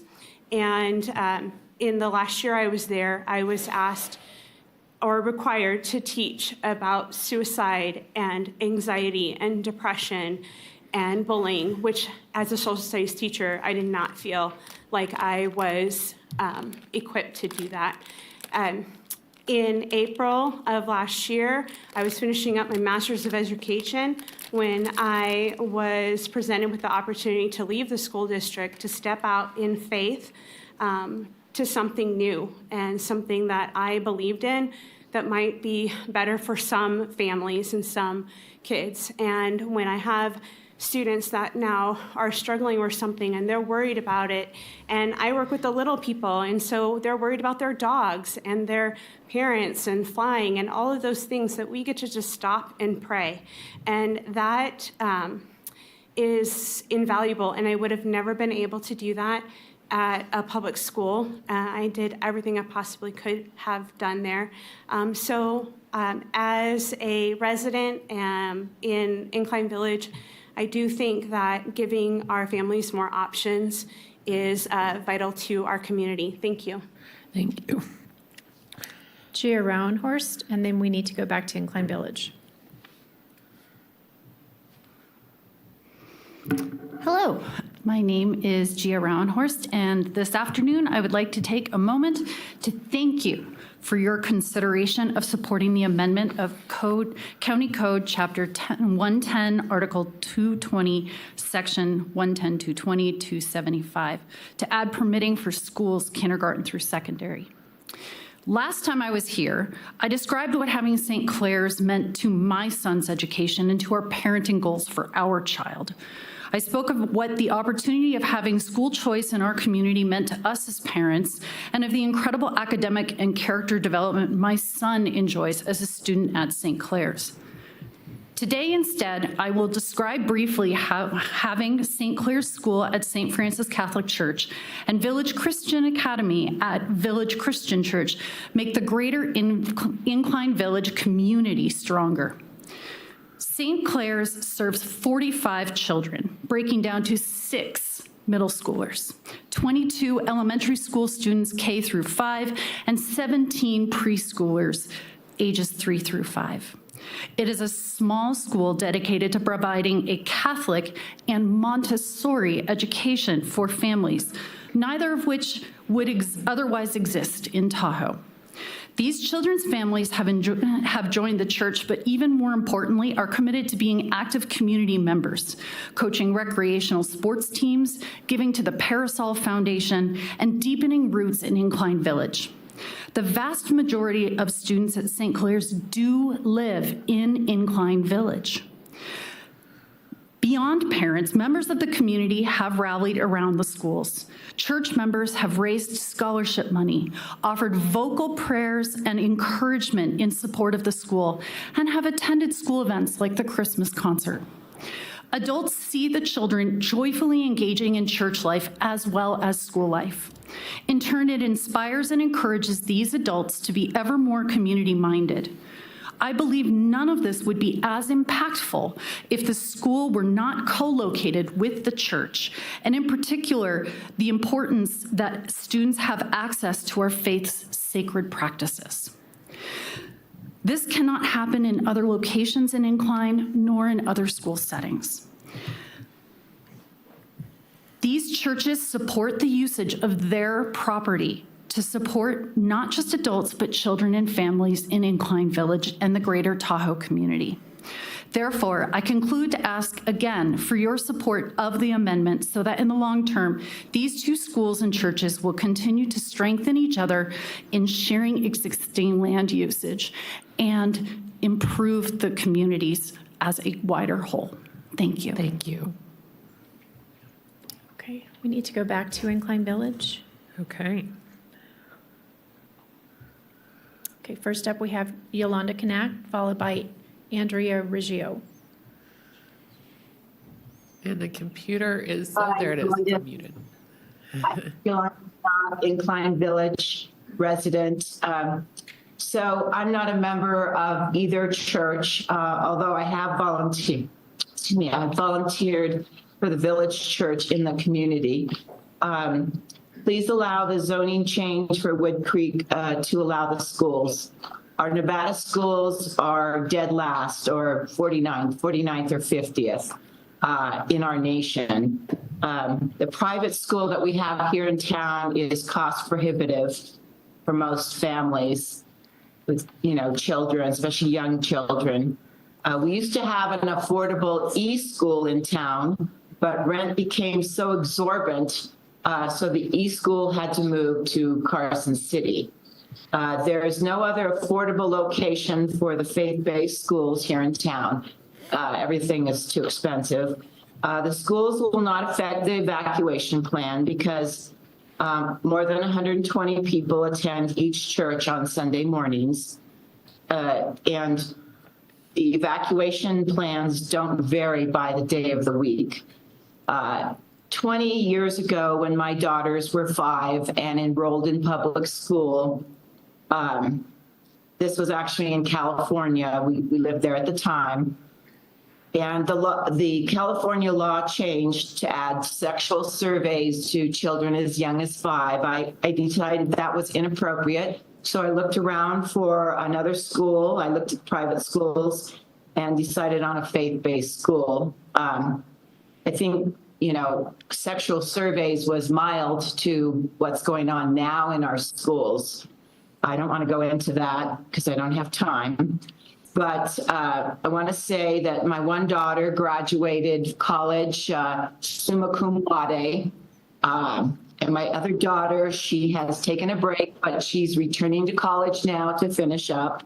And she's doing very well in her grades. So faith-based schools can provide good education.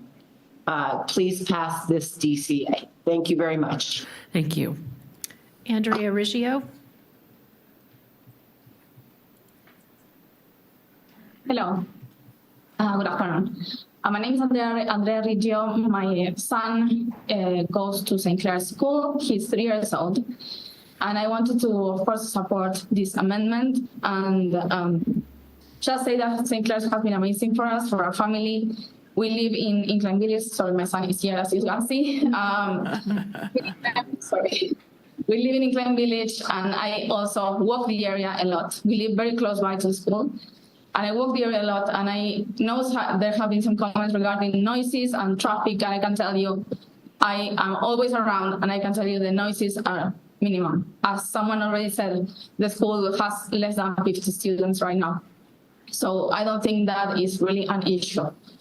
Also, I think it's kind of sad to listen to some neighbors and also some parishioners from the same church complaining about this and not supporting Catholic school or a Christian school. It doesn't matter if we're Christians or Catholics or whatever religion. We are all driven by the same things. And so I think it's kind of crazy. I don't know what you think, but I think it's kind of crazy that some Catholics or Christians are not supporting Christian education. I just want to say that I totally support this amendment, and I hope you do too.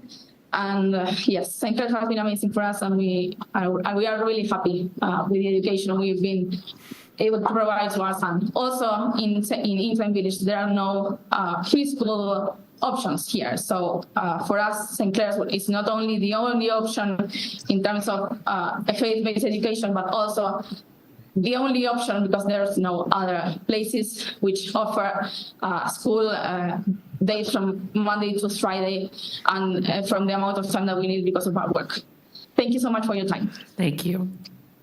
That's all the people signed in for public comment, but I do have one email to place on the record. Thank you, Madam Clerk. Okay, I bring it back to the board to hear if there's questions from board members or discussion that folks want to have on this amendment.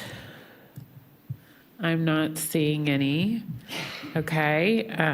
We had a pretty robust discussion during the first reading, so I'm now looking for a motion, if there's no additional speakers, to move forward or not with this requested amendment. Commissioner Andriola.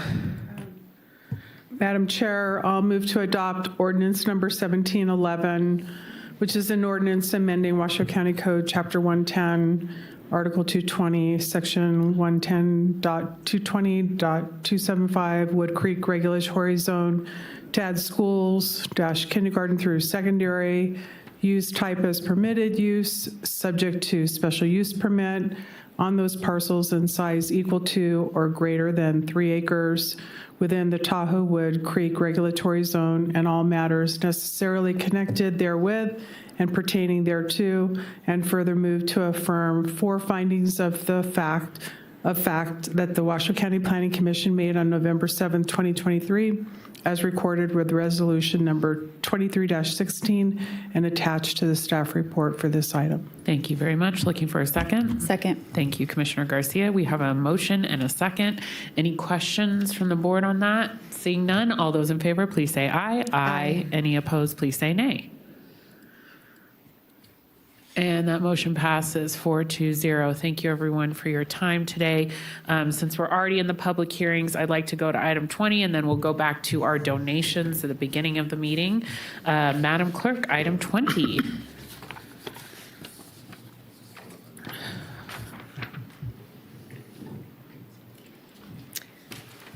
This will be ordinance number 1712. An ordinance amending Washoe County Code Chapter 45 by modifying the definitions of division director and child care under Washoe County Code 45.010 and modifying the creation and composition of the Washoe County Human Services Agency and the method of selection of its division directors under Washoe County Code 45-020, formerly Bill number 1902. Thank you, Madam Clerk. Looking to the board to see if folks have questions or comments on this. We've had discussions on this previously with the first reading. I'm not seeing any. So with that, I am looking for a motion. Madam Chair, I move to adopt ordinance number 1902, an ordinance amending Washoe County Code, Chapter 45, by modifying 1, the definition of childcare found in WCC 45.0105 to mirror the definition of child care facility found in NRS 432A.024, and number 2, the definition of division director as outlined in the staff report and the composition of WCHSA. Thank you, Commissioner Garcia. Do we have a second? Thank you, Commissioner Andriola. And I just would like to note for the record, I didn't see any public comment, but Madam Clerk, just could you confirm? There is no public comment. Okay, thank you. So we have a motion and a second. Any question on that? Not seeing that from the board. All those in favor, please say aye. Aye. Any opposed, please say nay. And I think that also passes unanimously. Thank you, 4-0. So we are now back up to item 8, donations. And Commissioner Garcia, could I ask you to read those in the record for us? Of course, Madam Chair. Various donations deposited in the parks, May Museum, and May Arboretum accounts, and various donations for the Sheriff's Office, including K9 dogs, Otto and Bodie, from the Washoe County K9 partners are all part of the donations today. Wonderful. And is that in the form of a motion? Yes, Madam Chair. Okay, and I'm looking for a second. Thank you, Commissioner Andriola. Is there any public comment, Madam Clerk? There is none. Okay, thank you for that. With a motion and a second, any questions from the board? All right, all those in favor, please say aye. Aye. Any opposed, please say nay. Okay, and Oops. There we go. all right, that motion passes 4-0, and we are going to now move to consent.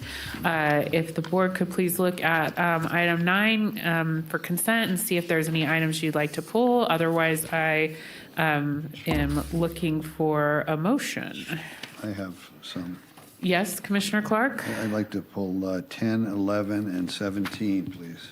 That is not in 17. consent. We are 10, looking 10, at items 11. 9. Those aren't in consent either. Anything below 10. And so we're just looking at items 9 in consent. Do you have any motions in consent, 9A1 through 9J1? Madam Chair, while Commissioner Clark's looking, I do have a quick disclosure Of course. on 9B1, if I may. Yes. Okay. For transparency, I just wanted to disclose that I am an employee of the University of Nevada, Reno, but I have no professional or pecuniary interest in the academic evaluation of the STAR program. Great. Thank you very much. So with that disclosure, Commissioner Clark. I stand corrected. Those were not in consent. I thought they were. Okay. Then I am looking for a motion for the consent. So moved. Thank you, Commissioner Andriola. Second.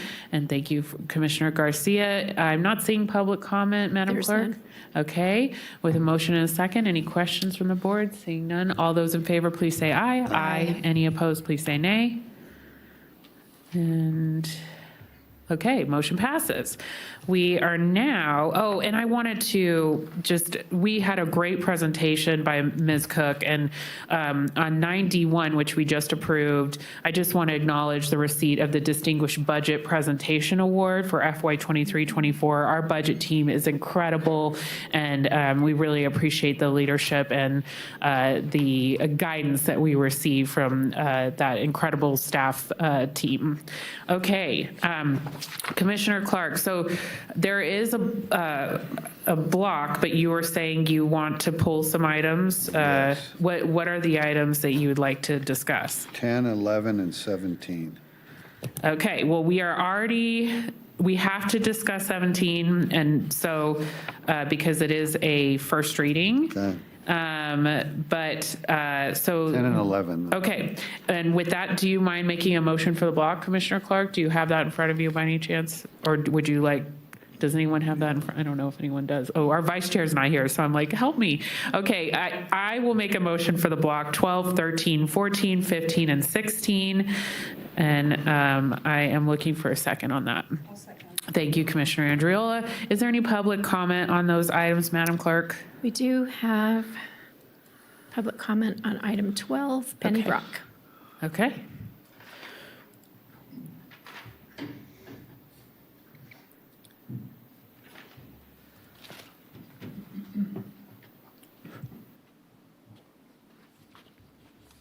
Penny Brock, for the record, please put my comment in the record per NRS. On number 12, it's receipt of the interim financial report for Washoe County governmental funds for 6 months ending December 31st, 2023, an increase of $52 million to date and $17 million year over year. That is in addition, is that in addition to the $1.6 billion budget? I wasn't quite sure. If it is, I wonder how that can be. If it is an increase in the $1.6 billion, it appears to the taxpayers that someone is not properly handling the generous budget of $1.6 billion we, the taxpayers, are already giving them. Thank you. There's nobody else signed in. For clarification, can I get the seconder on that motion? On the, Commissioner Andriola, thank you. And I made the motion on the block. Okay. Okay, so we have taken public comment. We have a block motion for 12, 13, 14, 15, and 16 in a second. Any questions on that from the board? Seeing none, all those in favor, please say aye. Aye. Any opposed, please say nay.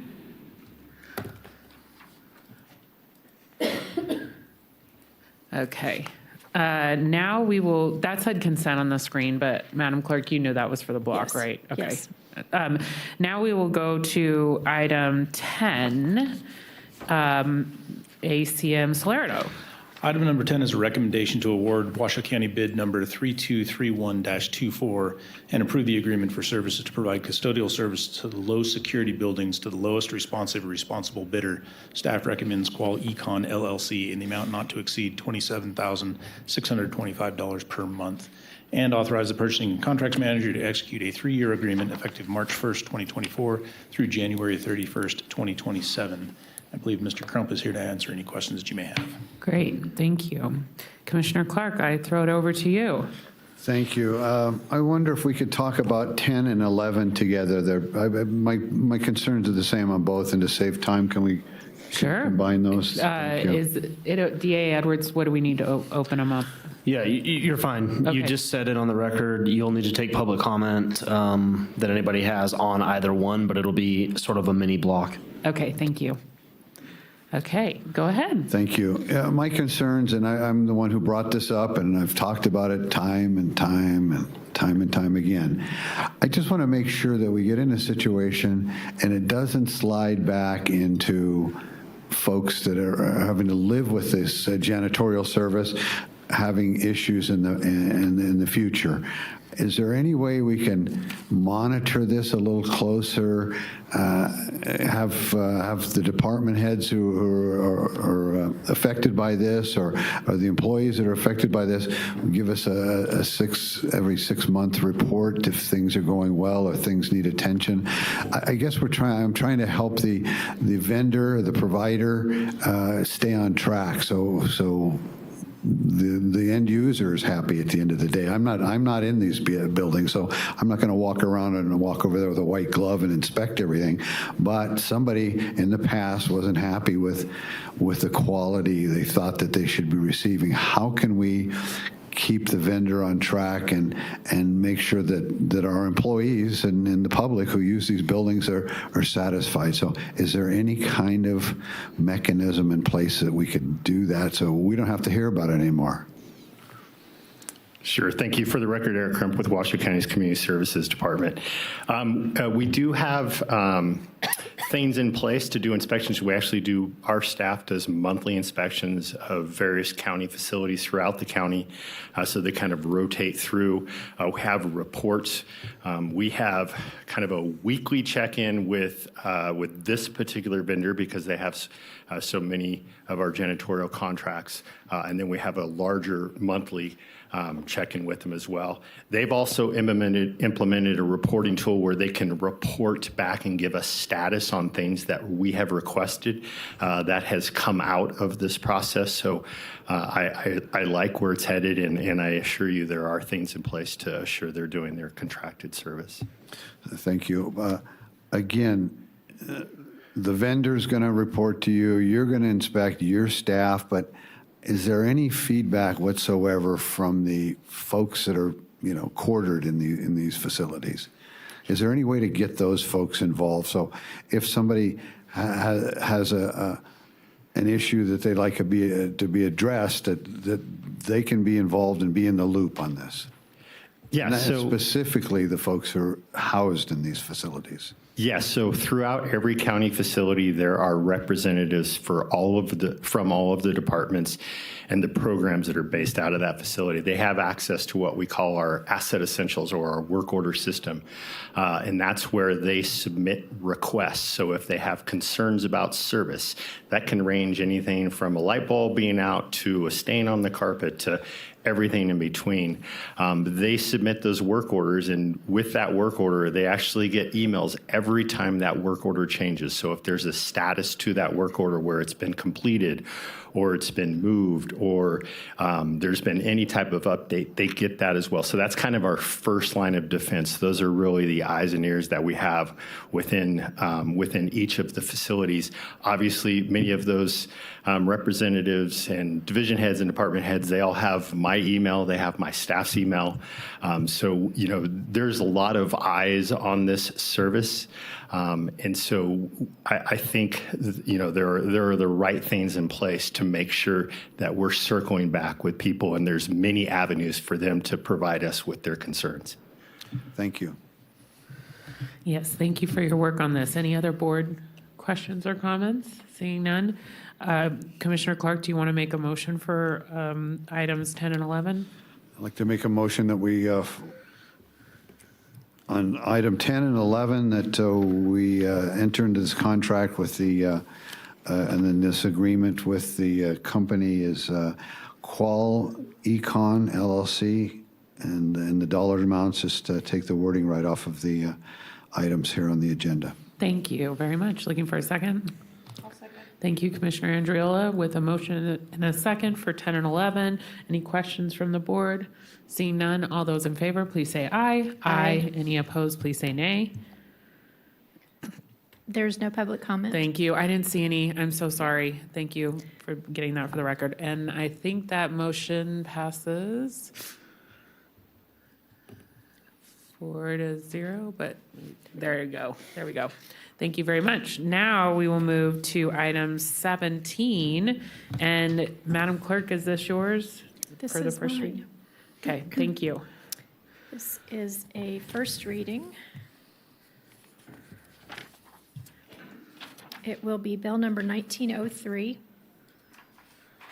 an ordinance revising the Washoe County requirements and schedule of rates and charges for sanitary sewer service within Washoe County by increasing sanitary sewer connection privilege fees within all service areas. This ordinance amends ordinance number 1615. Thank you, Madam Clerk. And so can we get just a brief staff overview on this, Mr. Smith? Good afternoon. For the record, Dwayne Smith, Director of Engineering Capital Projects.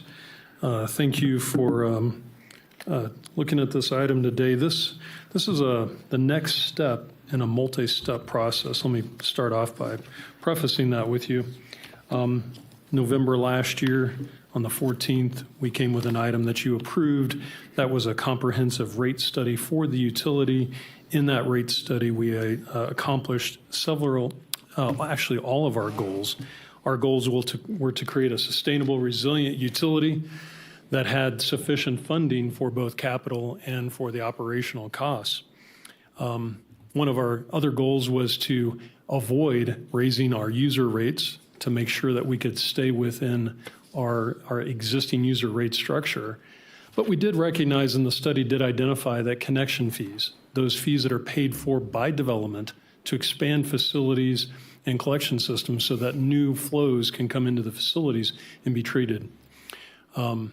So that recommendation was made, but part of that recommendation requires a business impact statement process to be performed. That's a requirement of NRS. So that business impact statement a process was initiated at your direction. We went through, sent out 499 notifications of the process. That was to developers and to those parts of the public that typically pay for connection fees. We also advertised in the RGJ 3 times. In addition to those types of approaches, we also went to meetings. For instance, I went to a NAOP meeting, made a presentation there, and have also had conversations with several of the developers in the area, bless you, that would be impacted by this potential rate increase to the connection fees. We have to recognize that the connection fees, if we don't raise the connection fees, then we can't build the necessary capital. We can't build the necessary infrastructure. We can't build the necessary things to treat those additional flows coming into the facilities. And I think that was a common message that I heard when I was talking with the development community. Bless you. We did receive one email from a local contractor, an electrical contractor, that identified in their email that they were concerned that raising the fees by any amount would be detrimental, and I appreciate that comment. We also received a comment from the school district, and in a follow-up comment, that through that process recognized the value and the benefit for some of the other pieces that we're proposing and moving forward with, including the raising of the connection fee and also the zeroing out of the effluent fees. The item before you today is to acknowledge the business impact statement, those findings that we captured within that. And then the next step is to approve the rate increase, the connection fee increase in the ordinance. In the presentation that I had in November, what I would tell you then, and I will tell you now, is that we will ultimately take both the sewer utility ordinance and the reclaimed water ordinance and merge them into one. By doing this, there's multiple benefits. Efficiencies are created, and we can help manage our costs better. That takes some time. So while we're working on that and engaging with a consultant to help us through those pieces of the process, what you have before you today is a step in the process to update or change the existing sewer ordinance for those connection fee increases. I will also bring you the same process for the reclaim fees. And then sometime toward the end of the summer, my intent is to bring you that combined ordinance that will finalize that process. So I hope that answers potentially any questions that you might have. Thank you very much, Mr. Smith. I know that Commissioner Clark had some comments or questions. Thank you, Madam Chair. To me, it seems like a pretty whopping increase. What is it, over 30% increase in fees here, going from $5,900 or whatever the exact number is to $5,900 to $9,400. In reality, the builders and developers you talk to, this is not coming out of their pocket. They are not subsidizing this. This is going to be passed on to whoever buys the house or property, whatever it is. Somewhere along the line, it's going to get passed on. And so that's my concern. You can't open the newspaper. You can't turn on the TV. You can't go to a meeting. You can't go to a nonprofit without somebody saying, we need more affordable housing. We're just raising the price of everything that's going to be built after this point, an extra $3,000 or $4,000. So how does that get to affordability?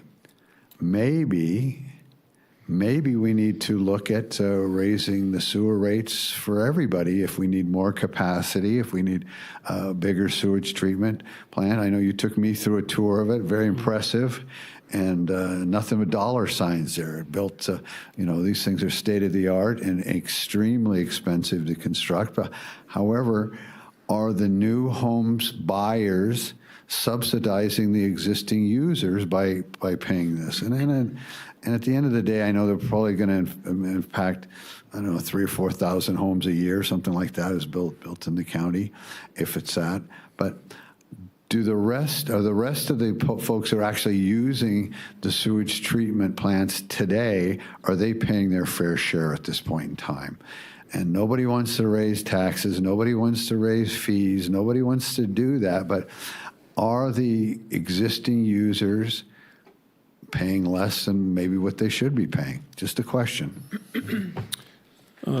Through the chair to the commissioner, I appreciate that question, and I want to answer it in two steps. First of all, you 100% identified an issue that was close to me when we started the financial study, and that was that we wanted to do everything possible to avoid a rate increase to the users. We wanted to avoid any rate increase if at all possible. So that was a big goal that we set out for the team. We were successful in doing that. So all of our customers that pay those operational costs for electricity, chemicals, and the people that run the plants, those fees are not going up under the financial recommendations. What is going up is the connection fees. And those are not paid by the users. Those are paid by the folks, like you accurately identified, that are building and that are basically buying capacity within the treatment facilities so that their new development or their business or whatever it is can send their sewer flows to the treatment plant for treatment. So we're not raising the operating fees, or which would subsequently impact the users. Those we're holding steady on. Now, there is a CPI increase, like most utilities increase by CPI, but we're not raising the base rate. What we are asking for your direction and for your approval is to raise the connection fees from the $5,900 to the $9,477 per ERU.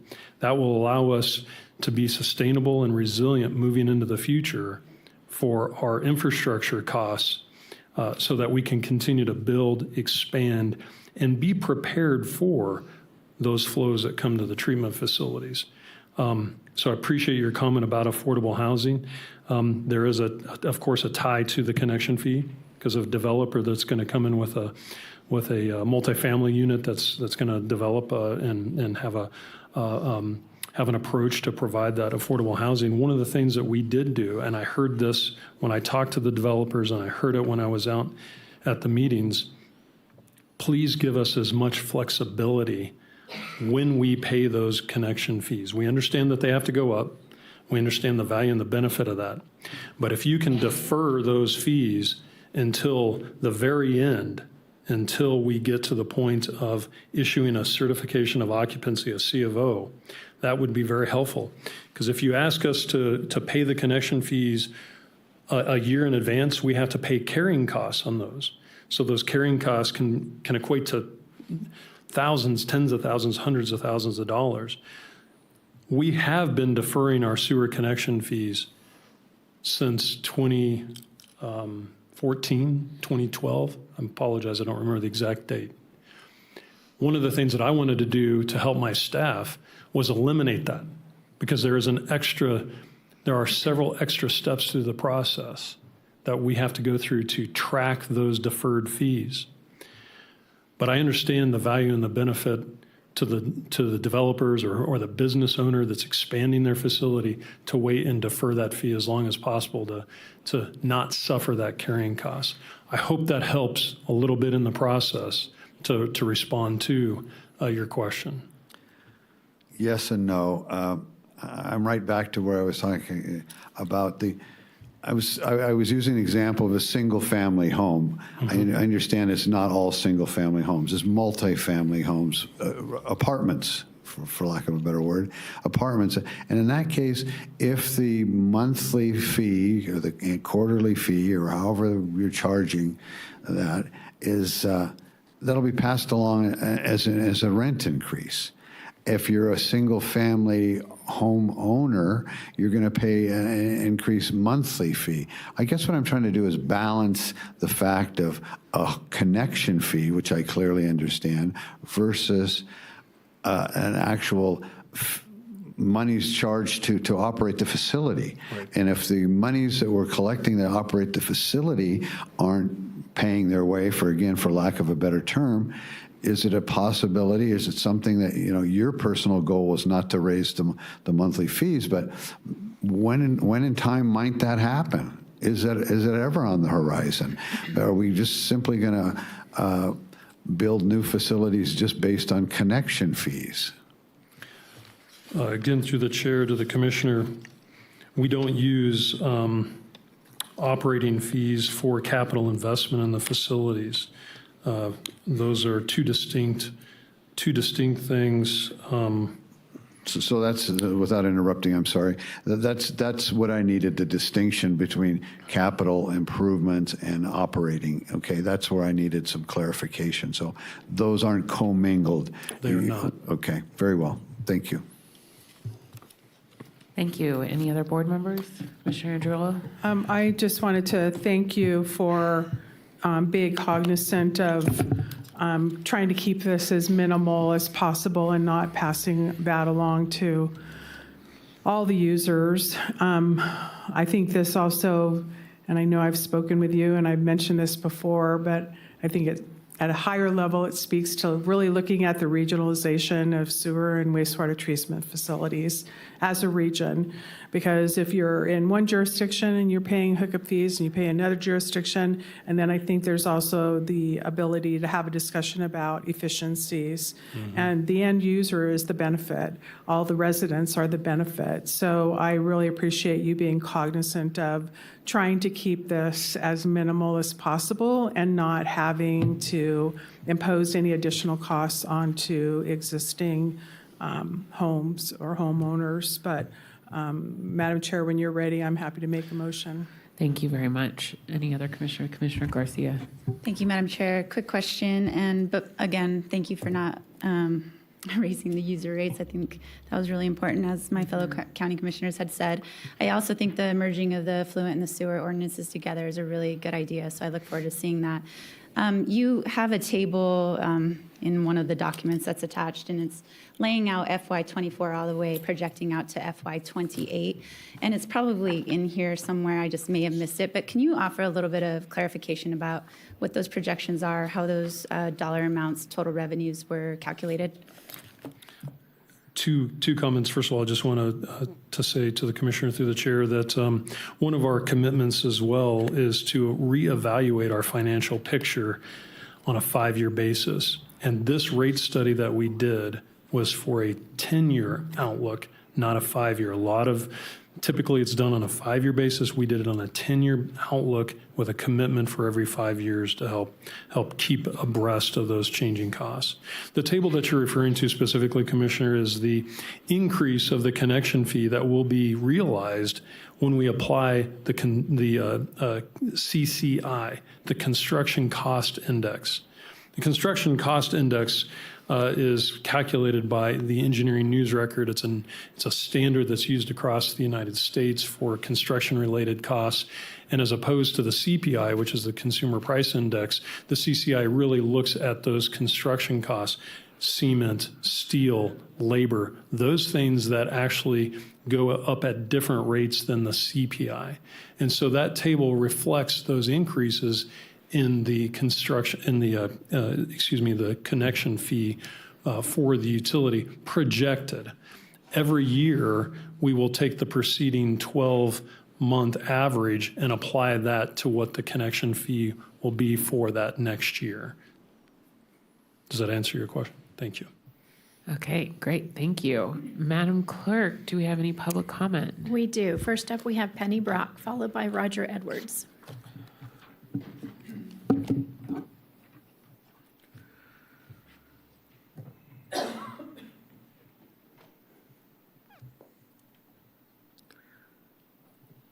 Penny Kenny Brock for the record. I don't think any of us would want Mr. Smith's job. He has to be commended.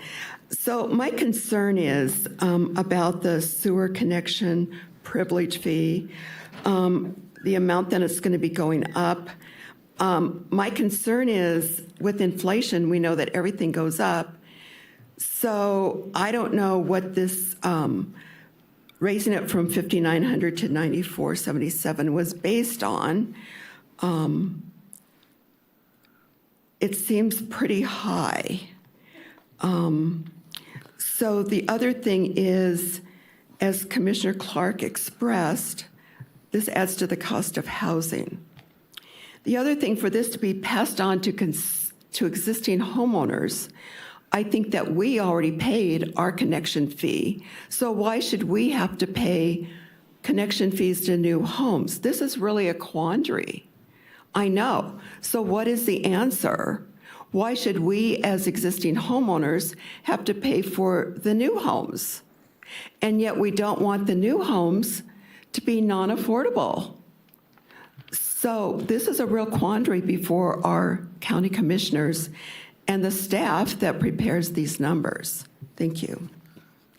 Thank you. Roger Edwards.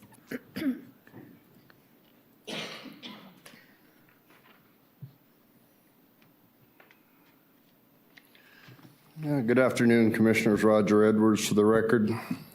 Don't get blinded by smoke and mirrors. This is outrageous. I'm a 19-year building contractor, general contractor. I did lots of buildings, lots of additions. This is outrageous from the contractor side. I don't know what contractors Director Smith talked to, but I would have fainted if he came to me with a double rate increase on my connection fee. You know, for a single-family home, this could shut it down entirely. We talked about housing issues all over the place, and here we're coming with an outrageous increase with little to no justification except the cost of concrete and metal, I guess. Everybody's got the same kind of increases. 10 to 20% would be a kind of a reasonable amount. But none of that is reasonable. This is not a fire we need to put out. We have a housing issue. We have a serious housing problem. And this just puts fuel to the fire. 10%, maybe even 15, probably reasonable. This is like double for each unit. He's talking about developers being able to plan and put it off and everything. If you got developments all over the county have 200 homes in them. That's 200 for each housing ERU, each residential unit gets charged this amount of money. That's millions and millions of dollars for each one of those developments we see going up all over town. This is outrageous, and don't be blinded by the smoke and mirrors. This is an outrageous increase in something that doesn't need to be done. There's development charges already, from $6,000, for instance, with a 200-unit apartment is, what, $12 million for sewer pipes and sewer treatment plant increases.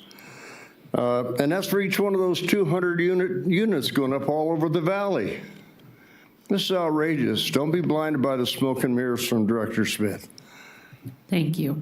There's nobody else signed in. Thank you, Madam Clerk. Okay, well, Commissioner Andriola, unless there's other commissioners who want to. May I just ask a follow-up question to Mr. Smith, please? Just to share what the connection fees are in the other jurisdictions, do you happen to know what those are in comparison? Again, for the record, Dwayne Smith, Director of Engineering and Capital Projects. I did quickly during the meeting this morning, I went out onto the website and I grabbed the City of Reno's most recent connection fee increase process, which they initiated at the end of 22 and then completed in 23. Their single-family dwelling connection fee went up to $12,407. A few $1,000s more than what we're proposing. I don't have the one for Sparks off the top of my head. And Commissioner, can I just quickly say, I'm sorry.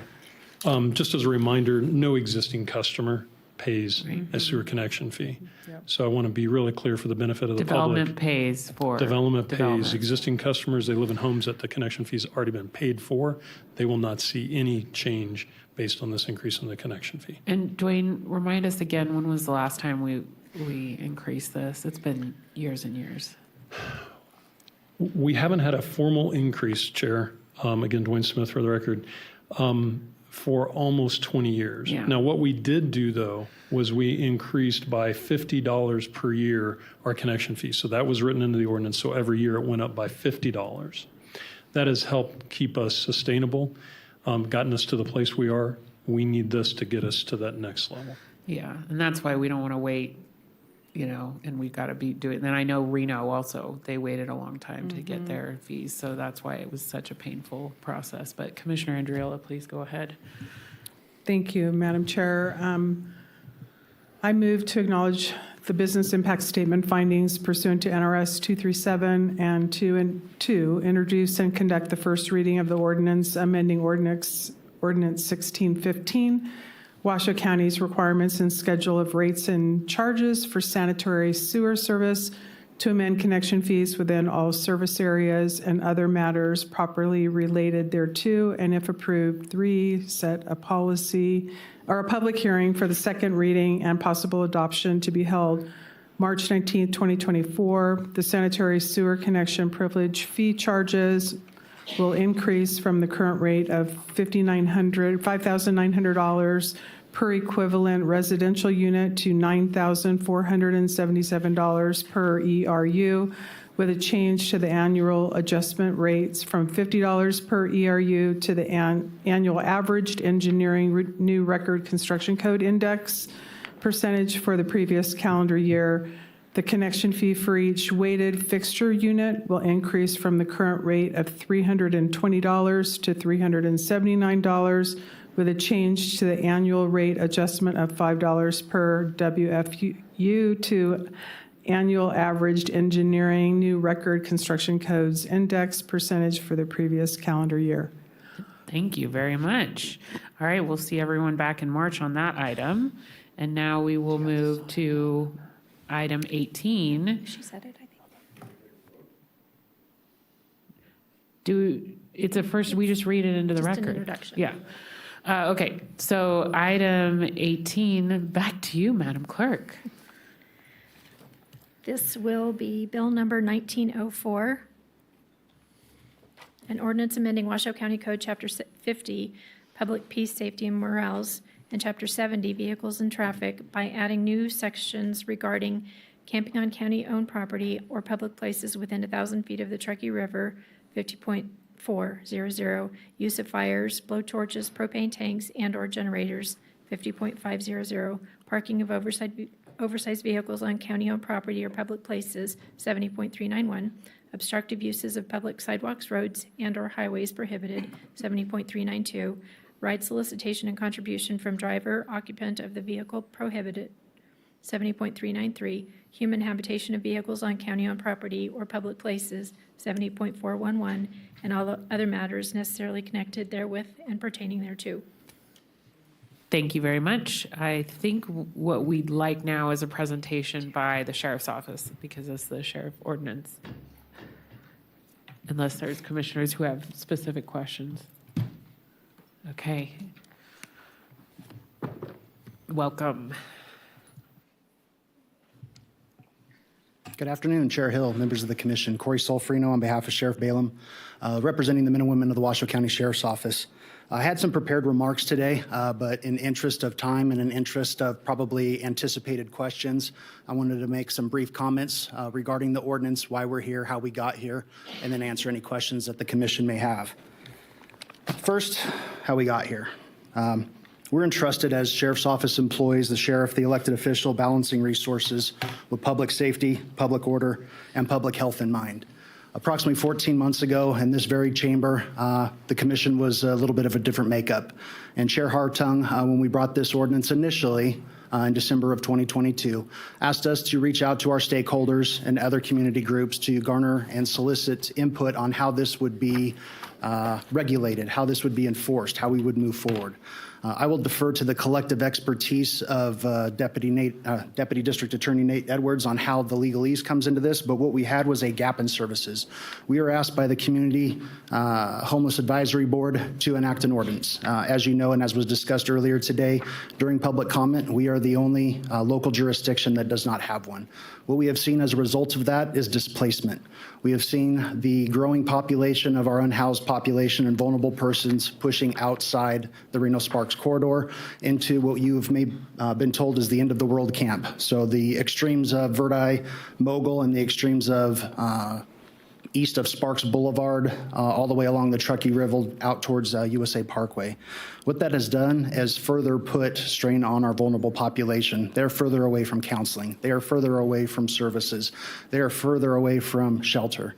Oftentimes, unfortunately, what happens in our line of work is we get a call for service because somebody went into or fell into the river during inclement weather and or got hit by a train.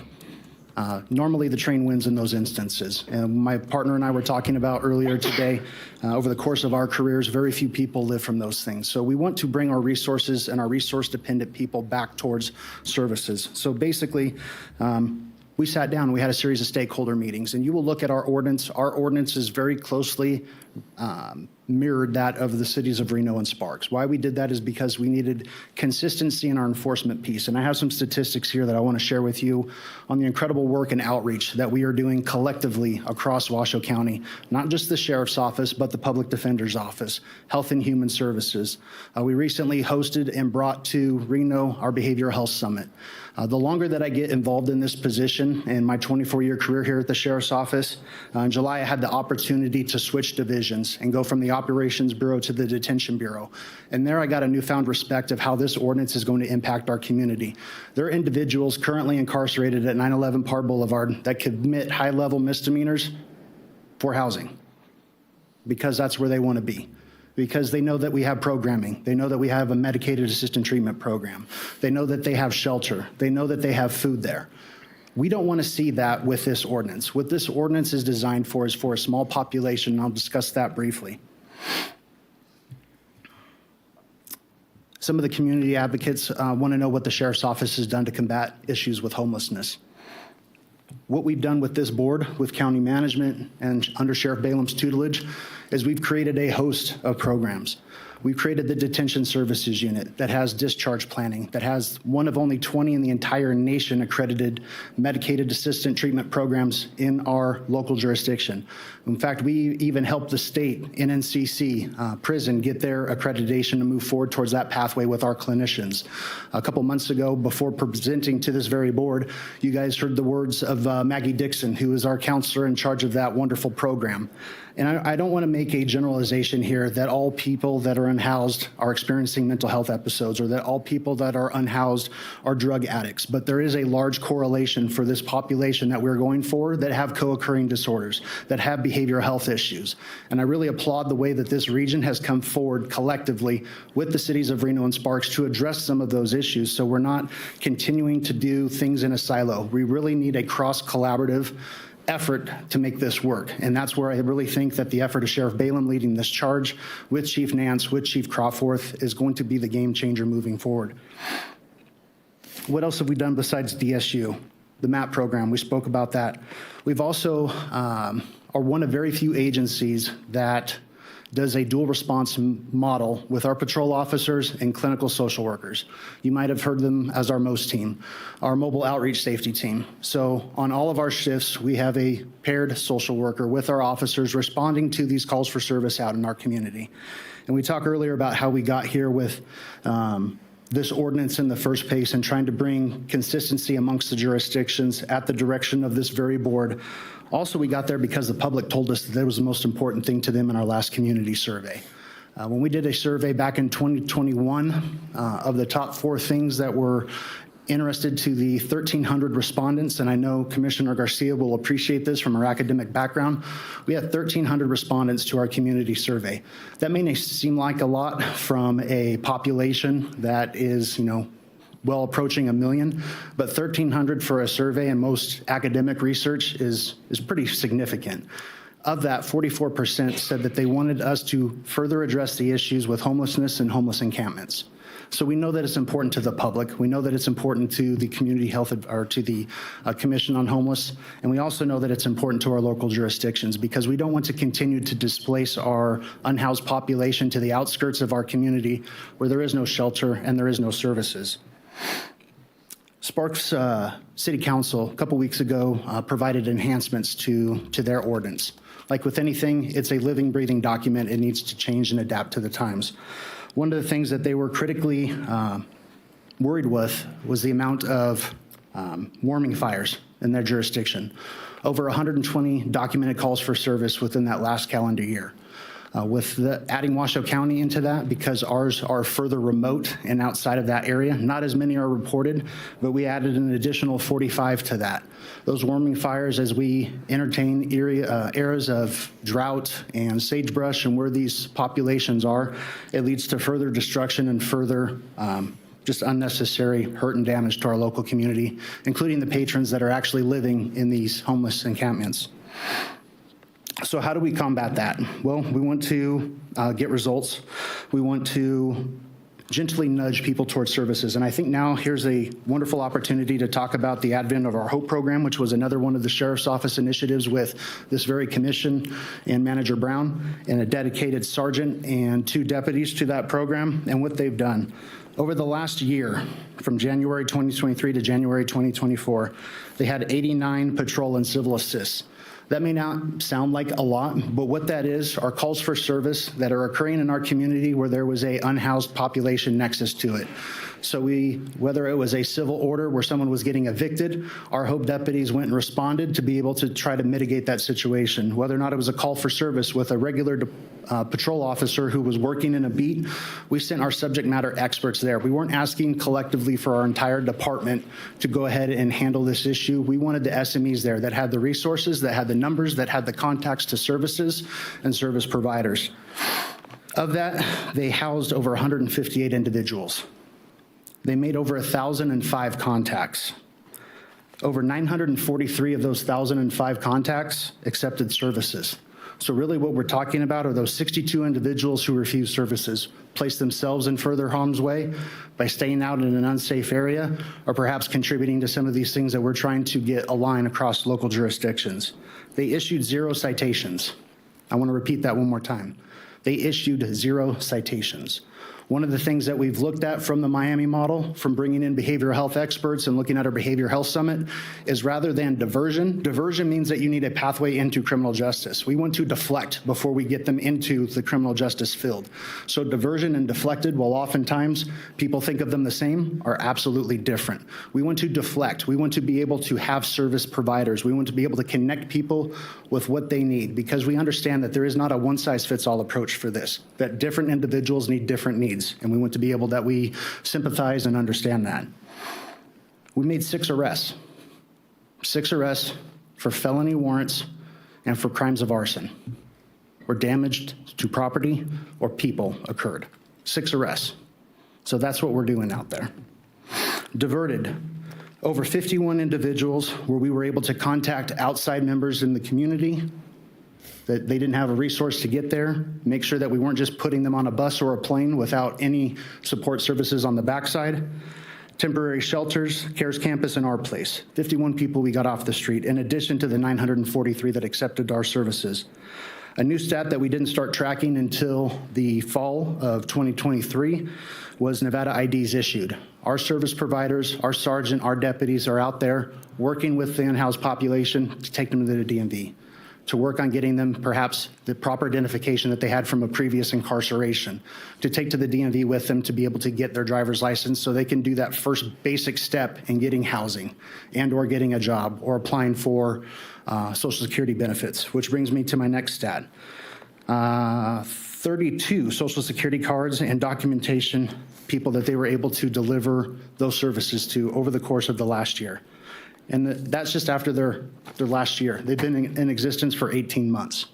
So obviously, we want to support them wholeheartedly. One of the other things that I'm happy to report to today is we're looking, as we talk about regionalization efforts and we talk about doing more with less and we talk about not doing things in a silo, is reaching out to our HOPE members with the cities of Sparks, with the city of Reno. A couple weeks ago, I was fortunate enough to attend a meeting with Sheriff Balaam and City of Reno local government, where we spoke to Assistant City Manager Jackie Bryant, and talked about co-locating our response strategies with this specific population, housing them in the same location with the Sparks Hope team, with the Washoe County Hope team.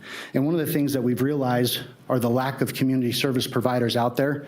But I tell you what, our deputies and our sergeant are very forthcoming. They're very imaginative. They connect people. I want to say they harass people, but they absolutely connect people to resources, and they know who are out there to be able to connect the particular person with those resources that they need.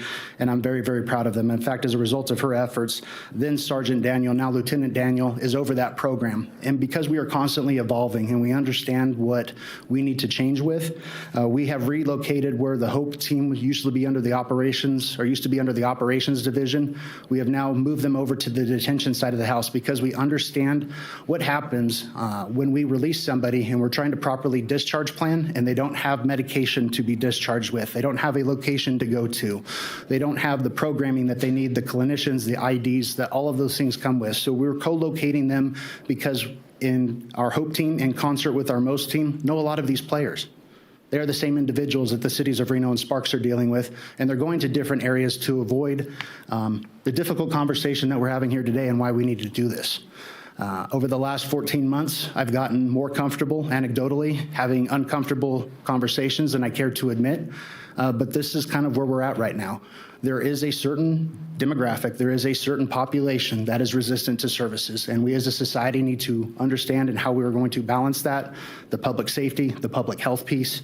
I've gone on a little bit longer than I cared to. I do have some other notes, but I'm looking at some questions across the board and would be happy to entertain any questions on behalf of the board. Thank you so much. Looking to the board on questions. I have a question, and I know we have a lot of public commenters, but your 6 arrests that you did, I guess what I'm having a hard time is understanding why you need this tool when you're already doing this work, this great work. I loved doing the ride along with Sergeant Daniels. I think that she and her team are incredible. I'm so excited that she got promoted. And I think that, I'd stand that, unit against all of them in town and say that we are the best, obviously. I think that the compassion and also the relationships that she's built. So I'm just curious where the missing pieces and why you need this so bad when we're already doing this incredible work. Thank you, Chair Hill, for the question. Corey Solferino for the record. I'm glad you asked that. We talked about earlier deflection and diversion. Unfortunately, when a crime's been committed and it's at the felony level, I have very little discretion. In fact, I'm ordered to make an arrest. Right. When we have the ability at a lower level to use it as a deterrent and tell people here after several contacts across the board, and what I didn't include today in this presentation is what our standard operating procedure would look like for this specific ordinance that was carefully considered and crafted with the assistance of some of our stakeholders here today. Although I don't know if they're in total support for it, we solicited their input, we provided feedback. Sheriff Balaam talked to them individually and to their executive director to provide that feedback to them. It is a documented encounter. It's a deterrent to get them to comply, to push them towards services, so we don't have that number continue to rise. As we further displace the population outside of the cities of Reno and Sparks away from services, we're going to see that number continue to rise. As far as what happens out on the corridor, what happens in inclement weather, what happens when it's 12 degrees outside, what happens when we have overdoses and we have nobody to report the overdose and we can't get much needed medical treatment and training there. Not to mention the fact the cost to everybody else in trying to provide resources to these areas and trying to get ample people there, medical, law enforcement, and professional to deal with some of these locales. So the reason why we need it is that deterrent piece. We need it as that pathway into community service court. And I'm glad you asked that question because I didn't even touch about community service court. Often people ask, why misdemeanor? Why not a civil infraction? Well, civil infraction was something that the legislature created to address some traffic laws. So we don't have a pathway by which right now to make this as civil in nature. And Judge Hazlitt Stevens is an amazing man who has literally traveled our entire nation trying to figure out how to provide these service providers and connections and resources to our unhoused population. And he simply just has done a masterful job over at the City of Reno, what they're doing in municipal court. So with that work from Lieutenant Daniel and working with court administrators from the municipal court is we want to provide a conduit and a pathway where our officers are citing into community court. The last thing that we want is incarceration. Absolutely the last resort. Presenting before this board several times in the past, our average daily population is over 1,200. That's what we've been hovering around. We're talking about building a forensic mental health medical unit. We were just awarded, and you guys will see on the BCC coming soon to you, is a sub-award from the state of Nevada to do the jail-based competency program from within the facility, because we are looking at the issues. Our demographics are changing. Our inmate population is changing. We don't have this nonviolent misdemeanor population in our jail. The people that are in there for a reason. So we want to provide them the pathway and the conduit that they need to be successful on their pathways out. With this ordinance, and the reason why we would move forward under our standard operating procedure and why it can't be part of this is probably a question that's better explained by Deputy District Attorney. But our standard operating procedures are that code of conduct that our officers have to abide by when they're responding to certain crimes for service. So as you're looking at our homeless outreach proactive engagement team, this standard SOP, if you will, would delineate what that contact looks like. The first time that we go out there, we offer services, they refuse, we give them a warning. The second time we go out there, we follow up with a case management, and we're talking hypothetical, same person, same location, or similar over a 12-month period.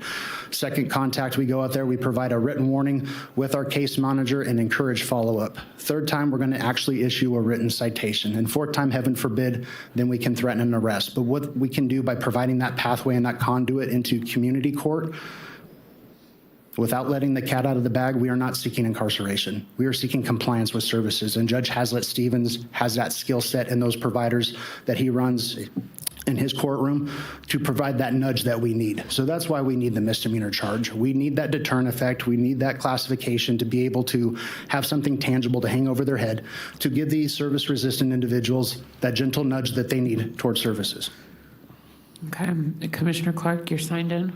Thank you, Madam Chair. I want to follow up with kind of your comment. And again, I'm just talking with you. I'm not trying to be adversarial at all, but I have questions, and my constituents have questions. Sure. It seems like we have, at least I'm not an attorney, I don't have the laws memorized, but it seems like we have a lot of tools already in the toolbox for law enforcement. It's against the law to litter. It's against the law to have bodily functions out in the community. Public intoxication. There's lots of things on the books. There's rules and laws. If I went out and broke some of these rules and laws, I would expect that I would get arrested.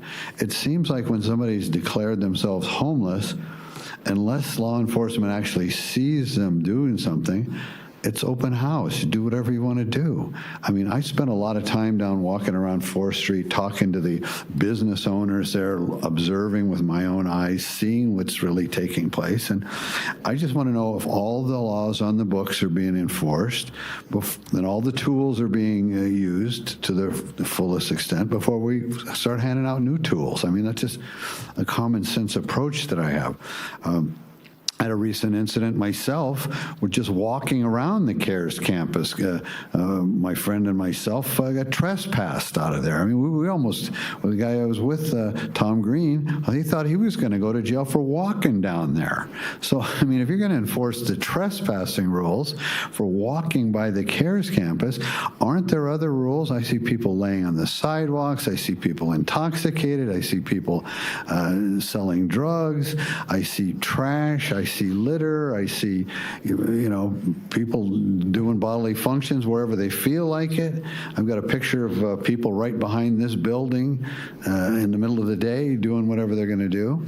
And part of what's taken place, and I know you're talking about the end of the world and those places, but part of putting the CARES campus right where we did, it brought folks into that area.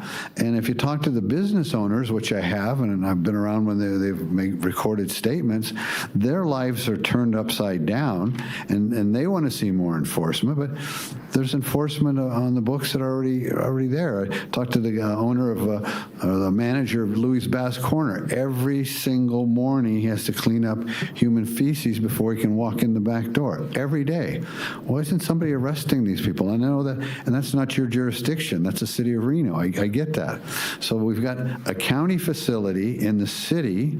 The city doesn't seem to be enforcing the laws as strictly as maybe the sheriffs. The sheriffs aren't really allowed to do anything on 4th Street. It's so disconnected. Nothing seems to make any sense, and yet we want to do this. A new law, and people brought it up, and what's it going to cost the jail? What if 10 people a day say, the heck with you, we're not going to listen to what you have to do, and they've done it repeatedly, and you have to arrest them. Then we're building a bigger jail, and how much does that cost? So how do we enforce the laws that we have on the books and make this make the area safer? And I know I'm going on and on, but even the end of the world down on the railroad tracks, why don't we get the railroad police involved and get the railroad to clean up? I mean, if they're trespassing on railroad property, and part of the problem is trespassing, littering, public intoxication, taking care of their business on the street, theft in stores. I mean, all of these things are arrestable offenses if anybody else on the planet does it, but for a certain group of folks, it's like open season. I'm just trying to get my head around it, and in such a way that I can explain it to people who ask me about what the heck's going on. Business owners on 4th Street. Take it away. Yes, sir. Thank you for the question. Chair Hill, through you to the Commissioner Corey Solferino for the record. Sir, I'm glad you asked that question. The law is unique in the sense of what I can do for misdemeanors not committed in my presence. And a lot of times people ask that old question, where's the cop when you need them? Well, if I don't see that actually happen and I don't have a complainant to be able to issue that citation for a host of misdemeanors not committed in my presence, there's no enforcement action that I can take, whether citation and or arrest. There's 5 that by law that I can do, none of which any of the ones that you explained were those misdemeanors. So what this does is it brings continuity across the jurisdictions. We don't have that displacement of our unhoused population because 2 cities have it on the books and Washoe County has not looked to that yet. So when your constituents are asking you, why do we need another piece? We need one that's enforceable when our law enforcement officers are there conducting outreach, talking to people, making those necessary notifications. Not because 12 hours ago they saw somebody urinating on the side of the Truckee River, we get dispatched, we go over there, and nobody's there. Also, to the other point that you talked about, some of the encampments, the littering, the homes that we have, our officers are very compassionate to that. We don't just simply go there, take up all the stuff that they have, pack it away, and move out so they have nothing to come back to. Our officers will go out routinely and double, triple, quadruple check on these individuals. So to that deterrence piece, that is really what we need for that deflection piece. You talked about what are the costs of incarceration. Well, the costs of not doing anything are extremely, extremely hazardous to not only to that vulnerable population, but to what we're trying to do in the community with the behavioral health piece, with what we're trying to do with the CARES campus, what we're trying to do from a regional standpoint and get everybody playing on the same sheet of music. Earlier, you talked about, you used a football analogy, and I'm glad you did because now you and I are talking the same language. It would be like us trying to institute the rules of a specific league when the league keeps changing. We need to be able to enforce the same rules, playing the same game. So I understand everything you just said, and I get it. You can't enforce it unless you saw it. Yes, sir. And so the folks probably are not going to do it if you're there, right? Most folks are not. I'm not going to speed when you're next to me, right? Most people wouldn't do that. Most people probably didn't see it. But my point is, would it be cheaper rather than building a new jail, doing this and that, and the next thing is have more visibility. Back to the old days where they have somebody on the beat. Somebody's not going to urinate on the river if they see you there. But if you're not there, then you didn't see it either. So I get where you're going with that. But what the big picture is if you're seen, it might not happen. So maybe we need more visibility, because when I'm walking around these places and when I tell you, I can't see a Reno police car when I'm walking around 4th Street. Maybe they're there, maybe they're doing other things. They got other things to do. But, if we had, I haven't seen the bicycle patrols lately, but that kind of thing downtown used to deter a lot of stuff. And you can't speak for Reno, but I'm just observing what I see, and you need to see it or you can't arrest for it. And people who are not working and they don't have anything else to do and they're laying on the sidewalk all day, if somebody sat there and watched them long enough, sooner or later, somebody's going to litter, somebody's going to do something. There's no restrooms down there. The human body does things every so many times every 24 hours. And if there's no facilities, everything, there's theft, there's all kinds of things going on. And the answer is, unless you see it, you can't do anything. But it's still being done. How do we get around that corner? Chair Hill, through you to the Commissioner, Corey Solferino, again, for the record. That's a great question, sir, and I think it's going to take a multi-jurisdictional, a multi-collaborative approach to do that. We do not want to arrest, nor can we arrest our way out of this problem. That is not what we're here today presenting. That is not what we're trying to work with our community stakeholders. What we're trying to do is bring awareness to an issue, and there are service providers. We spend a lot of money in the community and also in the nonprofit world to have these service providers out there. We need to utilize them and better connect those services, and who better to connect them to than the subject matter experts in the field who see with it and deal with it on a daily basis. I don't want to arrest. I don't want to arrest somebody for littering if I don't have to. That doesn't fix the problem, because they're going to get back out. They're going to go back out there. They're going to do the same thing. What we want to do is push people towards resources which ultimately end in housing and getting them in a program and getting into a long-term solution. But there's certain rules of society, public health, and public decency that we have to do to get there, and that's what we're asking for. We're asking for the compliance on those means and those measures and nothing more. We're not trying to criminalize more. We're trying to be able to give a pathway by which we can intervene without arrest. Sure, and I don't suggest that you should even try to arrest your way out of it. But again, I'm trying to get to the point where people won't litter if you're there. People won't steal if you're there. People won't do lots of things if they see you. So maybe having more troops on the ground is an easier way to fix things, so you don't have to arrest people. You don't, it just.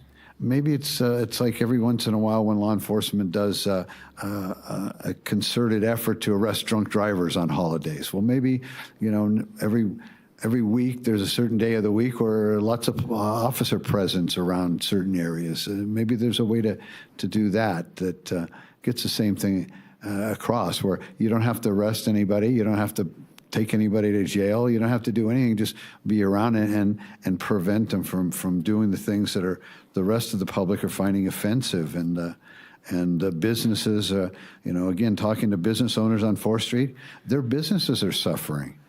The local folks won't go down. I'm talking to the guy who owns Deep Barham Ranchware there in the Western store.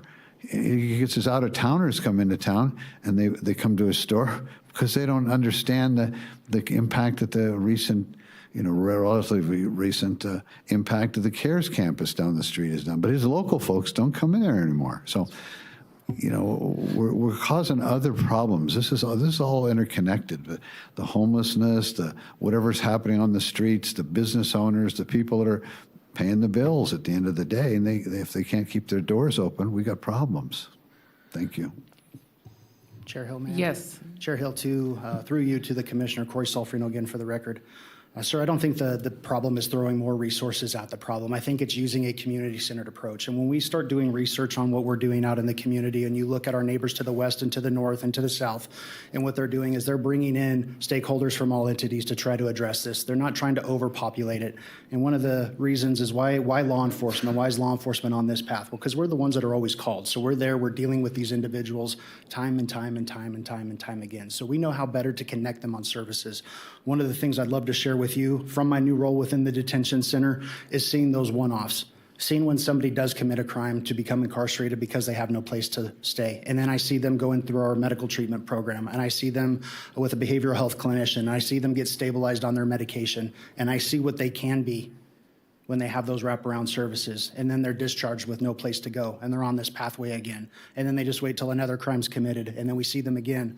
If we can figure out that piece, and I think we're on the pathway currently of doing that, and everything that county manager and the commission is doing to push our resources towards this behavioral health piece is crucial. And if we're doing our job the right way across the board, then we're not going to have those individuals incarcerated at Par Boulevard. So while our population starts climbing, as we start continuing with our programming and our funding and our jail-based competency program, I rest assured that I will present before this board and show our numbers start to decreasing from our successes.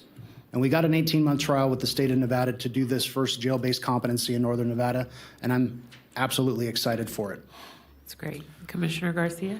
Thank you, Madam Chair. Thank you so much for the information, and to Commissioner Clark's comments. He's talking a lot about law enforcement presence and the 4th Street corridor and some of the larger systemic issues that we're facing. And I was hoping that maybe we could kind of shift the conversation a little bit more to the unincorporated part, the geographical differences of the districts that we represent. I know what I saw when I did my ride along with Lieutenant Daniel and her team back in November.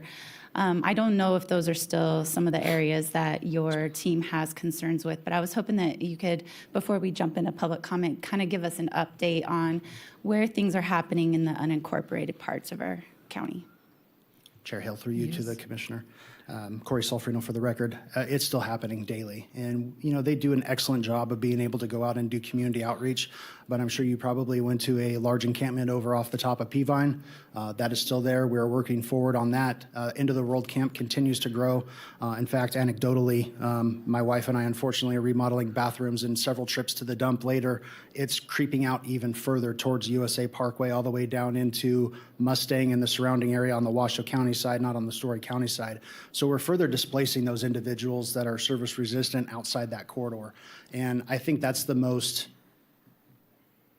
challenging aspect of our job, is trying to bring them back in and connect them to resources when they're standing in isolation. And given the winter this time of year, I just hope that we don't lose more individuals, because it's hard to conduct outreach when they're that far out. And we only have 3 people dedicated to that program right now. We will throw more resources at it, or those resources that are necessary to do so. And that's why I'm excited about the Audi project with the Children's Cabinet and co-locating there with all of our service providers, because I get it. Individuals are different and they don't want to be told how to live, nor should they. But when we can recognize something based upon their history, whether in our custody or in contacts with them in the routine public, and we can connect them with the right pieces, we have seen successes. And that's what we want to breed, is further success.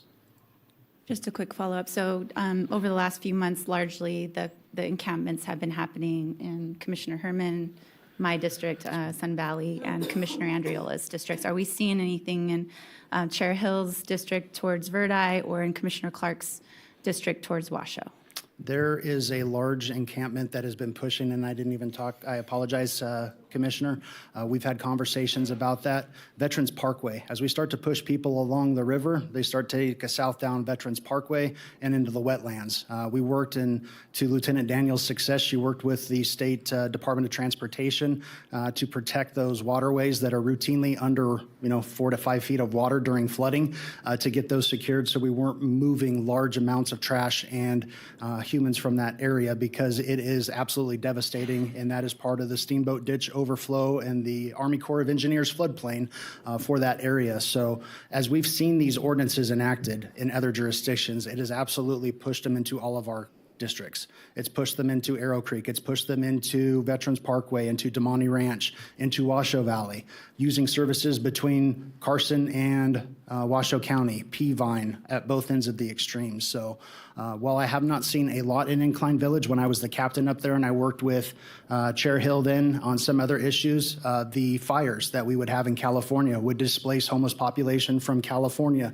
over into Nevada. And we would call our Hope team, and they would come up there and they would connect people and take them down the mountain and connect them with resources. So it truly is all of our districts. It is all of our problem. And we want to be a solution to that problem, but I can't do it without everybody's help and assistance. And that's where I think Washoe County comes together, is literally everybody from the Public Defender's Office to Ryan Gustafson with Health and Human Services and everybody else, because we are working with those individuals who are high-frequency users that are touching all of our different departments. Thank you for the update. That's all the questions I have for now. Thank you, Commissioner Garcia. And I think I'm wondering if if this moves forward and is read into the record today for the first reading, if there's some data that we could collect on how Sparks and Reno are doing with their ordinances, just some baseline. I know they're policing in different ways in both communities. I'm learning from Manager Brown and trying to deal with some of the issues on 4th Street because that crosses both our property, downtown Reno, and the city of Sparks. But it would be helpful to understand how these, or since they've had them much longer, how these ordinances are being utilized, what the impacts are on community court, just like any data that we could provide would be helpful to understand, the impact and where they're going with those. But any other commissioners before I open it up to public comment? I'm not seeing any. Okay, Madam Clerk. First up for public comment, we have Chastity Martinez, followed by Paul Lenart. Thank you. And I know a lot of these folks have commented at the beginning of the meeting, and we certainly, I've documented all your comments. So just keep in mind, we did hear you at the beginning of the meeting, and we're now at 4:09. So keeping cognizant of the time. So go ahead, please. Thank you. Well, good afternoon, Chair and County Commissioners. My name is Chastity Martinez. I'm a resident of District 5 and a community organizer with Faith in Action Nevada. For the last year, our leaders have been following this ordinance through our Housing Not Harm campaign. I know we've met with all of you. We've talked extensively with all of you about our concerns with this and all the concerns listed today even. And we respect Sheriff Balaam and his team and the HOPE team for meeting with us over the last several months, and we understand their intention with this. However, we still believe that an overly broad anti-camping ordinance is not the solution to address a select few individuals that are service resistant. It is a backwards approach to use a criminal penalty in order to get people into services, and it's an ineffective use of county resources to pursue solutions that are limited to law enforcement. And we just want to ask you to consider how this ordinance aligns with the county's Built for Zero goals, and if the services out there are really at an adequate amount to really meet the need that exists and that the HOPE team is trying to force people to utilize. We also expressed concerns that there's not been enough opportunity for community input, even with the stakeholder meetings that were largely unattended, especially input from those that would be most impacted by this ordinance. And then, as mentioned, we saw Sparks pass the same one recently, and within a matter of months, they had to go back to make changes because there was some confusion with the enforcement, which can happen when you duplicate laws. So we just asked the county to use evidence-based approaches and invest more in mental health resources and permanent housing rather than passing a policy that could even leave the door open for possible incarceration. And community court is not effective for all cases. And if people have no other option but to sleep in their vehicles or a tent and are not causing harm to themselves or others, they should not be treated as a criminal. So we're committed to working together to address these things and long-term housing solutions, but still believe this ordinance is a step in the wrong direction. So we urge you not to pass it as is. Thank you. Thank you. Paul Lenart, followed by Aspen Murillo. Paul Lenart? No. Aspen Murillo?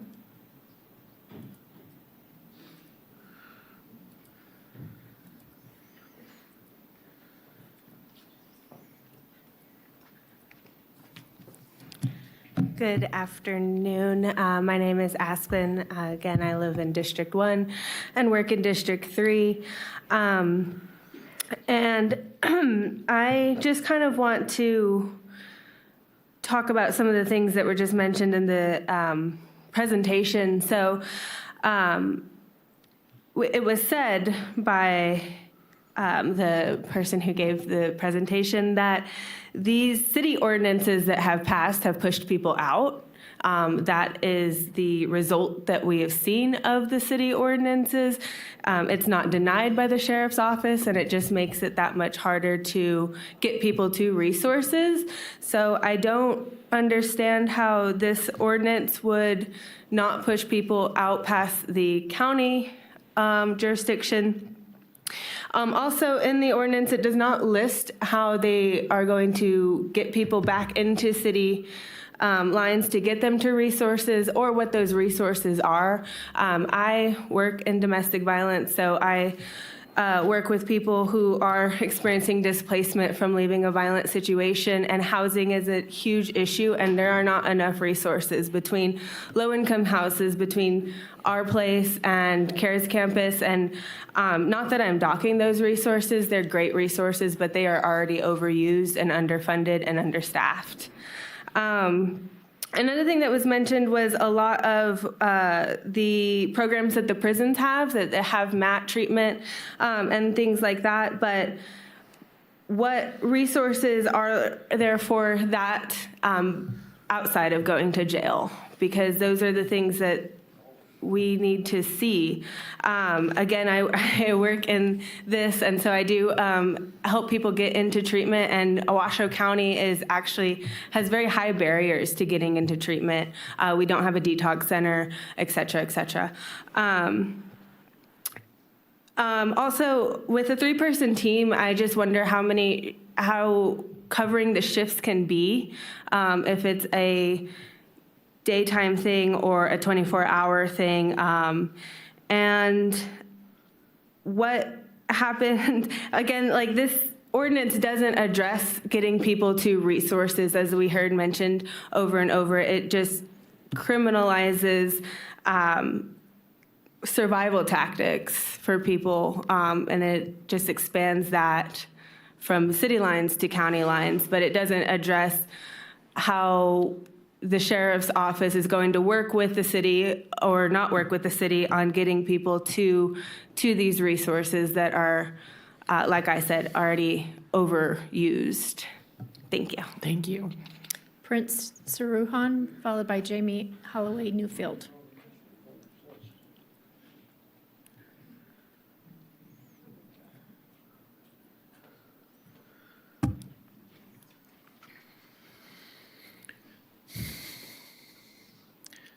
Good afternoon, board members. Prince Saruhan, resident, and I work and live in District 2. So I'm with Mr. Clark. And there's so many angles to tackle this ordinance, starting with the fact that this county was the one who made kind of the push to sheriffs to kind of come up with this proposed ordinance, and told the sheriff's department to meet with stakeholders, community stakeholders, people who are impacted. I feel like that's a lot of work to do, and I think that's the right thing to do.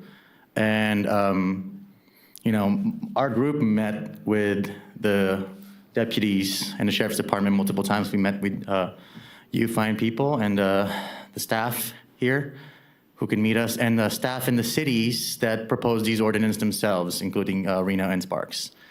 And, you know, I just don't get why, when we speak of people who need care and the people who have power to provide care and create services, that it is the law enforcement that is used for that.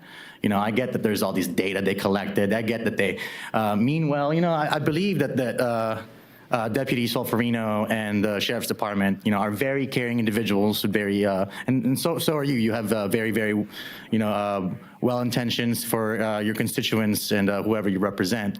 But when it comes to people who don't have a house, who don't have 4 walls, who suffer the same kind of weaknesses and frailties of humanity like we all do, somehow we speak of them as a nuisance, as if they we have to provide them services, but they're only through law enforcement. And then maybe like 5 people gave law enforcement, I don't know, a hard time, and then so we have to create laws that, I don't know, give the police probable cause to stop anybody that they, I don't know, feel bad about that day. And I'm not saying it's like these particular people in here or Sparks PD or you know, Reno PD, but you know, why are we giving more causes for everyday people to be harassed or to be checked upon by law enforcement. When what we're talking about is people that require care. Now, if the county can provide services, why does it have to be through the law enforcement arm of the county? No matter how much the law enforcement people say that they're going through it by the healthy standards and care for health, but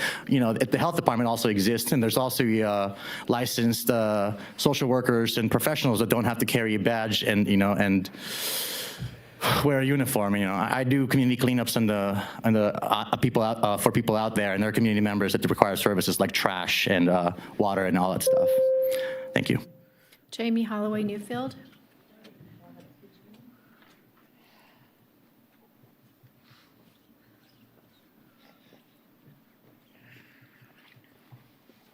God, I'm going to do this. Hi, I'm Jamie Neufeld, Holloway Neufeld. I have been out there on the streets. I'm part of your district, and to incarcerate people, it's not fair. It's not fair to have people go to jail because they're homeless. If you get pulled over with a blanket in your car, is that considered being homeless? Because that's what it says in the ordinance. That's not fair to anybody.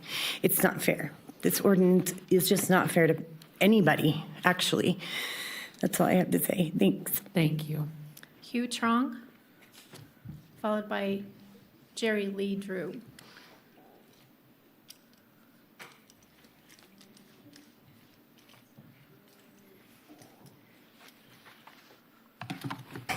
Good afternoon, County Commissioners. My name is Hugh Trong, and I'm a little short, but I'm a resident of Washoe County for 40 years, and I'm a Sparks resident of District 4 for 30, with the exception of 3 years past. But I work with Faith in Action in Nevada, and I talk to a lot of these homeless people. They're human beings just like we are. They just had the wrong pathways sometimes and stuff like that, but they still have good hearts. Like Commissioner Clark saying, what can we do like species? Well, when you lock up bathrooms, people are going to go to the bathroom anywhere they see. Trash, provide a dumpster. Sparks,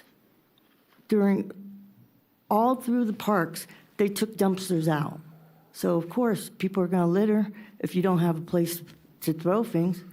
If you had a choice, we have garbage that gets picked up every week. But if you had to walk a mile to dump your garbage, would you? Most people wouldn't. But, and I also, I register voters to vote in the elections and stuff. And I've registered a lot of the homeless people. Why? Because they don't think they have a voice. But if they have a voice, they would vote. And they're starting to apply and register and stuff like that. And therefore, they can vote. Now, I believe if enough of them can vote, maybe something will be done about it. About criminalizing them. I sleep in my car. I recently lost my mother. I can't go home. I have a hard time. I feel it's safer to fall asleep in my car than to drive home, because of the condition I'm in. But if I was to get pulled over or cited or arrested because of that, that would barrel me down a different path, and it would just be negative. I'm a functioning person in society. I pay my taxes, and I believe that criminalizing people is not the way to go. Mental institutes and housing is where you should be putting your services at. The CARES campus, I talked to a lot of them. CARES campus doesn't work. It just looks like a encampment out from the outside in. Maybe it's safe. Thank you. Jerry Lee Drew.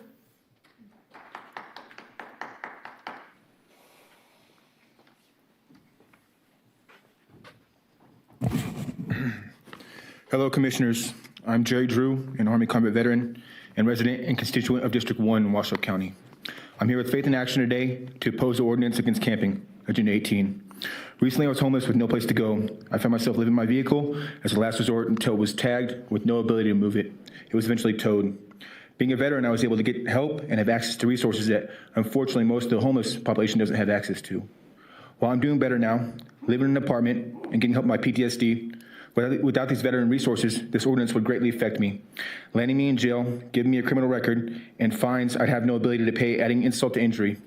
I could only imagine how overwhelming it would be to already have the struggle of homelessness compounded with the addition of legal issues, making it nearly impossible to receive any help I would need. Criminalizing homelessness is more costly than providing resources and services. It only causes further harm to our unhoused community members and doesn't solve the problem. Thank you all for your time today. Thank you. There's nobody else signed in. Thank you, Madam Clerk. Any other commissioner comments or questions? Madam Chair. Commissioner Andriola.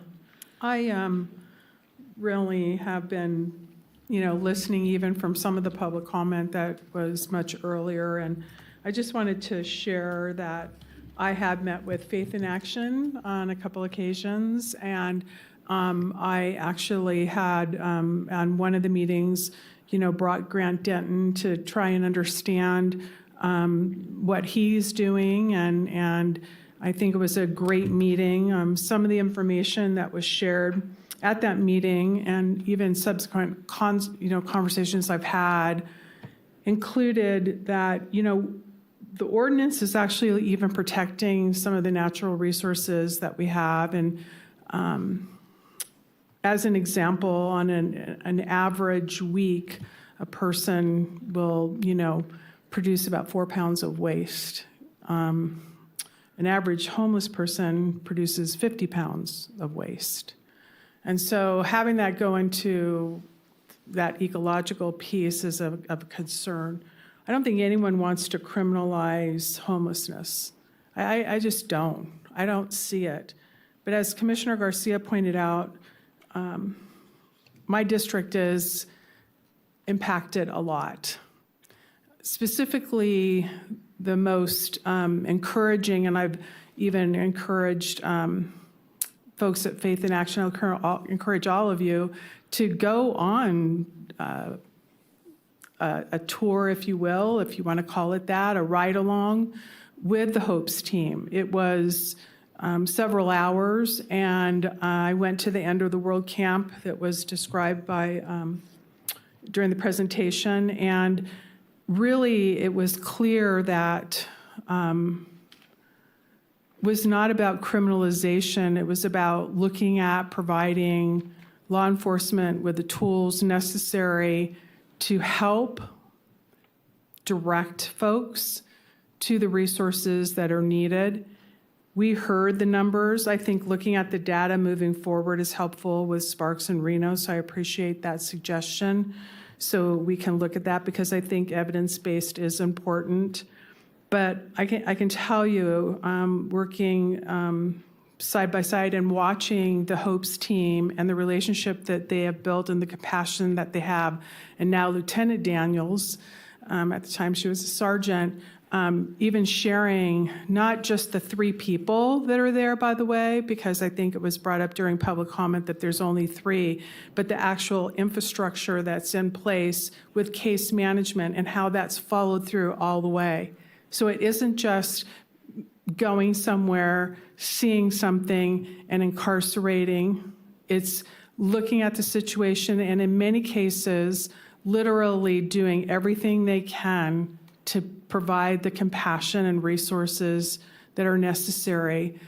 But today, I really feel that I need to share that I think what a great opportunity for all the hard work that Faith in Action and many of the public commenters that aren't even here, who do a lot of great things to help the homeless and the vulnerable, to be even having, like I thought about the CERT team, for those of you who know the CERT team, wouldn't it be great if we could create a partnership and not have this adversarial or potential tug, and to look at already the compassion that you have in place and the resources that you have in place in working and maybe creating a CERT team, maybe creating a volunteer team that actually works with the HOPE team in Sparks as well. So I think that there's a huge opportunity to leverage the resources, the compassion, the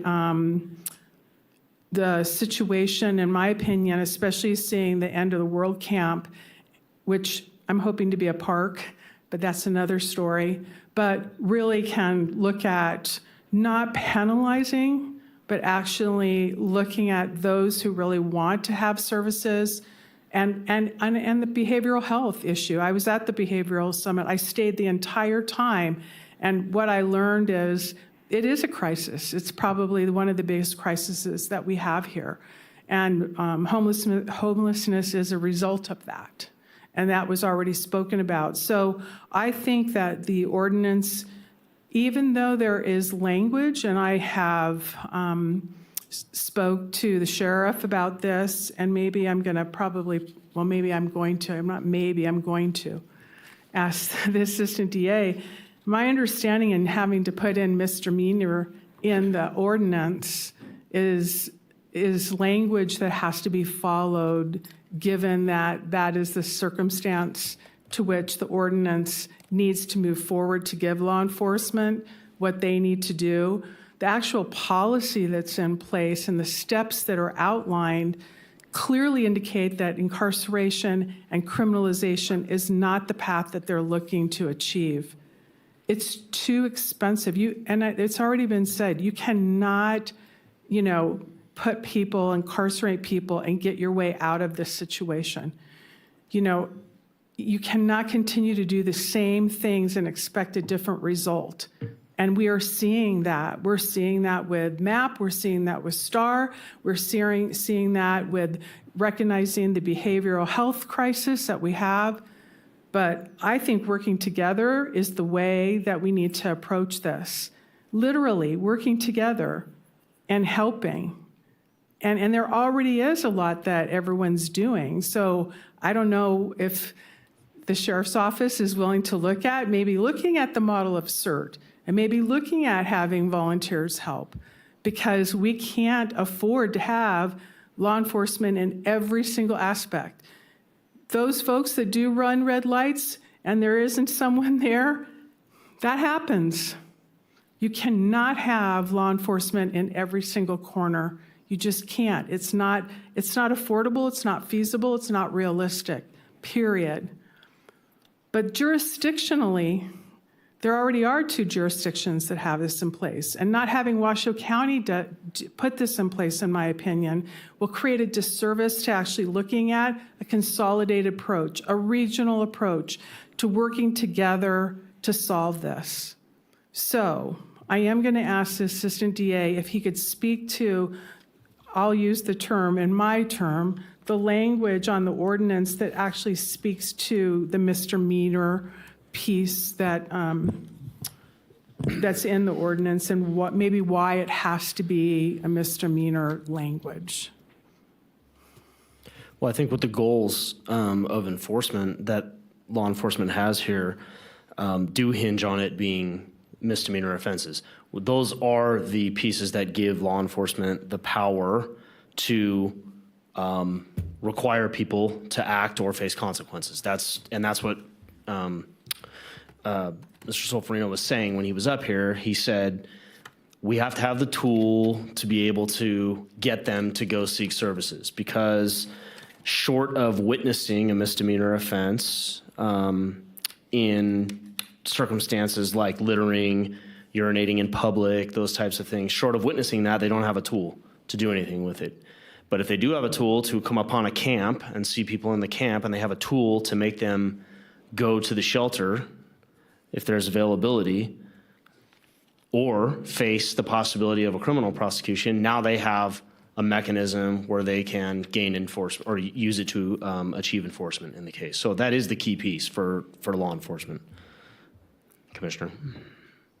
Thank you. I really appreciate that, because I don't think anyone is wanting to intend to criminalize homelessness.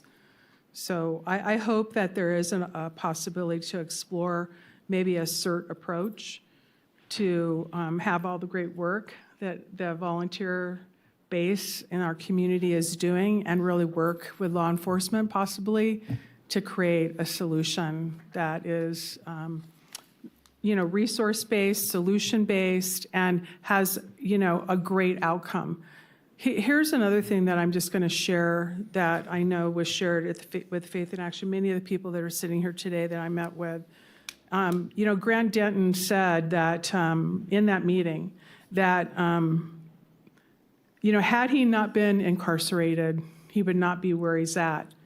I know it's just one person, but there are many others. And he actually described and shared that experience that even though he was incarcerated, even though that was not an ideal situation, it really provided him with that moment where he had to make a decision. I think step 2, as an example, I was around when Judge McGee put step 2 in place. And the folks that were coming in this case, it was women and children, they had to face a decision in his courtroom. Go to jail or look at getting help. Now, what would you choose? They chose to have help. And step 2, still to this day, even after serving on the board for years, even to this day, step 2 has a great result. So that would have been considered literally a penalty of going to jail or getting help. So unfortunately, the language is a misdemeanor. Nobody wants to have anybody criminalized, and I think the policy in place, this is a first reading. I think there's some room for additional discussion. I think looking at some of the information will be helpful, but I can tell you it is impacting my district, and the constituents that I serve actually are asking for something to be done. Even literally, it's happening in what would be considered an area near Hidden Valley that, I lived in that area for quite some time, wouldn't have thought that you'd see homelessness. The jurisdictional ability for Washoe County to fall in line with the other jurisdictions is important as a regional approach, as I mentioned. So I really appreciate the opportunity to share some of this and thank all of those who are dedicated to helping those vulnerable populations, and to the Washoe County Sheriff's Office, the HOPE team, the MOSE team, and all the other great programs that are looking at really a solution base and not a criminalization action, period. So thank you. Thank you. Commissioner Garcia.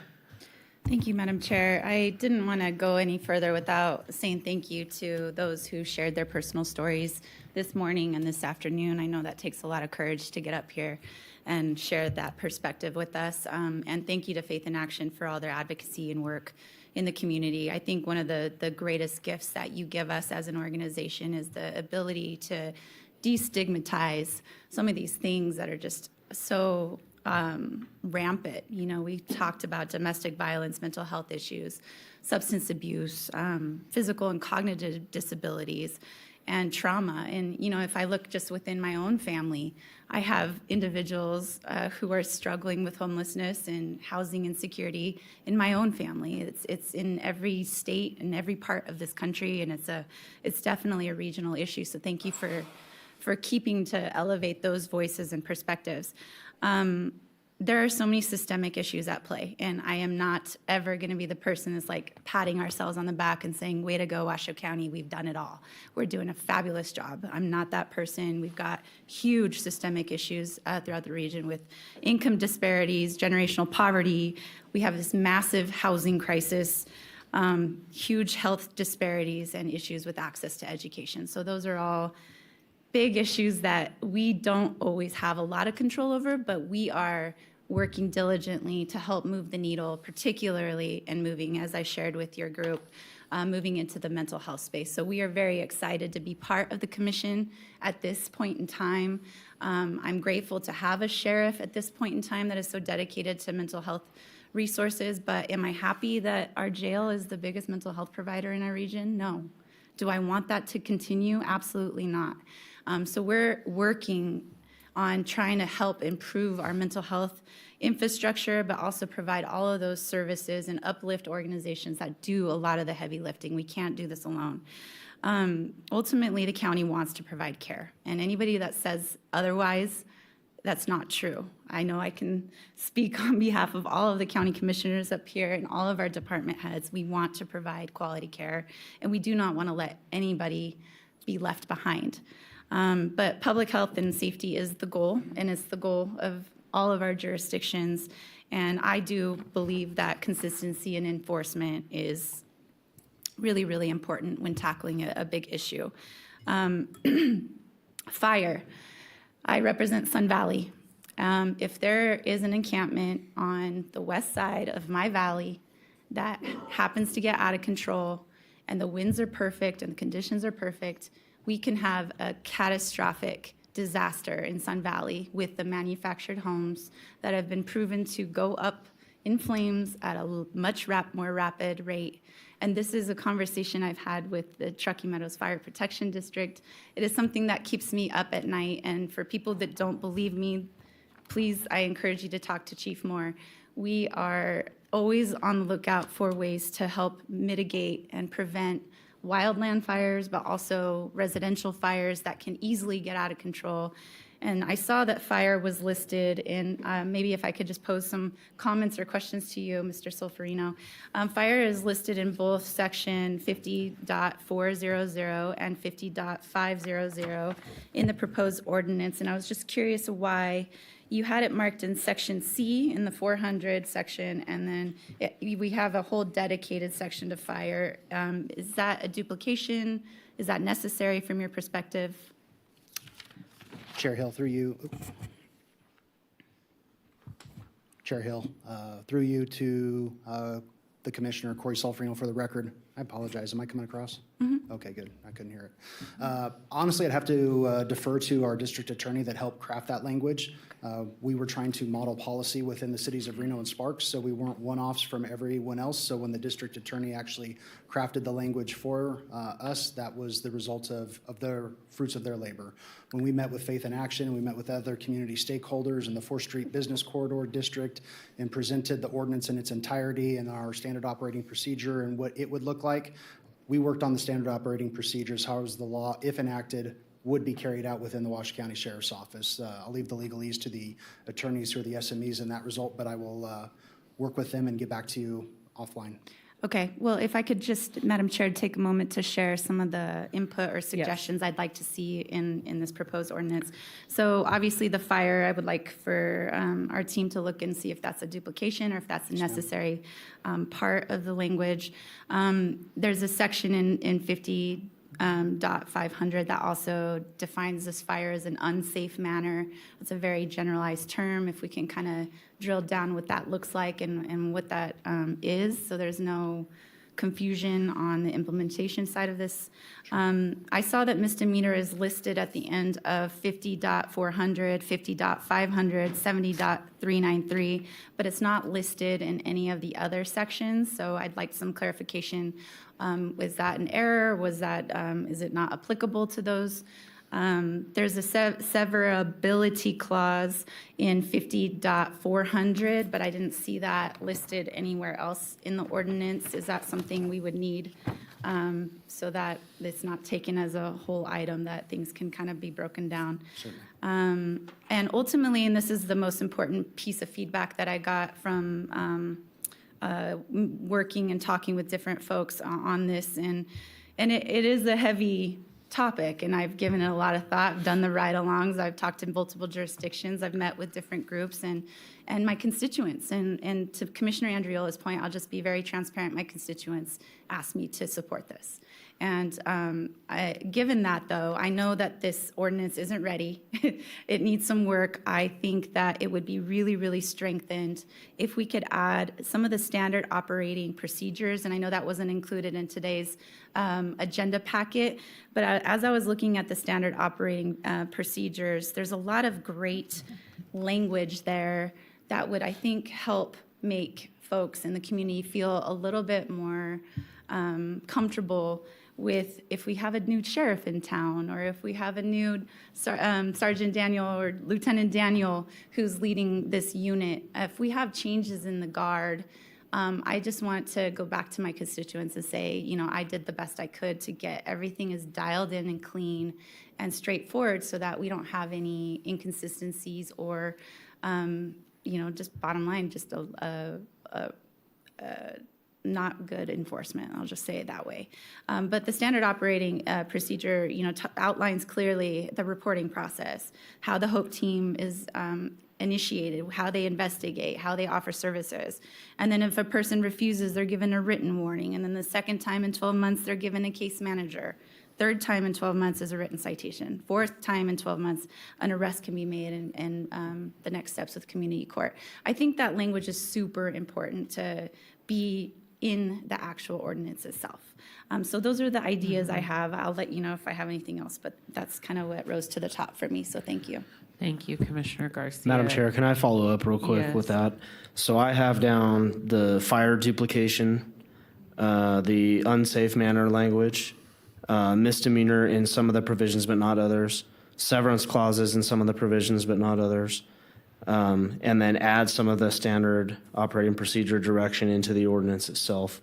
Did I cover everything you wanted? Yes. Them to? Thank you. Thank you, DA Edwards. So Commissioner Clark, I have you signed in. Thank you, Madam Chair. I just want to go on the record. I met with the sheriff a couple weeks ago. We spent a couple hours talking about lots of things, but I wanted to compliment him and you and the good work you do.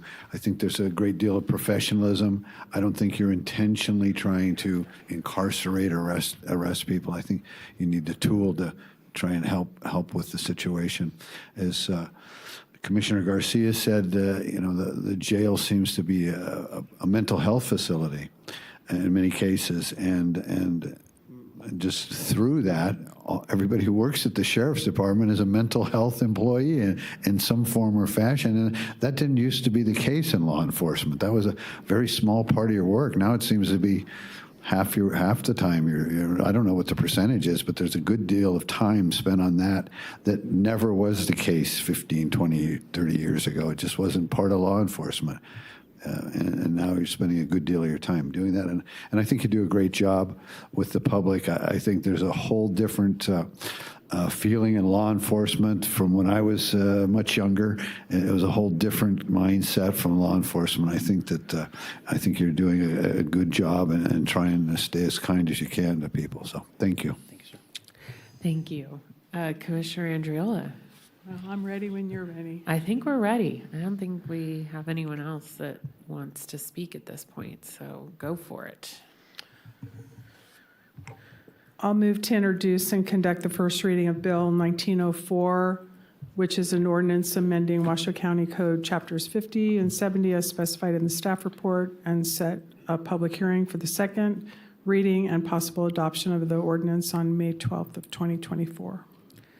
Thank you very much. I'll second. Oh, you don't even need to. Okay. I believe that was March 12th. Is that? I heard May 12th. I think I need new glasses.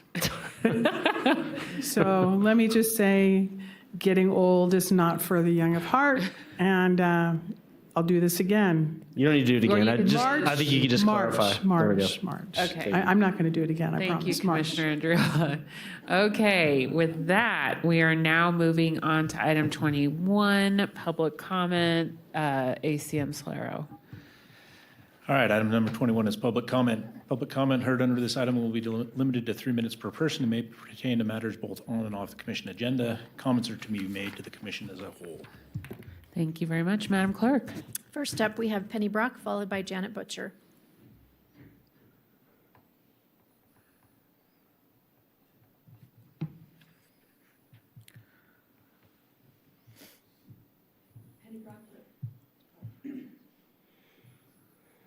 I'm sorry. Oh, there we're on. Okay, thank you. Penny Brock for the record. Please put my comment in the record per NRS.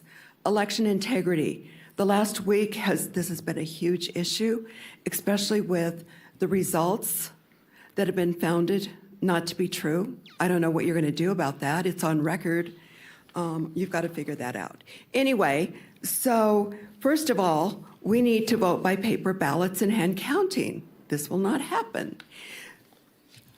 In 2022, there were 6 counties in Nevada where the voters asked their county commissioners to vote by paper ballots and hand counting. The only county that passed it was Nye County. They were sued by the ACLU. It went all the way to the Supreme Court, and Nye County prevailed. The only thing the Supreme Court added that they had to do was add a tabulator to confirm that their hand counting was accurate. The county clerk gladly complied, and it's rather amusing because it turned out that the hand counting was more accurate than the tabulator. So I would ask that, I'm looking forward to Commissioner Clark's new resolution that you put on the agenda to consider voting by paper ballots, and I guess we'll have to add the tabulator also.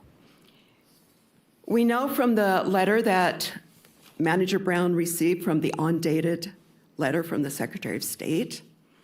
On page 2, all that the Secretary of State's office said was, this would not be a sensible exercise. They never said you couldn't vote on paper ballots and hand counting. So that's good to know. You've got the clearance to move ahead. I have an article here entitled Nevada's Vote by Mail System is a Total Disaster. This was drafted by Christian Adams, the president of Public Interest Legal Foundation, a former Justice Department attorney, and the current commissioner on the United States Commission on Civil Rights. He says Nevada voter rolls are a mess. They contain duplicates, the dead, and the disappeared, people who have moved away long ago.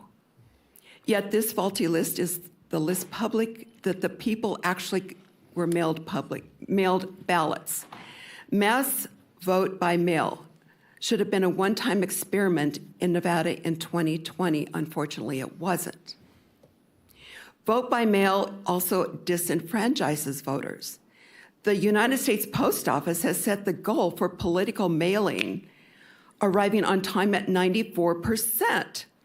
That's another way of saying 6% failure is acceptable. When you vote in... Thank you. Janet Butcher, followed by Aspen Murillo.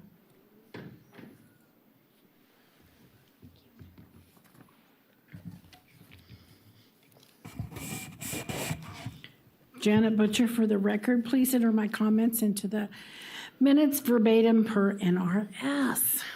I'm going to go back to what I read this morning. This is from the Secretary of State. The legacy systems used by a number of the counties require additional steps to be taken to ensure that voters who did not return their ballot do not have vote history. Some of those steps were not taken, which resulted in inaccurate data.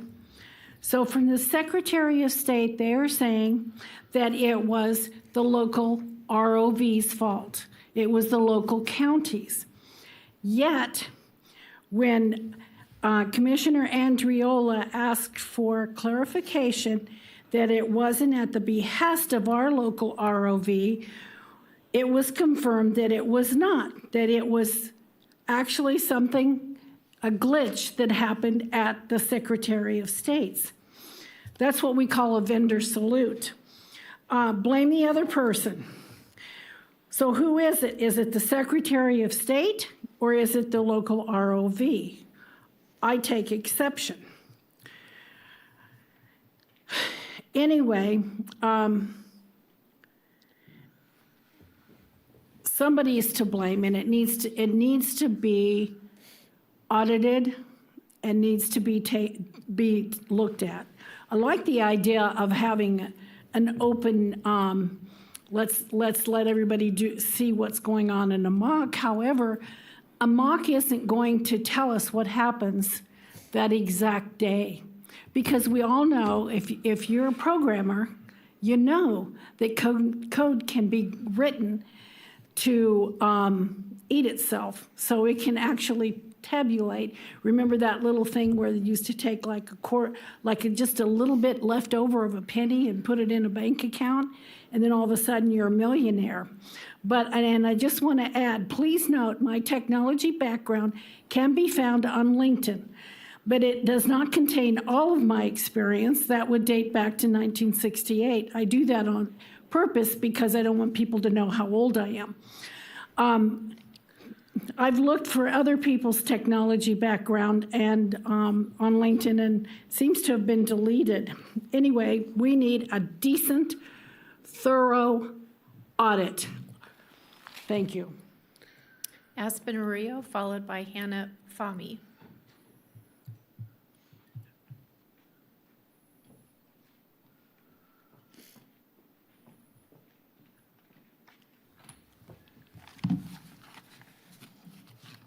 Good afternoon again. My name is Aspen, and I still live in District 1. I do want to say, since y'all get a lot of criticism and things up here, I do want to commend y'all for passing 9B1. I personally have worked with CASAT. They're an amazing program, and I do like to see that they're being supported by the county. That being said, going back to the ordinance, I know that it passed its first reading, but some questions to think about. What happens when there are not resources available? What happens when people are willing to go into housing, especially in the wintertime, and the CARES campus is full and our place is full, and the waiting list for the housing authorities in both Reno and Sparks is years long? Then what happens? Because the way this ordinance is currently written is the only thing is left is then to charge them with a misdemeanor. Or it actually isn't addressed in here what happens when there are a lack of resources available. Also, on the housing that they're working with, I would just kind of like to see more transparency in what housing resources those are. Like I said, I work with getting people into housing, and the housing that is listed on 211 and 311 have wait lists available. Some are listed, and when you go in to see that they're either for seniors only, most of the resources on Nevada 211 are located in Clark County. So I would be interested to see what housing the sheriff's office is getting these people into. And I understand that nobody wants to see poverty criminalized. However, that is what this ordinance does. And it, like I said earlier this morning, it strengthens the power of policing. I would much rather see a different arm of this county strengthened, whether it be case management, public health. I think those are departments of this county that are a lot more equipped to work with this, the vulnerable populations. Thank you. Thank you. Hannah Fahmy, followed by Roger Edwards. Hello, everyone. My name is Hannah Fahmy. I hate coming up here. I'm sweating. It's terrible. I don't like it. But I live on stolen land. We're facing a genocide right now. I'm just one person, and I don't think it's talked about enough, the amount of privilege that happens, be it in this office or not. If you have a full-time job, you can't be here. You have to take a day off. If you're here, most of the time you're working here, and you don't really have a say in your own opinion. It's your job. But on the part of disclosing information, I find it a little frustrating, a little crazy, that I didn't really know anything about our, the bid for our janitorial services. I don't really care much about it. I don't have anything to do with it. I wouldn't normally. But then I found it curious and just Googled it just to see who's all involved. And you're telling me that Letitia Harris was the county facility maintenance contract supervisor that allowed bidding for Qual Econ.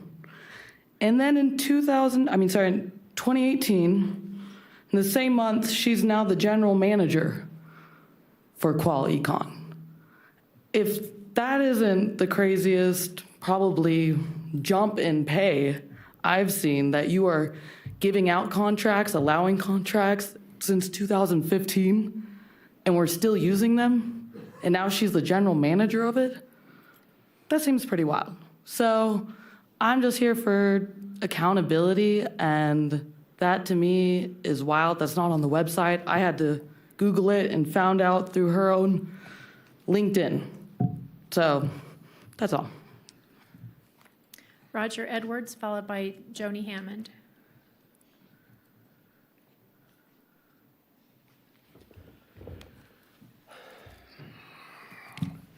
Good afternoon, Roger Edwards for the record. Please enter my comments into the permanent record. Thank you for providing another day full of interesting items. I don't know how much got handled or didn't, but anyway, enough about that. I was concerned about the photo op with the invocation person this morning. You know, I've been watching a couple of other invocations, and this is the first photo op with the whole board I've seen. I'm a lifelong Christian. I have followed the procedures to put my name into the reading of the invocation months ago, and when we had the atheist here, and I haven't heard anything back. So I'd appreciate it if somebody would look into that. But what I'm concerned about is, you know, everybody here is aware of our housing shortage. And, you know, as you folks got to be tired of having the public chastise you for doing one thing and saying another. You can't say we need workforce housing, low-income housing, and all of that other stuff, and then approve a $3,500 increase in just one fee for a new home or a housing unit. It doesn't have to mean a home. Apartment is what I'm concerned about. As I said before, as a contractor, that's not the only fee you pay when you sign up for a new house. I mean, you got all the stuff. You got impact fees, and you got regular building fees that the county charges for roads and everything else. And that one fee for the sewer to increase $3,500 could be easily doubling your fees for a housing unit. That's outrageous. That's one thing you had an immediate chance to have a real impact on the cost of housing, and you guys blew it. You guys put a $3,500 increase on one of the fees. Anyway, you know, I wish you'd look into, you know, saying what you're doing and doing what you're saying. You know, it's important. I've got 4 or 5 other things. Anyway, I'm also running for the library board. You need another conservative voice on that board. You've got to know by now I'm conservative. Grandparent, use the library system. Think about me. Thank you. Joni Hammond.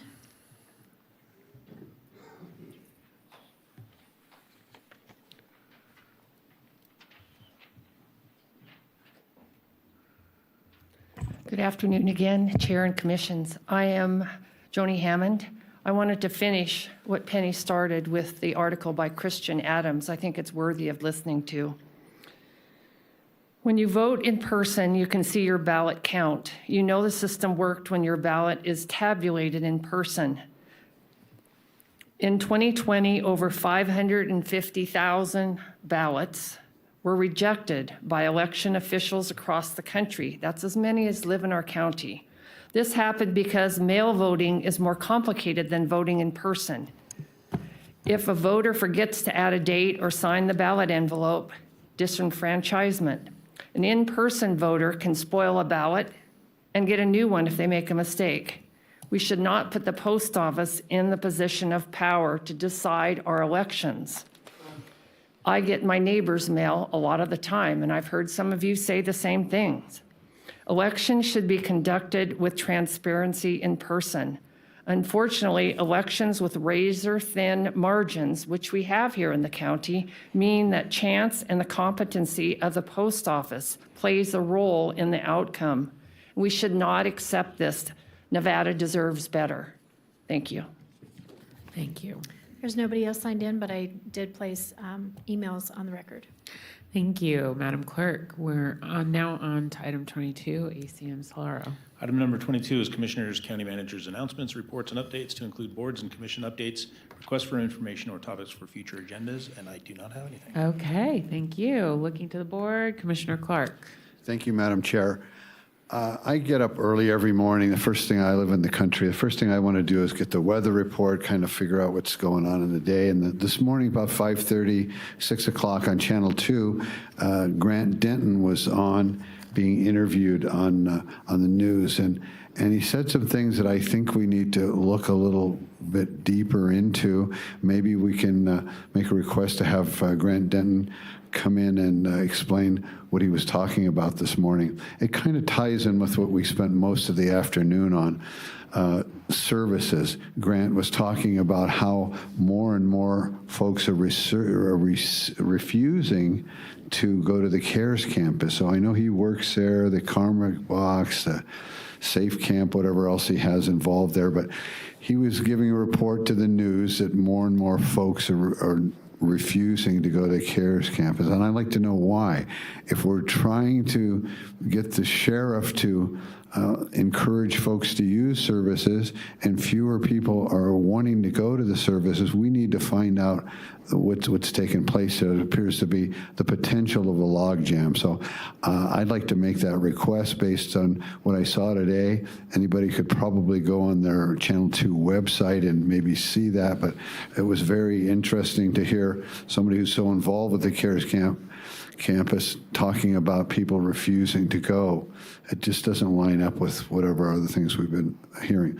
And next, I've talked about this, and I've joked with DA Edwards about this. When I saw the money involved with the cleaning of the offices, I suggested we open our own cleaning business. Looks like a very lucrative field to be in. And I wondered why, when we have so many buildings to clean, why we didn't award a bunch of different contracts.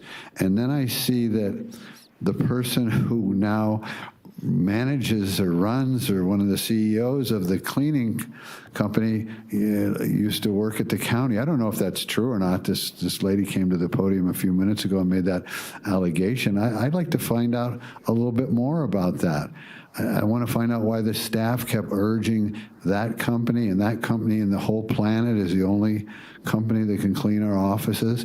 And then I hear that this may have happened. So I'd like to know more about that. I'd like to get a staff report about that.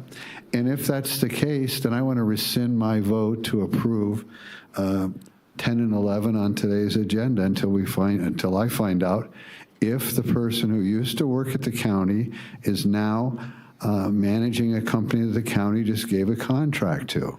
So I'd like to find out more about that. Thank you. Any other commissioners? Commissioner Andriola? I just wanted to thank Assistant County Manager Dave Solero for doing a great job. And for he stayed awake. And for all of his very poignant and articulate comments. I'd also like to recognize the clerk and the clerk's office for all the hard work that they do and all the compliance requirements that they have to meet in such a timely fashion. So thank you. Thank you. Oh, I better say thank you to the Assistant DA as well for always doing a great job, sir. Thank you. Thank you. All right. Well, if there's no other commissioner comments, then we are adjourned. Thanks for a great meeting, everyone.